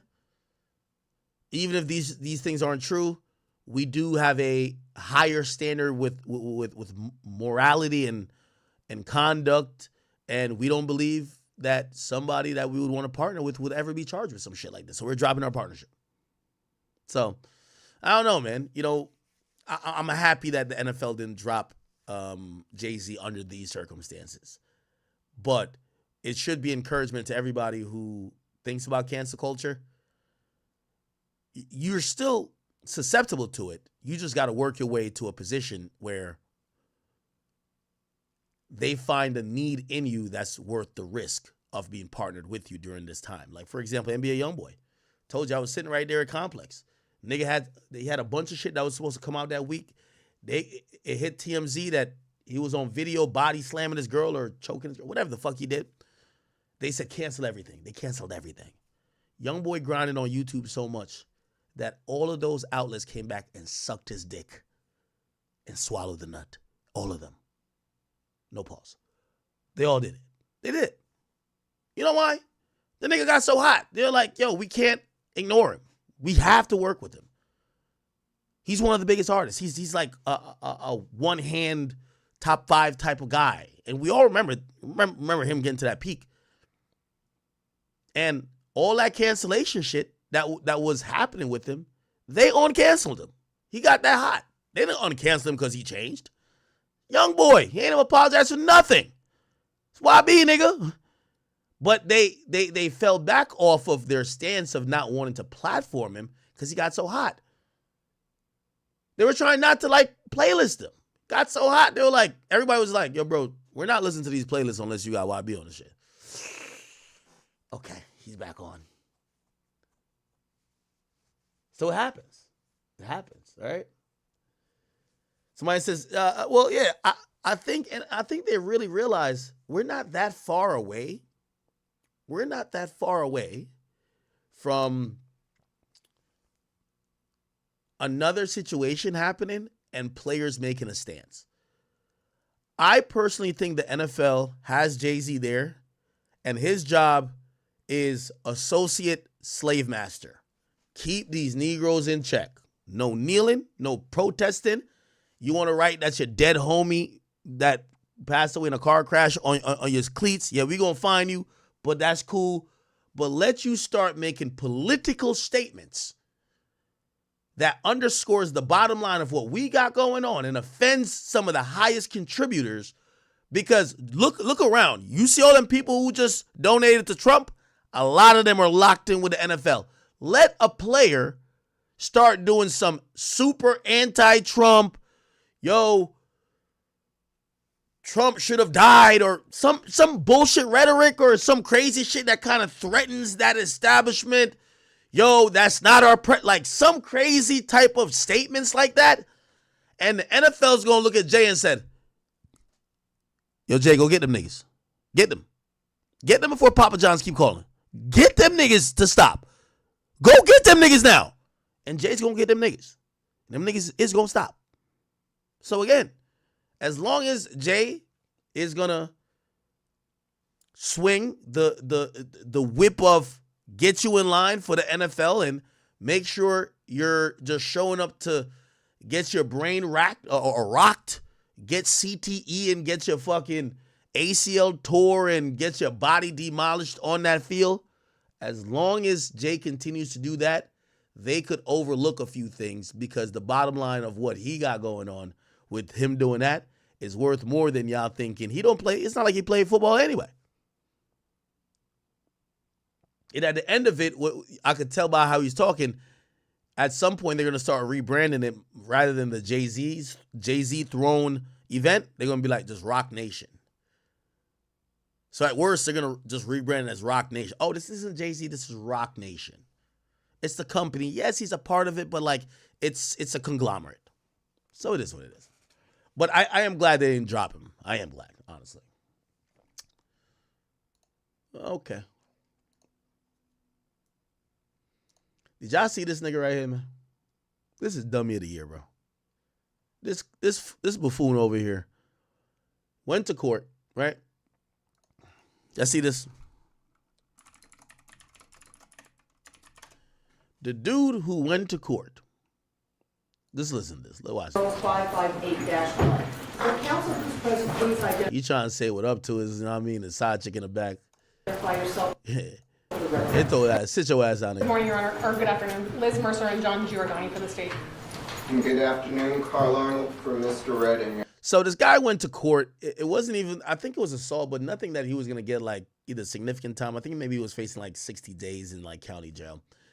The dude gets, the dude gets like, you know, unfavorable sentence. And what happened was that while the judge is reading all that shit out, he takes off in a mad dash.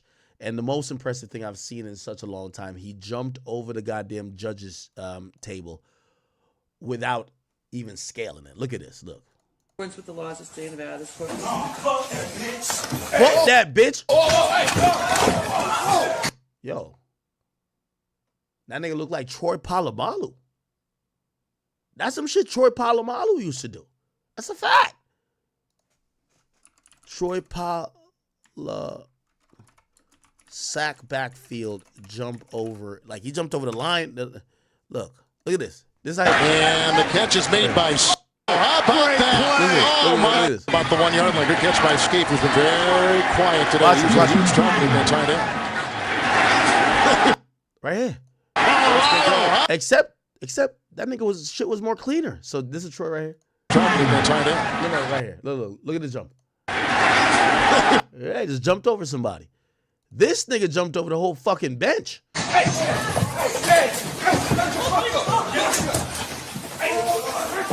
Now he gave it a beach too.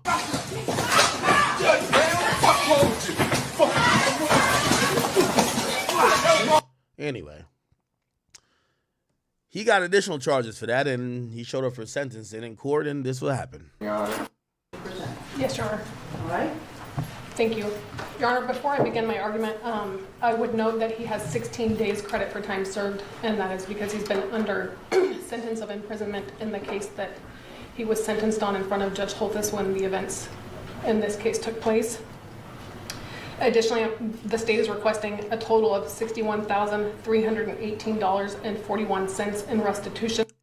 Both doctors found that he was not suffering from any sort of delusional disorder at the time he committed the crimes in this case. So he's trying to say he was crazy. Look how he looking at it. Based upon the information. He looked like he want to jump on her. Presented to them, and due to his extreme conduct in this case, a heavy sentence is warranted, Your Honor. It is my understanding that Judge Holthus does not wish to address the court personally, but she has prepared a statement that Mr. Giordani will read to the court with the court's permission. We would ask that it be read last, as it is essentially a victim impact statement, which would statutorily be. So they're going to let this nigga speak. Hear him. Be provided to the court last. Thank you. Donald. Your Honor, I'll let Mr. Redden speak first. He wants to address the court. Judge, Miss Judge Susan H. Johnson, I don't understand why the state is like really going after my character. I mean, I've always had problems since I was a little kid of like psychosis and being in big. Yo, somebody gotta tell a stupid ass nigga, when you're playing stupid, you gotta let other people call you stupid. You can't actually, you gotta act like you don't think you're stupid and they call you stupid. Like, y'all remember this nigga right here from the YSL case? There's a nigga who was just itching the whole time. He was like, y'all remember this nigga? He was twitching the whole time. Yeah, him right here. And his Young Thug's attorney filed a motion to sever from Dorsy, claiming his behavior could negatively impact Young Thug's chance for a fair trial. Well, the motion reads that Mr. Dorsy displayed unprofessional and unextended. That will take. Look, YSL case, Dorsy. Nigga was wilding out, man. Boy was tweaking out in court, man. Look. Nah, they was tweaking out in court, Chad. Let me see if I can find another one, like a compilation. All the charges. In the ongoing YSL gang trial. The state got up and said they had an announcement, and to my surprise, the announcement was that my client, Mr. Cordero Dorsy, all the charges against him. And this. You know what's funny? All them movements, I would be like, nigga, that's the Atlanta Batiman movements, right? You're not. Yo, that's that native Atlanta Batiman movement you're making, talking about. Like, bro, that's just zest. Calm your zesty ass down, nigga. That's that Zone 6 itching for dick movement right there, nigga. You not crazy. Case, we're going to be dropped. Prosecutors claim it's due in part to Dorsy's most recent murder conviction in a separate case handed down last week. But his attorney says this is his second murder conviction. I think they're just trying to... Dorsy to be room. He was frustrated. He was frustrated to a point of... He's been frustrated from the beginning. Dorsey's removal from the case... That's that zest! ...could speed things up. However, recent accusations from Jimenez and other defense attorneys, including Young Thug's lawyer Brian Steele, accused the prosecution of delaying the trial by turning over discovery. Other defense attorneys... That's that zest, Chad. Fuck out of here. Anyway. Crowds and always feel like my life is in danger. I didn't know, being a young person, even in middle school, elementary school, knowing that like I fear for my safety. I'm just being me, going to school, growing up, trying to do the right things. I never get tired of trying to do the right things. The state just said that I have no remorse. Like, I feel like Judge Johnson, she doesn't know me. I understand she's doing her job. I'm not mad at her for that, but I know that I'm not a bad person, and I'm thinking, like, even she knows. This nigga don't realize, man, this is a court of law. They got to make an example out of you that nobody else does this stunt. So again, you know, he wasn't going to do any real significant time on his original charges that he was in for. But then when he did this, he started facing all type of, like, significant charges. Knows that, but I'm sitting here like she's doing her job, you know? And I believe that you all know that I'm not a bad person. I'm not an evil person. When I came to court on January 3rd, 2024, I was listening to music. I was in a good mood. We got to find out what song he was listening to, man. What the fuck? He must have been listening to some Young Boy. What the fuck made you jump over the hurdle the goddamn judge's bench? I had a stable place to stay. I was trying to get a job. I did not catch any new charges. I'm not a bad person. I don't understand why the state is trying to prove me as a bad person. I understand they have a job to do, but this is just, it's not right to me, you know? I'm not an evil guy, and I just keep going after me. I see spirits, I hear voices. I've been going through this for over a decade now, really since 2012, you know? And I just feel attacked or just not safe since I was a little kid. And me growing up, I didn't know that I had these problems. In 2022, I came to prison for the first time.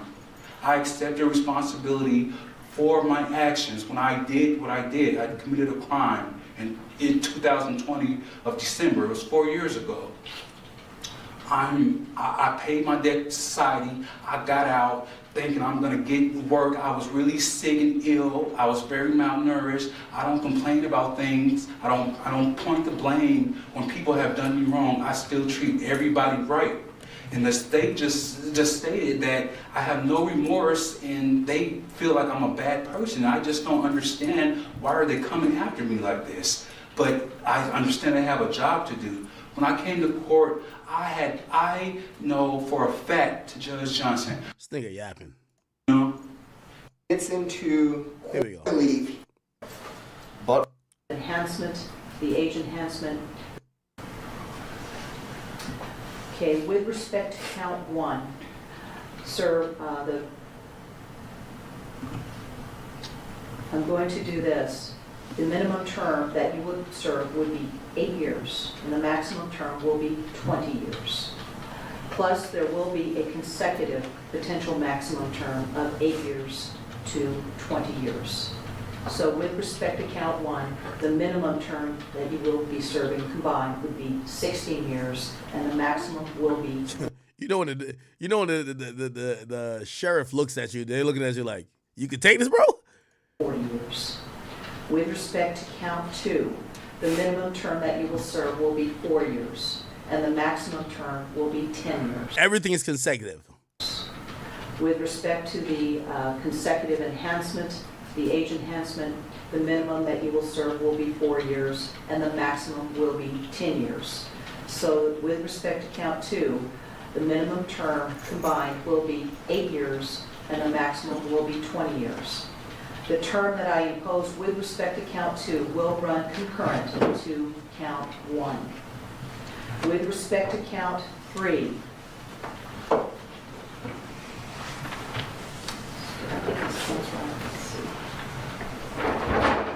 This nigga looked over like, there's more? Yo, they overcooked this nigga, man.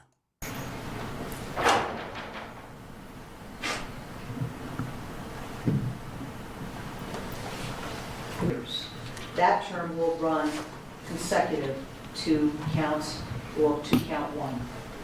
With respect to count 4, that term will be 2 years. The maximum term will be 5 years. That term will run consecutive to counts, or to count 1. With respect to count 4, the minimum term that you will serve will be 4 years, and the maximum term will be 10 years. That also will run consecutive to counts 3 and counts 1. Oh, you see that look right there? Bro, I'm cooked. That look was this look right here. It was this right here. Yeah. I ain't gonna lie, I'm getting cooked. That's what that was. Up on the tables or what? Oh, yeah. I ain't gonna lie, I'm getting cooked. Same thing.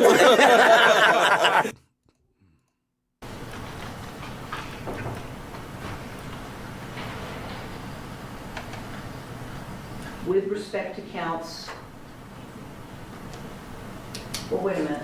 Yeah, okay. With respects to counts 6 and 7. What is this nigga looking at? Like, yo, bro, this nigga's overcooked. He's just having his hand on his back like, yo, just, you know what he do? You know why he doing that? Because if this nigga fucked up the judge last time, for him getting this, he might fuck up the lawyer. So he keeping his hand on him that he can feel the movement if that nigga suddenly go like this. Trust. This nigga fucked up the judge last time. You can't have him now fucking you up. Sir, the minimum term in both of those counts will be 4 years. The maximum term will be 10 years. However, those will run concurrent to each other, right? So I'm not following what your attorney has suggested. I am following what the state has suggested. Did I catch them all? I believe you skipped 5. With 5? Bumbo clot. They already overcooked him and they said, oh, I think you forgot one more. Get this nigga some more time. A little bit more. Just a little bit. Correct. Sorry about that.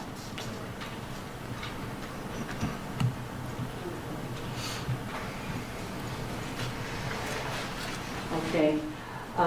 The sentence with respect to count 5 will be a minimum term of 2 years, and the maximum will be 5 years.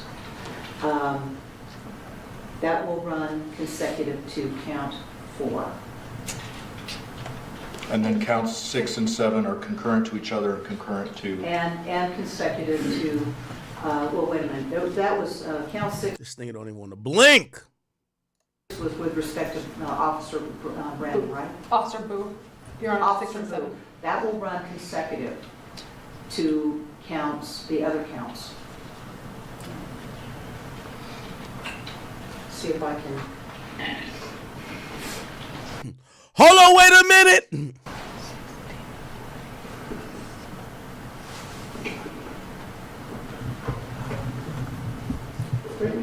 Yes, ma'am. Did you get all those? So with respect to count, and could you give me the aggregate? So I'll spare the suspense. This is what they did on all the counts right here, and essentially, it turns out to be, it's between 26 and 65 years. Okay, so he's ordered to serve between 26 and 65 years. All right. A lot of it's going to depend on his behavior and other aggravating circumstances, but he's going to do between 26 and 65 years for jumping over and beating that judge's ass. You feel what I'm saying? Like, yo, for that point, you should have got a body. You could have slid for Durk. You could have just said, Durk, who you want to kill, gang? Yeah, I'm about to get 20 years anyway, gang. What the fuck? Let's show him being taken into custody. I don't know what he's looking at. Nigga act like he can't read now. You know when you're trying to buy time, you're like, what? Wait, what page is that? Like, come on, no. Look. $318. 40 me a favor of conviction. Okay. Thank you.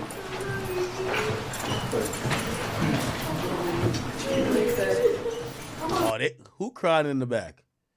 Who cried in the back?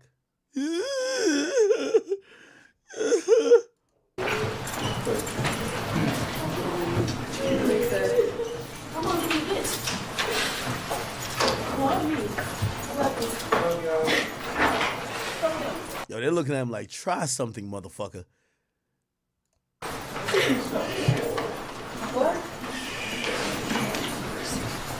Now, I'm going to be honest with you. I think they taught this little nigga a lesson. I think on appeal, and I think his lawyer probably said it, yo, this is going to make the news. There's cameras in court. They're going to overcook you, right? Like, they're going to really overcook you. 26 to 50 to 56 years or 65 years. They overcooked you. It sent a message to let everybody know, not only in this jurisdiction, any court in the land, you try to attack a judge, you're basically doing life, nigga. Even if you put your fist on her, it's over, or him. It's over. Now, what's probably going to happen if you ask me, he's going to appeal all of this, and they're going to have everything run concurrent. He's going to do 10 years, if you ask me. They're going to have everything run concurrent, okay? Like, you know, he's going to do 10 years, get out in 8. But they're not going to, the judge, like, first of all, this judge is the colleague of the other judge. This is this court that judge rules in. They're cooking you. You get what I'm saying? So they're giving him this. They're going to, I guarantee you, remind me in 2 years, chat. Promise you. Remind me in 2 years when we doing this and just be like, yo, whatever happened to that guy? I'm going to look up the case and I'm going to show you it went through appeals and he got, and they lowered all of that to run everything concurrently. Guaranteed. Either that or he's going to go to jail. His lawyer's going to tell him like, bro, you could still do the crazy shit. Right? So do the crazy shit. We're going to get you in programs in prison that we're going to get them to certify you as a little bit psycho. And then we're going to use that for the appeal.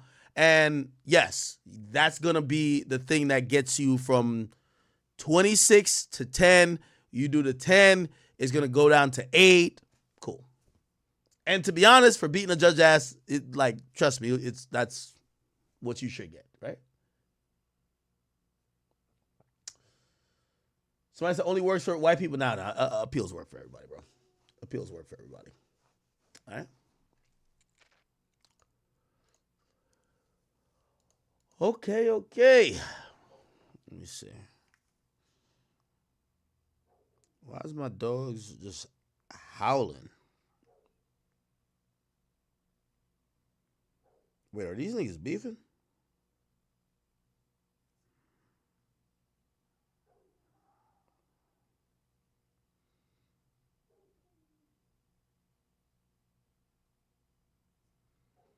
Oh my God.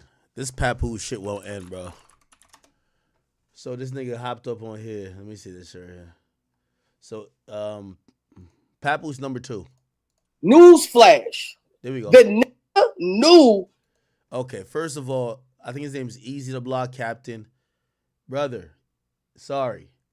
You're not battle rapping. I get you a battle rapper, respect to you, but don't come on here talking about y'all situation like you about to do a round. This ain't round 3 at motherfucking, like, what was these, like, at URL? Nah, this ain't it, brother.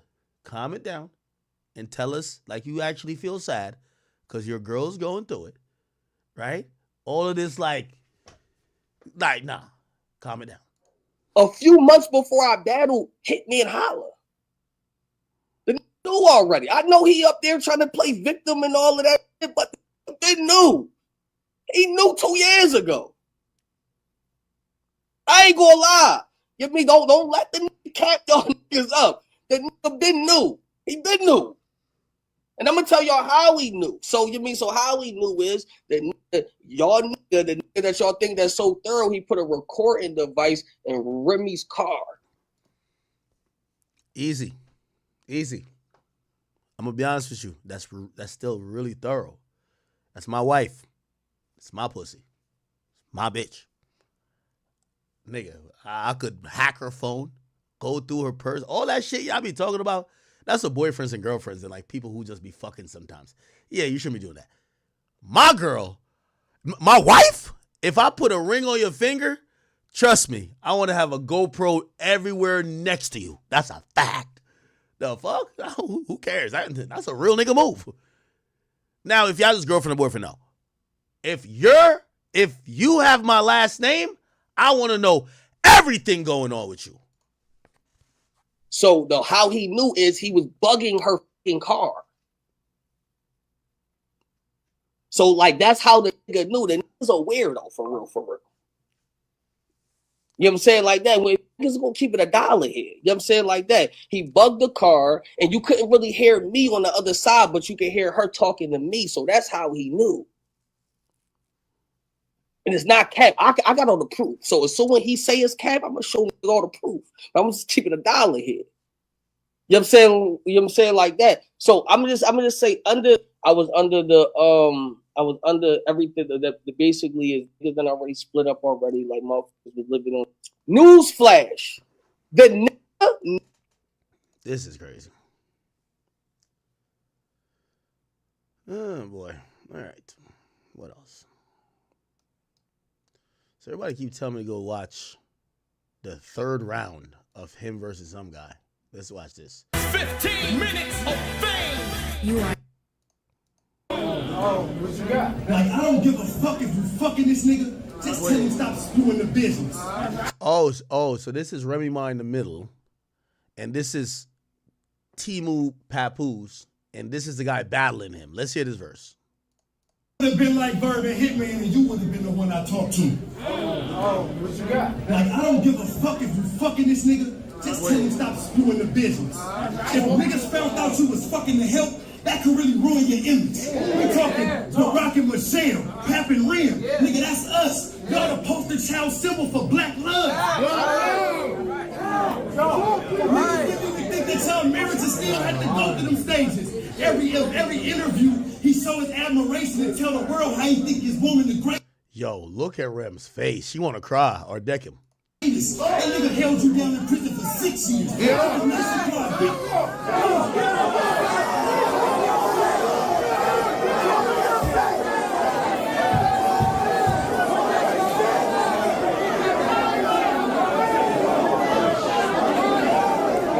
Why Remy looking like that though?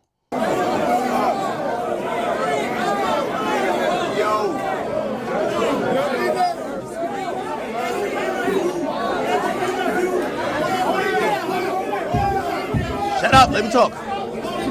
Every interview, he show his admiration and tell the world how his woman the greatest. Nigga, he held you down in prison for 6 years. I know it was nice, he cried big tears. He still by you by your biggest accomplishment, front row giving you big tears. Man, y'all got a beautiful baby girl who oh so amazing. He'd be damned if he lose you to this bozo with braces. The world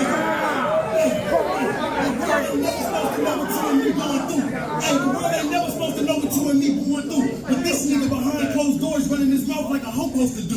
Got niggas making blogs and YouTubes. People arguing in the comments if those posts is true. Cause them TMZ and shade room outlets, they only know you. Listen,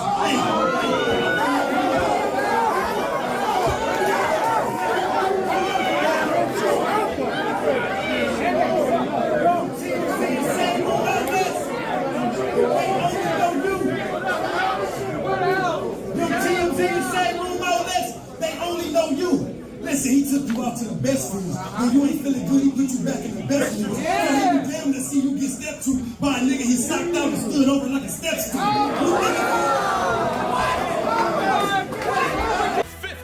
She was mad. Hey, let me tell you this. Somebody told me Easy to Block was trying to get on here. Hey, you could get on here. We could talk. I don't think our relationship will last though. I'm gonna be honest with you. This is my personal opinion about relationships. Remy cannot come from dating Papoose and date someone remotely close to her, remotely close to him. That's way less unsuccessful. It just won't work. It will always come up. It's gonna be a thing. Like, at least Pap is Pap. She gon' like, you probably treat her better than Pap do. You bring the flowers, and that's amazing. But after a while, she gonna realize, listen, the women want to date the boss. They want the guy. So that's my theory, but we'll see. We'll see. That was good. That was a good third verse. Who won the battle? Did this Geechee Gotti dude win? That was a good battle. By the way, Remy Ma interview. Jesus Christ, why my dog crying so much? Remy Ma interview. What's going on? Let me see. No. Oh yeah, Geechee. I think she had talked after the shit in the parking lot. Now we got to address the elephant in the room. Like Geechee went crazy. You know, the whole, can we even talk about the whole Easy to Papoose now that he don't talk as much as they talked on the stage? Who, Geechee? Yes. His third was the blogs for the past 3-4 months. The blog, okay. That's what it sounds like to me. Okay. But he was, I don't know if you, how comfortable or uncomfortable. Nah, Remy look hurt. You were with him standing there just saying all of this to you.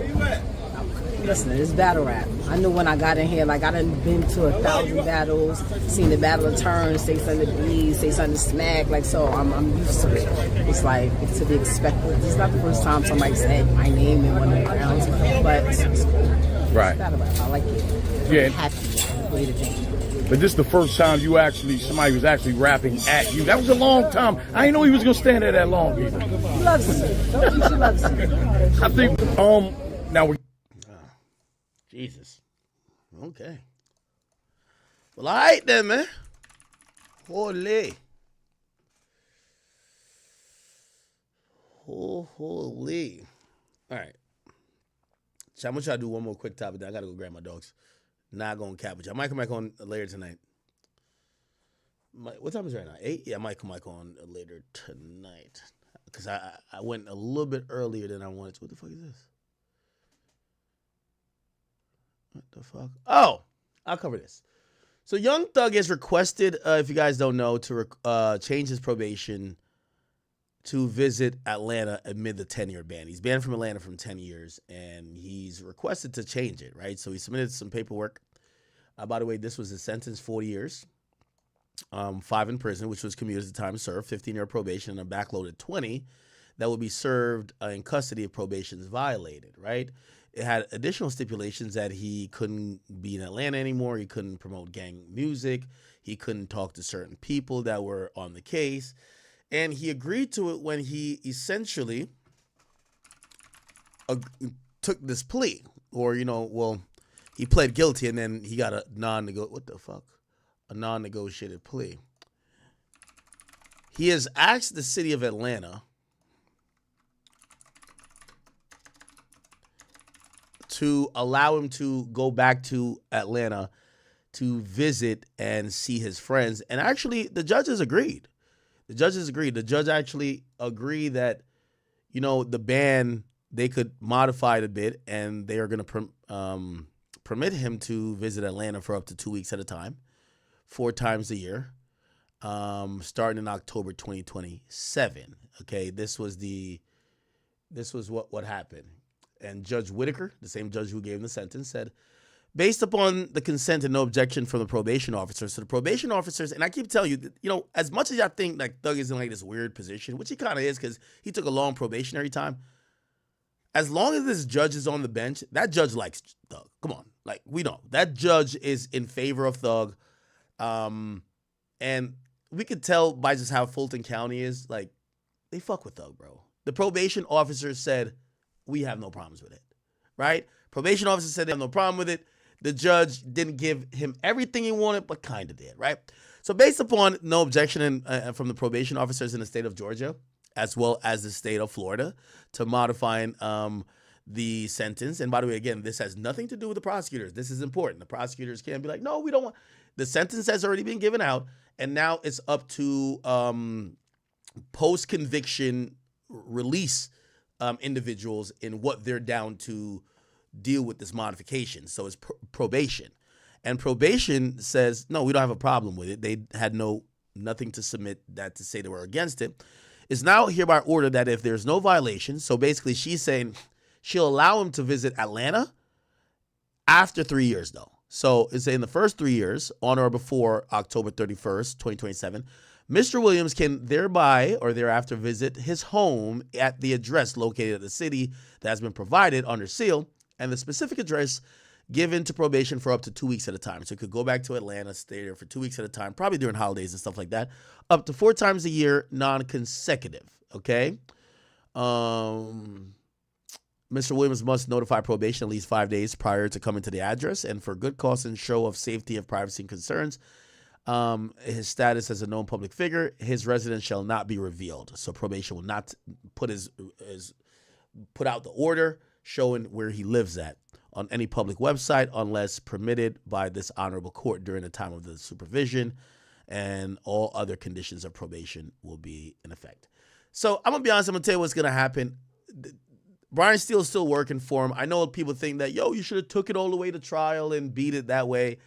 I agree too. He should have, well, you agree now in post. Like, I'm not mad at him just taking the I'm walking out of jail right now thing. But what we do have to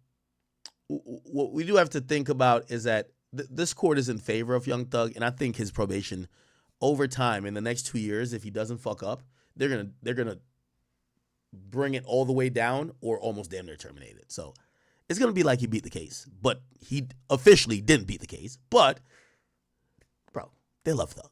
Okay, so they're going to, it's been less than 30 days since he's gotten his plea, or less than 45 days.